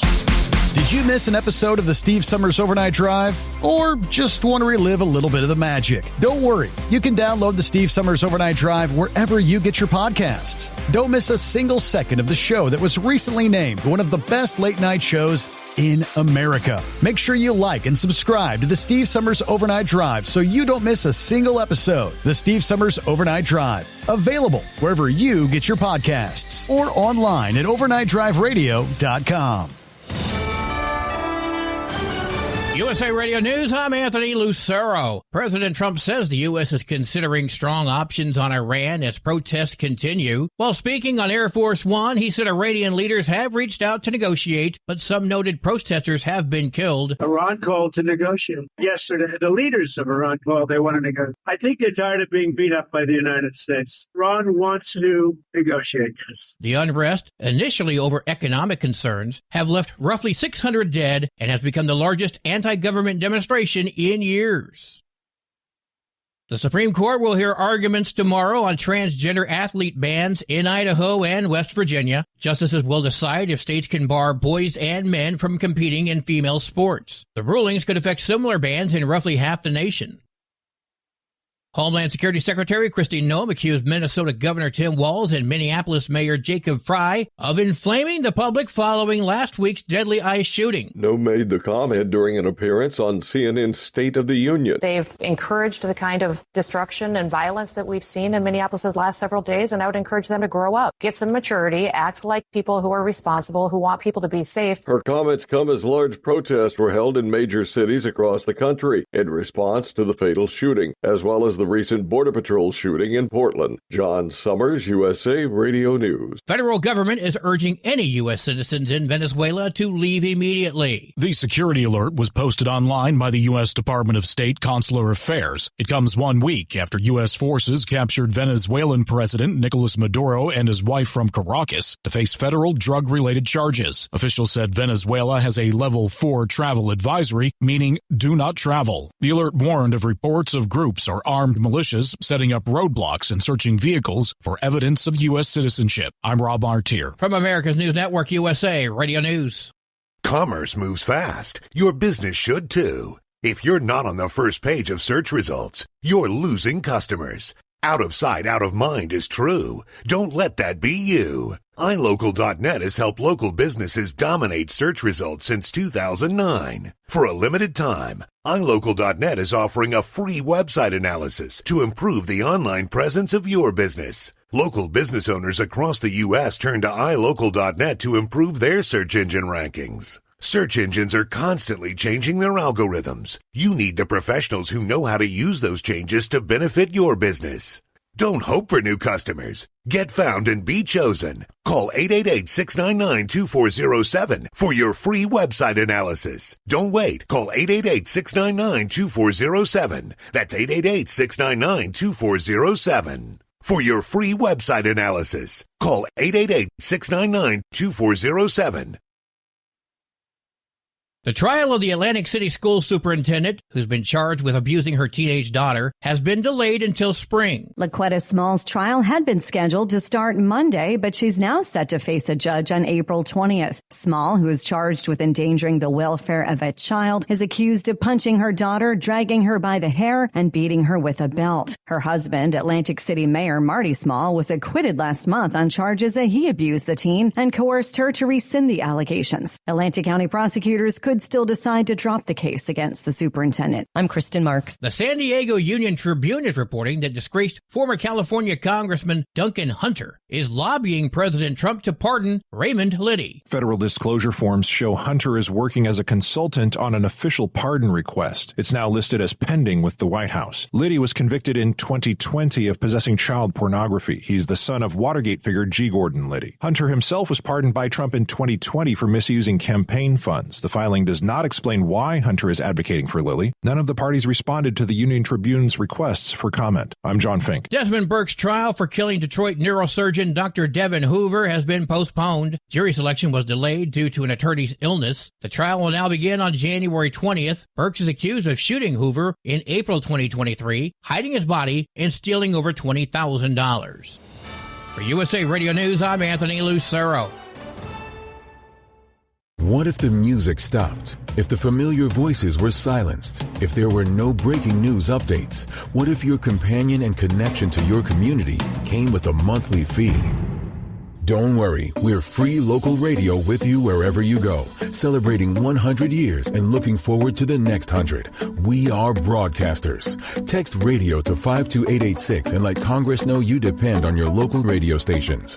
By the National Association of Broadcasters. At Hotshot Secret, we share the science behind common diesel problems and their solutions. For example, Hotshot Secret Diesel Extreme. Today's ultra-low sulfur fuels leave injector deposits causing frequent DPF regens and low throttle response. Diesel Extreme is a once every 6-month treatment that will clean your entire fuel system, including the tank, lines, pump, and the injectors. Hotshot Secret Diesel Extreme is available nationwide at truck stops, fine farm and auto stores, and online at hotshotsecret.com. Did you miss an episode of the Steve Summers Overnight Drive? Or just want to relive a little bit of the magic? Don't worry. You can download the Steve Summers Overnight Drive wherever you get your podcasts. Don't miss a single second of the show that was recently named one of the best late-night shows in America. Make sure you like and subscribe to the Steve Summers Overnight Drive so you don't miss a single episode. The Steve Summers Overnight Drive. Available wherever you get your podcasts or online at overnightdriveradio.com. The Overnight Drive with Steve Summers. Live from the Hotshot Secret Studios. Call Steve now. 844-844-3388. That's 844-844-3388.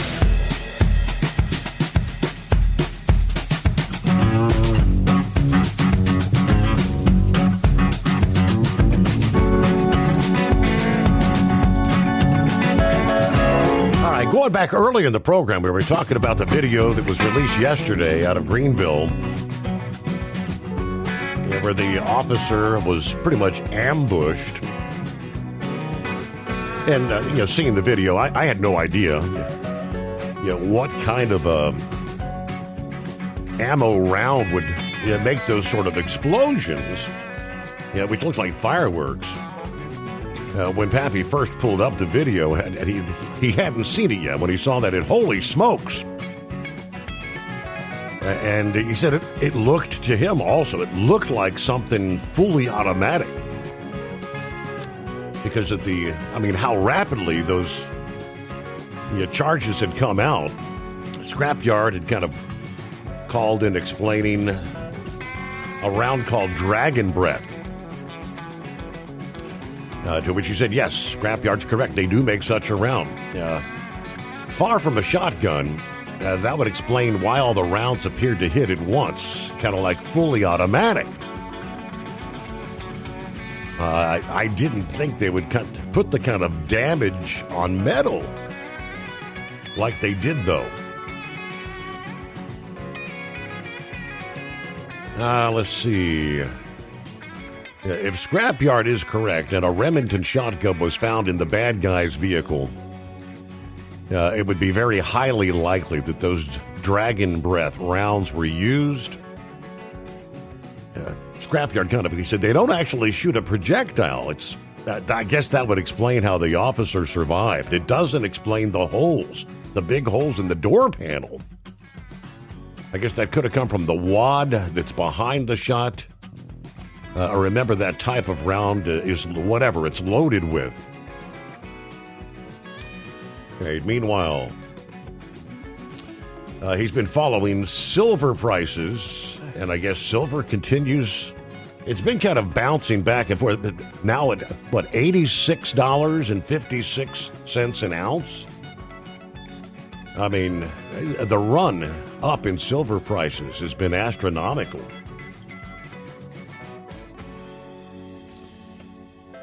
All right, meanwhile, notice prices at the pump in most areas continue to come down. I saw $2.30-something a gallon this past day.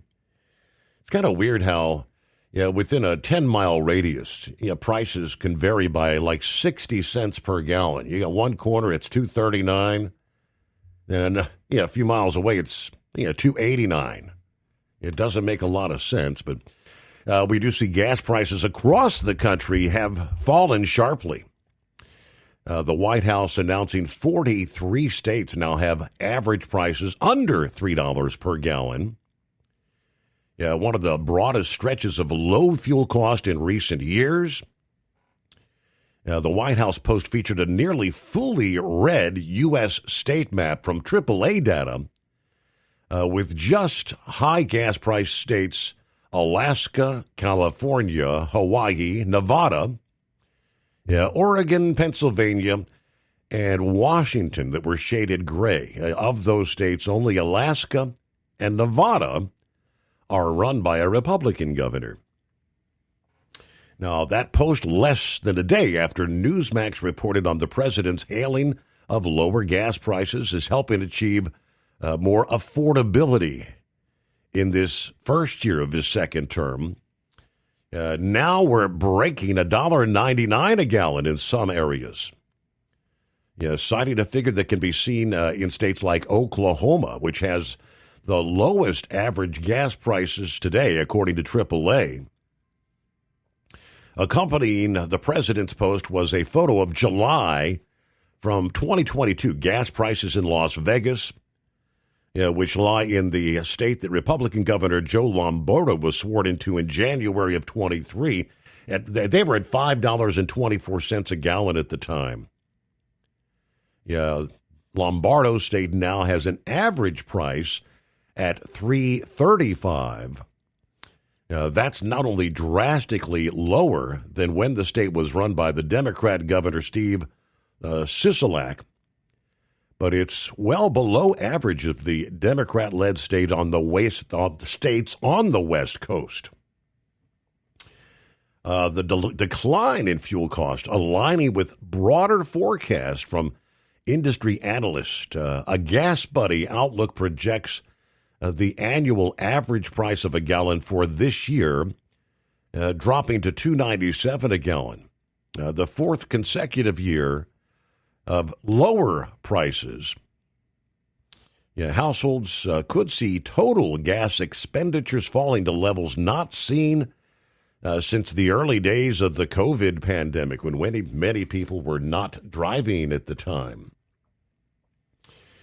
Looking at 11 past the hour and see what Vic has going on. Hello, Vic.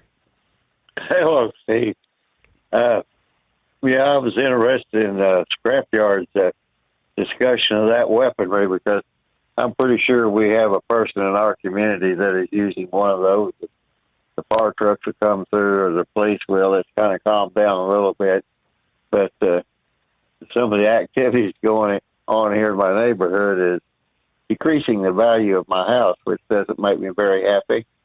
And the one back access road that they had, it got so bad trucks couldn't go. They couldn't use it anymore.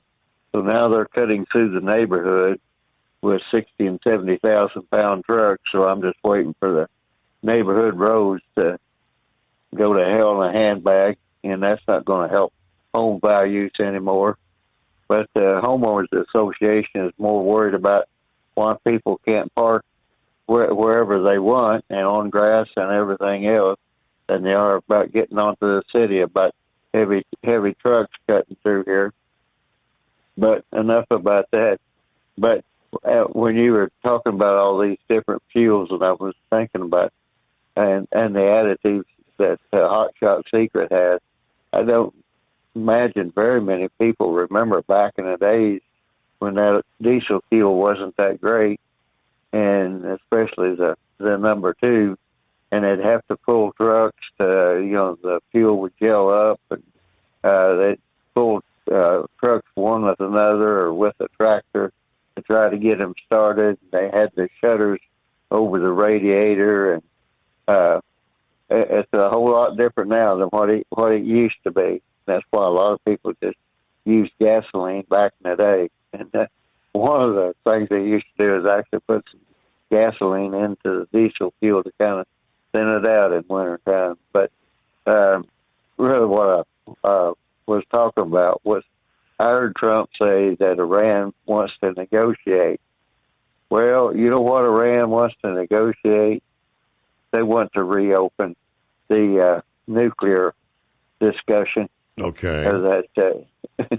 So, and that's the problem that I have with Trump. You mentioned like the silver and gold and all that. On a run, I missed that by a mile. Of course, I wouldn't have stayed around that long if I had real money in it. I always had stops and limits on it. But back at that time, Trump said he was going to get after the Green New Deal, and I took him at his word. But then I later found out that essentially what happened was the central banks around the world decided they would start buying gold, and one thing kind of led to another. And with all the stuff going on with the computers and all that, they're needing some silver right now. Basically, as long as they're using silicon chips, but they have carbon chips on the table, but it'll take them 5 to 15 years to make the total changeover, so that won't help very much. But the other thing is, when you look at what Trump accomplished there in Iran and setting our nuclear program back, then he goes to Venezuela and gets rid of Maduro, and of course he has to get rid of his minions. After that, he has to follow up on it. But and by the way, the Vatican took Noriega. That's where Noriega went to, where he went after the Vatican, and now the Vatican is piping up about Maduro and everything. And as long as this Get Trump operation is going on, we're going to have a lot of trouble all the way around the world. And I understand that the people against Trump are trying to affect congressional elections.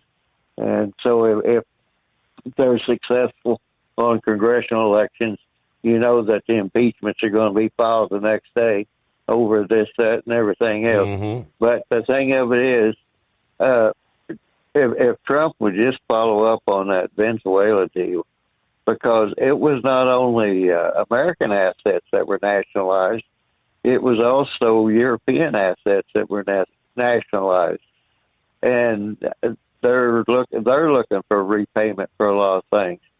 So if they can just follow up on Venezuela and concentrate on that, get the oil flowing, get the economy flowing, and like I said, it is going to take some force down there to get rid of the minions, the people that were supporting Maduro.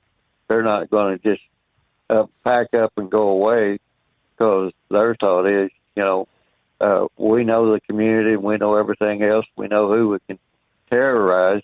So that's the next battle we have to fight. Is we have to make sure that the Venezuelan people know that we're there for them.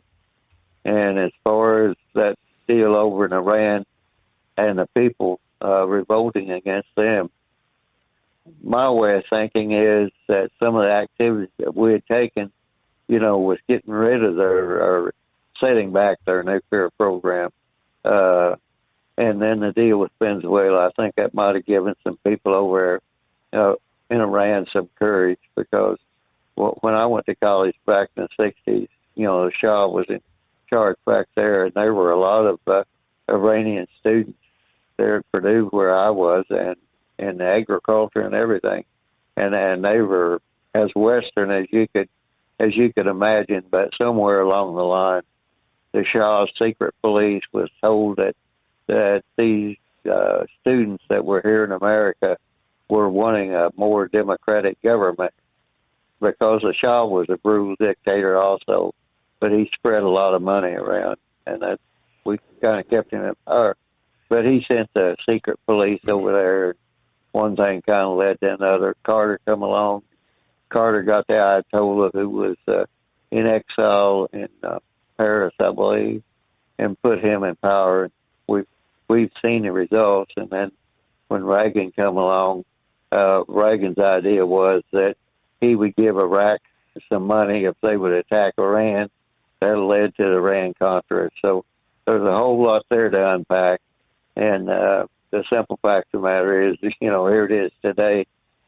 And if Trump would just concentrate on one thing at a time and not be, jumping around from one place to another, he's, I guess, like a puppy or something, how they like to explore everything. So if he would just concentrate on what he needs to, and he needs to make sure that the 2026 elections go in a Republican favor. Don't get off track on that, because if he loses that battle, we're going to be right back to where we were with Biden. And I think in order to accomplish that, we pretty much we need to see, and haven't yet, He's talked about like a national voter ID, right? You need an ID. We've talked about this ad nauseum for years. The things you need an identification for in this country. Everything but in some states to vote. We need national voter ID. We need to crack down on this mail-in ballots just going out to anybody, everybody, and their brother. Mail-in ballots, way too easy to commit fraud with. I did not print up the story. I saw a headline yesterday where they uncovered some apartment manager that had the whole bank of mailboxes for all the residents there. Obviously, he had the key, and using the key, he was taking the mail-in ballots out of the residents' boxes and voting for them. How about that? Of course, the left says, no, that doesn't happen. Shorty, I got your market briefs. I appreciate that. Starting with, if you've listened to the advice from financial experts, you've probably been putting aside for your retirement, right? But Elon Musk has some different advice. He said saving for retirement won't matter. Yeah, why? Well, Musk thinks that advancements in artificial intelligence and robotics will make basically everything cheaper, from healthcare to education.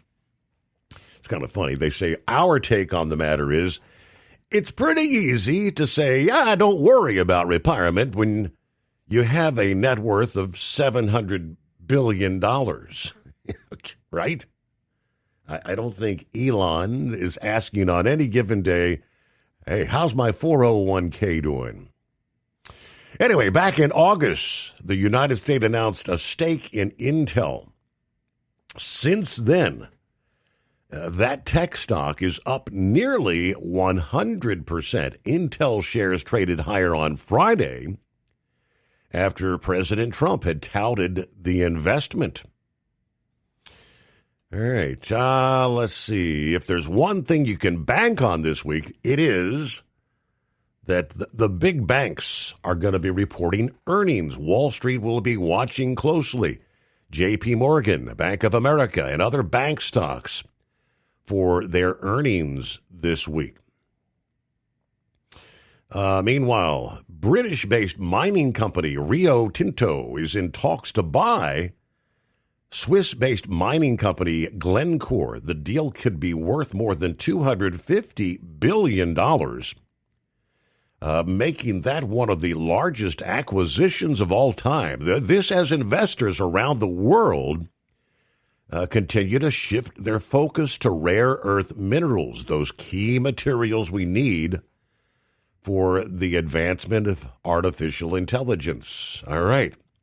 The Bureau of Labor Statistics showed 50,000 more jobs were added in December. Now, that's a slowdown from the 56,000 in November. Economists had predicted 60,000. Nonetheless, wages are rising. Let's see, year over year, which that could make a rate cut less likely this month.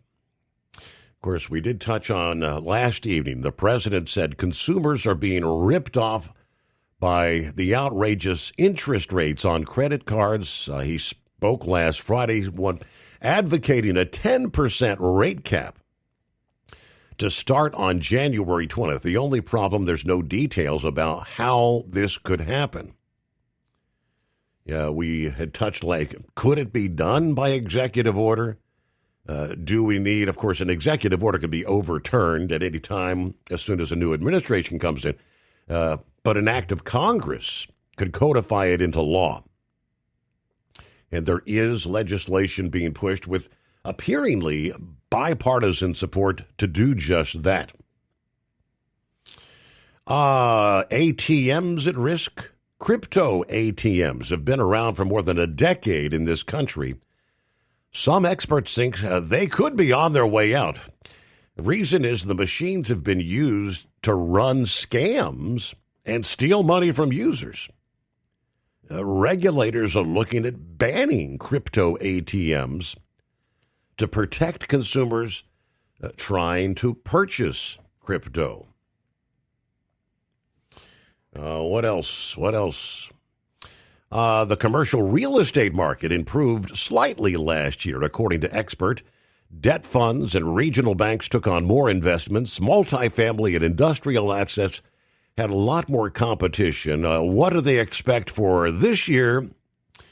Investors are going to be looking for the safest deals or the deepest discounts. It is 844-844-3388. I mentioned NASCAR a bit ago. Let me give you quickly the rest of the story. What changes were announced this past day for the 2026 point season? Biggest change to the format is the point system. They will now increase the points earned for winning the race from 40 to 55 points per victory. It's done in order to encourage the drivers to win more and help secure a good position for the chase during the final 10 races of the season. Yeah, for the drivers, this new incentive will be an added bonus that'll make them want to win more races and not rely on a short burst of victorious performances. But there is a catch. There will be no more playoff points during the regular season. After the regular season ended, the bonus points that drivers received earlier helped them stay safe during the initial races in the playoffs. This strategy will not work anymore. The points will get reset in chase, and the number of victories in the regular season will not be providing any advantage, they say. As far as the stage wins are concerned, there will be no changes to that. The drivers still receive the same points for stage wins.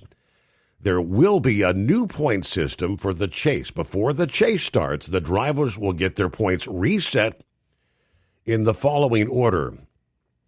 Regular season champion starts with 2,100 points for the chase. He'll have a 25-point lead over the second place. Third driver in the standings will start with 2,065 points, and after him, the drivers receive 5 fewer points for their position in the standings. So what has changed from the current system? The previous format was more about securing the right victories at the right time. Earlier, drivers had to escape from being the last 4 in the playoff standings before the end of the stage. 3 races comprised one stage, and the last 4 drivers were eliminated after every stage until the final race. Now, with the 10-race chase system, all 16 drivers will keep competing for the championship until the final race of the season. It's going to be a straight 10-race championship. In simpler words, the top 16 drivers will be running their own championship in the final 10 races of the season compared to the rest of the grid. It essentially removes the elimination system that would sometimes rely more on luck rather than actual performance. Okay, I guess that's a pretty significant change. News break, the Steve Summers Overnight Drive, live from the Hot Shot Secret Studios. USA Radio News, I'm Anthony Lucero. President Trump says the U.S. is considering strong options on Iran as protests continue. While speaking on Air Force One, he said Iranian leaders have reached out to negotiate, but some noted protesters have been killed. Iran called to negotiate. Yesterday, the leaders of Iran called. They want to negotiate. I think they're tired of being beat up by the United States. Iran wants to negotiate this. The unrest, initially over economic concerns, have left roughly 600 dead and has become the largest anti-government demonstration in years. The Supreme Court will hear arguments tomorrow on transgender athlete bans in Idaho and West Virginia. Justices will decide if states can bar boys and men from competing in female sports. The rulings could affect similar bans in roughly half the nation. Homeland Security Secretary Kristi Noem accused Minnesota Governor Tim Walz and Minneapolis Mayor Jacob Frey of inflaming the public following last week's deadly ICE shooting. Noem made the comment during an appearance on CNN's State of the Union. They've encouraged the kind of destruction and violence that we've seen in Minneapolis the last several days, and I would encourage them to grow up, get some maturity, act like people who are responsible, who want people to be safe. Her comments come as large protests were held in major cities across the country in response to the fatal shooting, as well as the recent Border Patrol shooting in Portland. John Summers, USA Radio News. Federal government is urging any U.S. citizens in Venezuela to leave immediately. The security alert was posted online by the U.S. Department of State Consular Affairs. It comes 1 week after U.S. forces captured Venezuelan President Nicolas Maduro and his wife from Caracas to face federal drug-related charges. Officials said Venezuela has a level 4 travel advisory, meaning do not travel. The alert warned of reports of groups or armed militias setting up roadblocks and searching vehicles for evidence of U.S. citizenship. I'm Rob Artier. From America's News Network, USA Radio News. Commerce moves fast. Your business should too. If you're not on the first page of search results, you're losing customers. Out of sight, out of mind is true. Don't let that be you. iLocal.net has helped local businesses dominate search results since 2009. For a limited time, iLocal.net is offering a free website analysis to improve the online presence of your business. Local business owners across the U.S. turn to iLocal.net to improve their search engine rankings. Search engines are constantly changing their algorithms. You need the professionals who know how to use those changes to benefit your business. Don't hope for new customers. Get found and be chosen. Call 888-699-2407 for your free website analysis. Don't wait. Call 888-699-2407. That's 888-699-2407. For your free website analysis, call 888-699-2407. The trial of the Atlantic City school superintendent, who's been charged with abusing her teenage daughter, has been delayed until spring. Laquetta Small's trial had been scheduled to start Monday, but she's now set to face a judge on April 20th. Small, who is charged with endangering the welfare of a child, is accused of punching her daughter, dragging her by the hair, and beating her with a belt. Her husband, Atlantic City Mayor Marty Small, was acquitted last month on charges that he abused the teen and coerced her to rescind the allegations. Atlantic County prosecutors could still decide to drop the case against the superintendent. I'm Kristen Marks. The San Diego Union Tribune is reporting that disgraced former California Congressman Duncan Hunter is lobbying President Trump to pardon Raymond Liddy. Federal disclosure forms show Hunter is working as a consultant on an official pardon request. It's now listed as pending with the White House. Liddy was convicted in 2020 of possessing child pornography. He's the son of Watergate figure G. Gordon Liddy. Hunter himself was pardoned by Trump in 2020 for misusing campaign funds. The filing does not explain why Hunter is advocating for Lilly. None of the parties responded to the Union Tribune's requests for comment. I'm John Fink. Desmond Burke's trial for killing Detroit neurosurgeon Dr. Devin Hoover has been postponed. Jury selection was delayed due to an attorney's illness. The trial will now begin on January 20th. Burks is accused of shooting Hoover in April 2023, hiding his body, and stealing over $20,000. For USA Radio News, I'm Anthony Lucero.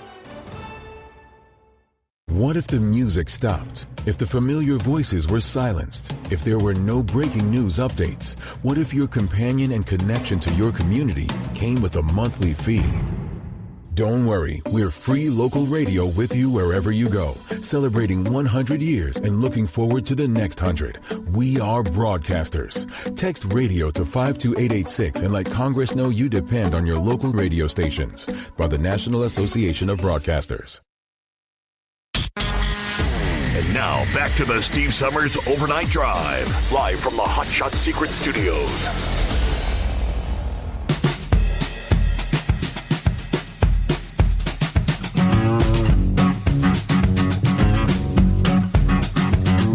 All righty. And we were talking about the official announcement from NASCAR this past day.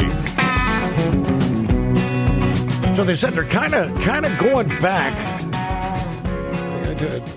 to some extent to the way it used to be, where consistency week in and week out would make the difference in winning championships.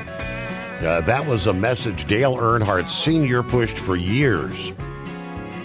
that it's not about winning every race, but it's about finishing in the top 5, finishing in the top 10, week after week after week. Under the new playoff seating, for every win, the drivers will now receive 55 points instead of the 40 points they used to receive earlier in the regular season. There will be no more playoff points as a bonus after their victories. So the impact of regular season wins and stage wins will only be a minor advantage compared to what it used to be. Before the new 2026 chase system, an extra win after a playoff qualifying victory meant bonus points for the playoffs. It was pretty much a fail-safe that urged the drivers to quickly win some races and carry a good points bonus into the playoffs. That way they could ease their way through the rest of the season and even the first few races in the playoffs. The new format will demand consistent performance from every driver, no matter the number of victories they have. There will be no more wild card entries into the playoffs. Earlier it was all about winning. If a driver won a race, that meant it was a guaranteed spot in the playoffs, right? Yet now, no matter the circumstances, only the top 16 drivers will advance into the playoffs. This way, even if a driver misses winning, he could still become a part of the playoffs with consistent results throughout the season. So lastly, they say which drivers and teams would benefit or lose under the new format. The new championship format will affect the big and the small teams in different manners. Earlier, the high-performance outfits were able to churn out good results for each driver and ensure a spot in the playoffs. This meant that they could focus on one driver at a time during various stages of the regular season. It was a surefire way that eliminated intra-team battles and helped the bigger outfits ensure overall success. When we look at the smaller teams, the previous format was a boon for them. They didn't have enough resources to bring regular upgrades or consistently stay fast through the season. A victory in the regular season meant they got a spotlight on them for the championship battle later on. Prime example, the likes of Ross Chastain and Trackhouse Racing. His wall riding maneuver, remember, that propelled him into the championship four and gave Trackhouse and Chastain a lot of exposure.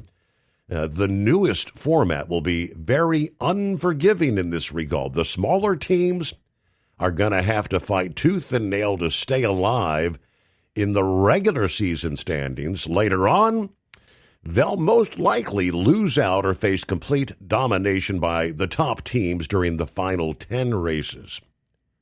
The bigger, more powerful teams would now have to focus more on both drivers at the same time. So interesting how they broke that all down. Let me see. Is Eagle still with us?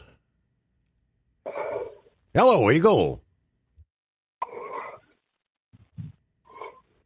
I think that's a no-go. Hey, Plowboy. I'll take Eagle's turn. Hello, good morning. Hello. We got you, Plowboy. Go. There you go. I heard him doing his normal second call. So, yeah, you think they're trying to get some of the old fans back that they kicked to the curb and basically run off in NASCAR now? I think it's a step in the right direction. I don't know if it's going to be enough to get them all back, but I do like the idea that, just getting a win.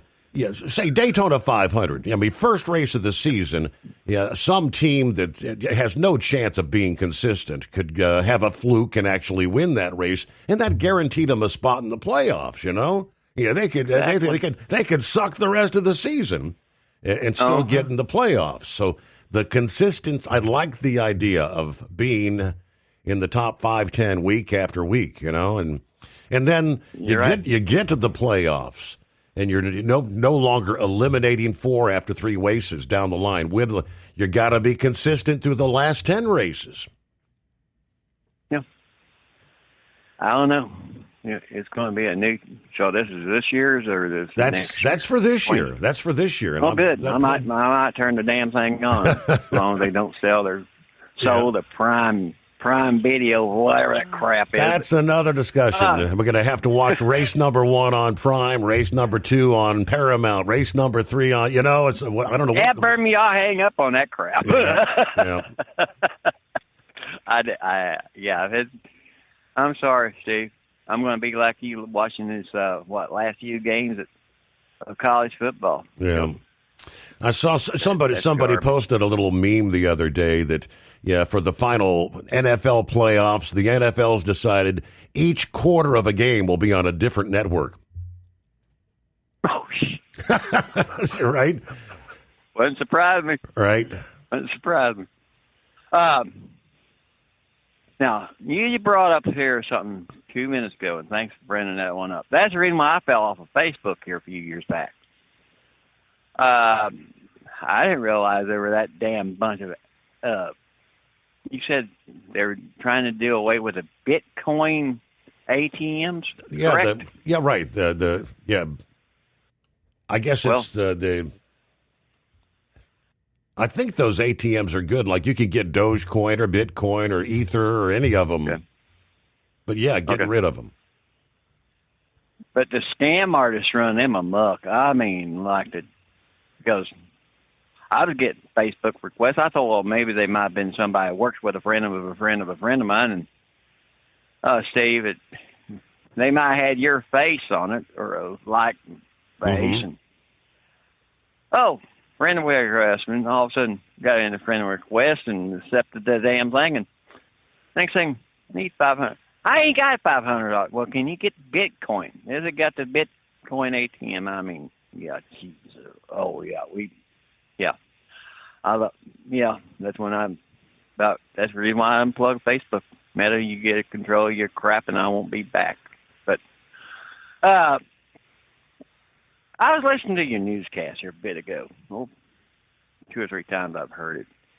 Did you hear that dang Pocahontas make the comment of how the DOJ is being used like a weapon? Weaponizing, with the whole Jerome Powell thing, yes. Boy, she comes from the administration, the whole damn pack of wool that she comes from does nothing but weaponize it. And it wasn't but the second story behind it. They were talking, some judge came down and told our administration, now he's going to have to kick $10 billion to the 6, 7, 8, 9, 10 states that they've cut the funding off of, and one was Minnesota. I think it's to the tune of $10 billion, and I'm thinking, you're talking about weaponization. These damn judges are being used like weapons against the administration still. So there we go. I'm just amazed at how they say one thing and do the same thing that they're accusing our administration of. Lovely. Just Steve, you had a story. How far is this going to go? You had a story about Ida here a minute ago that they were trying to get where we could work on our own trucks again. Is that true? Yes, correct. Okay. I haven't seen that story. I'm going to have to pick it up. I wish they would go nationwide with every damn thing. Because, hell, we've been fighting it for quite a few years with a right to repair with John Deere. And the damnest thing about it, Steve, we have technically in a few areas have gotten it beaten, but still, even though we've got it beaten, it's still, okay, if I was to work on my own tractor, I had to pay to get a code now. Mm-hmm. And I mean, this is, you talking about jumping through hoops, and who's going to still make money of it? Deere Corporation. And I hope to hell they don't have that many tangleholes or talons put into this deal, because, yeah, I think it's a mess, really, I do. And for me to work on something I'm paying $100,000, $200,000, $300,000, $400,000 for, and I had to pay to work on the damn thing, this is still criminal in my opinion. I might say something wrong, but that's just the way I look at it. Well, I didn't know whether you got my text here a little while ago, 43 degrees. And Steve, we got a problem up here in Kansas City, Missouri. We ran out of moisture, my friend. Oh, yeah? And it doesn't look like we're going to get any in the next 30 days except for hit and misses. And really, we're kind of concerned about our wheat program we got going on. That's one thing about the snow. When it comes through here, I cuss running in it. Everybody does, but yeah, we have got a moisture shortfall in Kansas City, eastern part of Kansas area. So we need some rain. Need something, right? All right. Let me see here. That's not often we get a round number 2 from Brother Rambler. Welcome back. Well, thank you for taking me back, Steve. Yeah, I didn't want to be on the phone too long because I didn't know how many more callers you had, and I wanted to try and give everybody a chance. But I had a few things to get off my mind. First off, few callers back was talking about an adult entertainment establishment or something that he reportedly says Captain Ron works at as a maintenance man, and kind of funny how that got announced, and the next caller was Wade, breathing like he was the breather off that 1978 horror movie, you know? Right. December 23rd, Steve, was a bittersweet goodbye to a long-time radio show that I personally have listened to since my sophomore year of high school. John Boy and Billy, the Big Show, signed off. They both have retired. Of course, Billy has been kind of semi-retired, but they did their last show December 23rd, and there's no more John Boy and Billy Big Show. So I know that Tater Moran has got a podcast called the John Boy and Billy Hangover, and they said to follow their Facebook page. There may be something big happening here very soon. So bittersweet goodbye to the John Boy and Billy Big Show that's been on the air for, I think since 1980. And just kind of had to ride off into the sunset. If it tells you how old I am, I started listening to your dad when I started driving at 22, and Lord, I'll be 50 this Saturday. So been doing this a while, Brother Steve. Sure have. Man, my Detroit Red Wings have been on fire, and man, this past Monday, we retired number 91 Sergei Fedorov's jersey, and he was a great Red Wing. Won a couple of Stanley Cups with us, and man, we've been playing just lights out hockey, and Alex DeBrinket's just been racking them up. So congratulations to my Detroit Red Wings. Now, the next thing I want to get off my chest, I'm going to just say, because I'm not giving no spoilers, if you know, you know. I want to say a few names. If you don't know, you're going to scratch your head and say, what on earth is he talking about? But if you know, you know. Number 1, Cammy, you're stupid. You're stupid, Cammy. Number 2, Tommy will recover and be back on top. 3, Cooper definitely has outkicked his coverage, and he is a hero. And 4, T.I. Norris is a blessed man to have the kind of physical therapist that he has. Like I said, if you know, you know. Yes, indeed. That's right. I have not got a chance to see the latest episode yet. Princess told me it was the best ever. I'm not. All I said was that Cammy is stupid. Okay. Cammy, and that's all. I'm not giving nothing away. No spoilers. That's just my personal opinion. And I think Cammie is stupid. Very, very stupid. Very, very ignorant. She should have sold Mextex or TexMex, whatever it was, and got on with her life. Oh, and I like the way Miss Angela handled a certain situation with Ainsley also, and how a certain roommate got put into her place also. And when you see it, let's just say this certain roommate I thought was a dude, but it wasn't a dude. Oh. But they got, oh yeah, you're really gonna like this. So, like I said, when you get off the show, if you want to grab a cup of coffee and watch, it's about an hour long. It is one of the best shows yet. One of the best shows. And like I said, you may agree or you may disagree with how stupid Cammie is.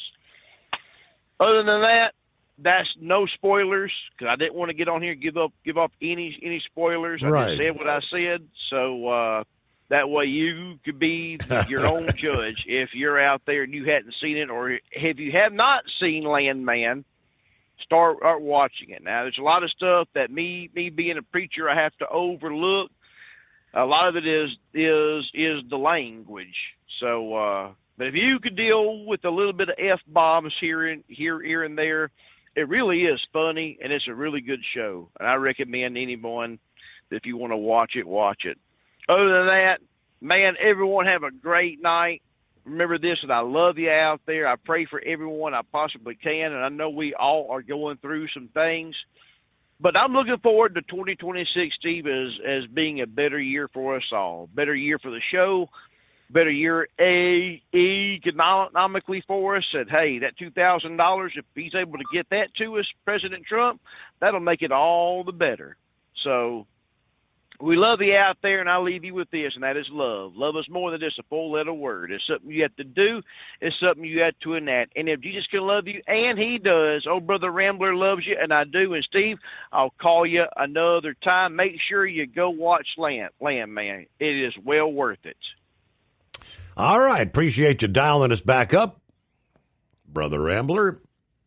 And we wind things down. Want to put your business on a brand that is heard in some of the biggest radio markets on some of the biggest radio stations in the United States? Or maybe you want to have your brand take advantage of the explosive growth in podcasting. Why not do both? The Steve Summers Overnight Drive offers the best of both worlds and is ready to put your business at the front of everyone's waking thoughts.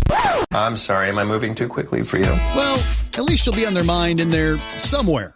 For sure, the Steve Summers Overnight Drive was recently named one of the top 15 late-night shows in America. So advertising on the Steve Summers Overnight Drive will put you in front of the very clients you want to walk through your front door. Interested? Maybe you want to take a test drive, kick the tires, do a sample tasting, which might be kind of gross. Get details at overnightdriveradio.com or email rwild@lubricationspecialties.com. And let's put the Steve Summers Overnight Drive to work for you today. Well, we're off the air. For good, I think.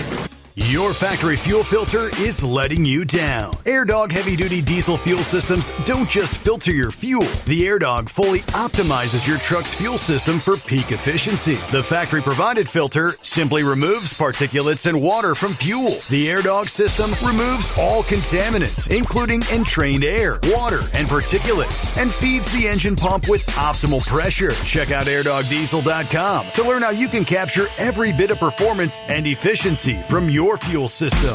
Did you miss an episode of the Steve Summers Overnight Drive? Or just want to relive a little bit of the magic? Don't worry. You can download the Steve Summers Overnight Drive wherever you get your podcasts. Don't miss a single second of the show that was recently named one of the best late-night shows in America. Make sure you like and subscribe to the Steve Summers Overnight Drive so you don't miss a single episode. The Steve Summers Overnight Drive. Available wherever you get your podcasts or online at overnightdriveradio.com.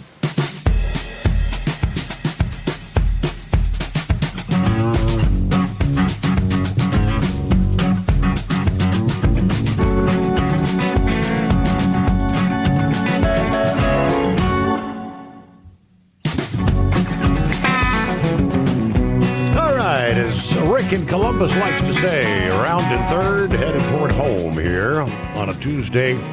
What's up, Buster?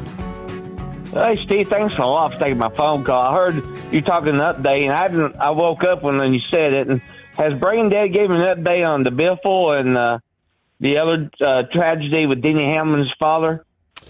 No, the Brain Dead, I think he starts, tomorrow will be like his Monday. So, no, we haven't had any updates from him thus. I haven't really heard anything as far as any sort of update on either one of them myself.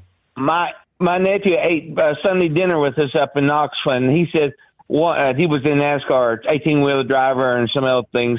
One is Biffle. They think the luggage door was not totally secure, and supposedly the luggage came out in flight and hit the engine.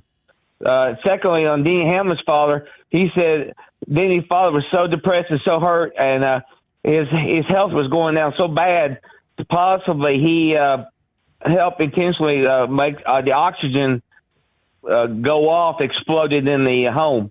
And it's why, anyway, so that's what I got. I know it's about time to go home. And thank you very much. And look forward to hearing Brain Dead. And have a blessed day, sir. Okay, yeah, interesting. Yeah, I hadn't really heard if they thought there was anything, in regards to the fire there. Was it intentionally set? Anything sinister? I had not heard any updates. Real quick, I can tell you, President Trump says we are open for business when it comes to Venezuelan oil, having met with some of the big energy companies last Friday, said they've agreed to spend $100 billion to rebuild the tattered oil infrastructure, and that Caracas has agreed to let the U.S. immediately begin refining and selling up to 50 million barrels of crude. Quote, we're open for business. After meeting with executives from 14 oil companies at the White House. China can buy all the oil they want from us in Venezuela or in the United States. Russia can get all the oil they need from us, as they do like oil. Even though they produce a lot of it. But China and Russia and everybody else is able to go and will be open for business almost immediately. The plan is to spend some $100 billion, meaning that the giant oil companies will be spending that money. Billions of their money, not the government's money, he said. They don't need government money, but they need government protection and government security, that when they spend all this money, it's actually going to be there. And with that, we call it a day. Thank you so much for spending some time with us here on the Steve Summers Overnight Drive.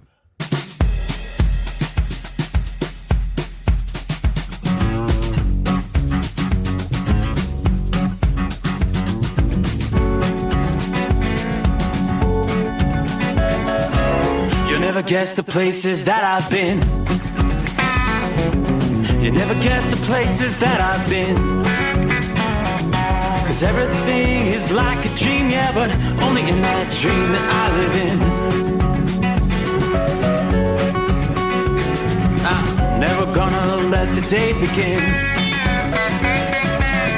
Never gonna let the day begin. Everything is like a dream, yeah, but only in that dream that I live in. Oh, don't wake me up before you go, and I'll just make this bed my home. Oh, darling, please just let me sleep. Give me my dreams.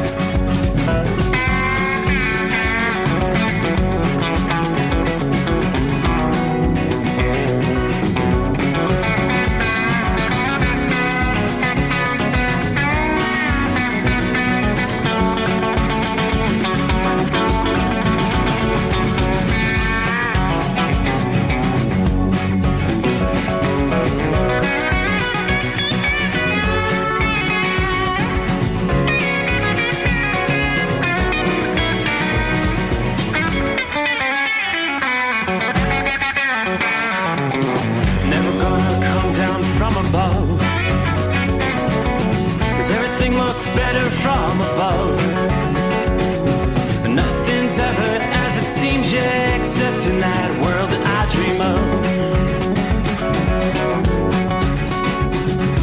Never gonna lose the ones I love. Never gonna lose the ones I love. 'Cause everything is like a dream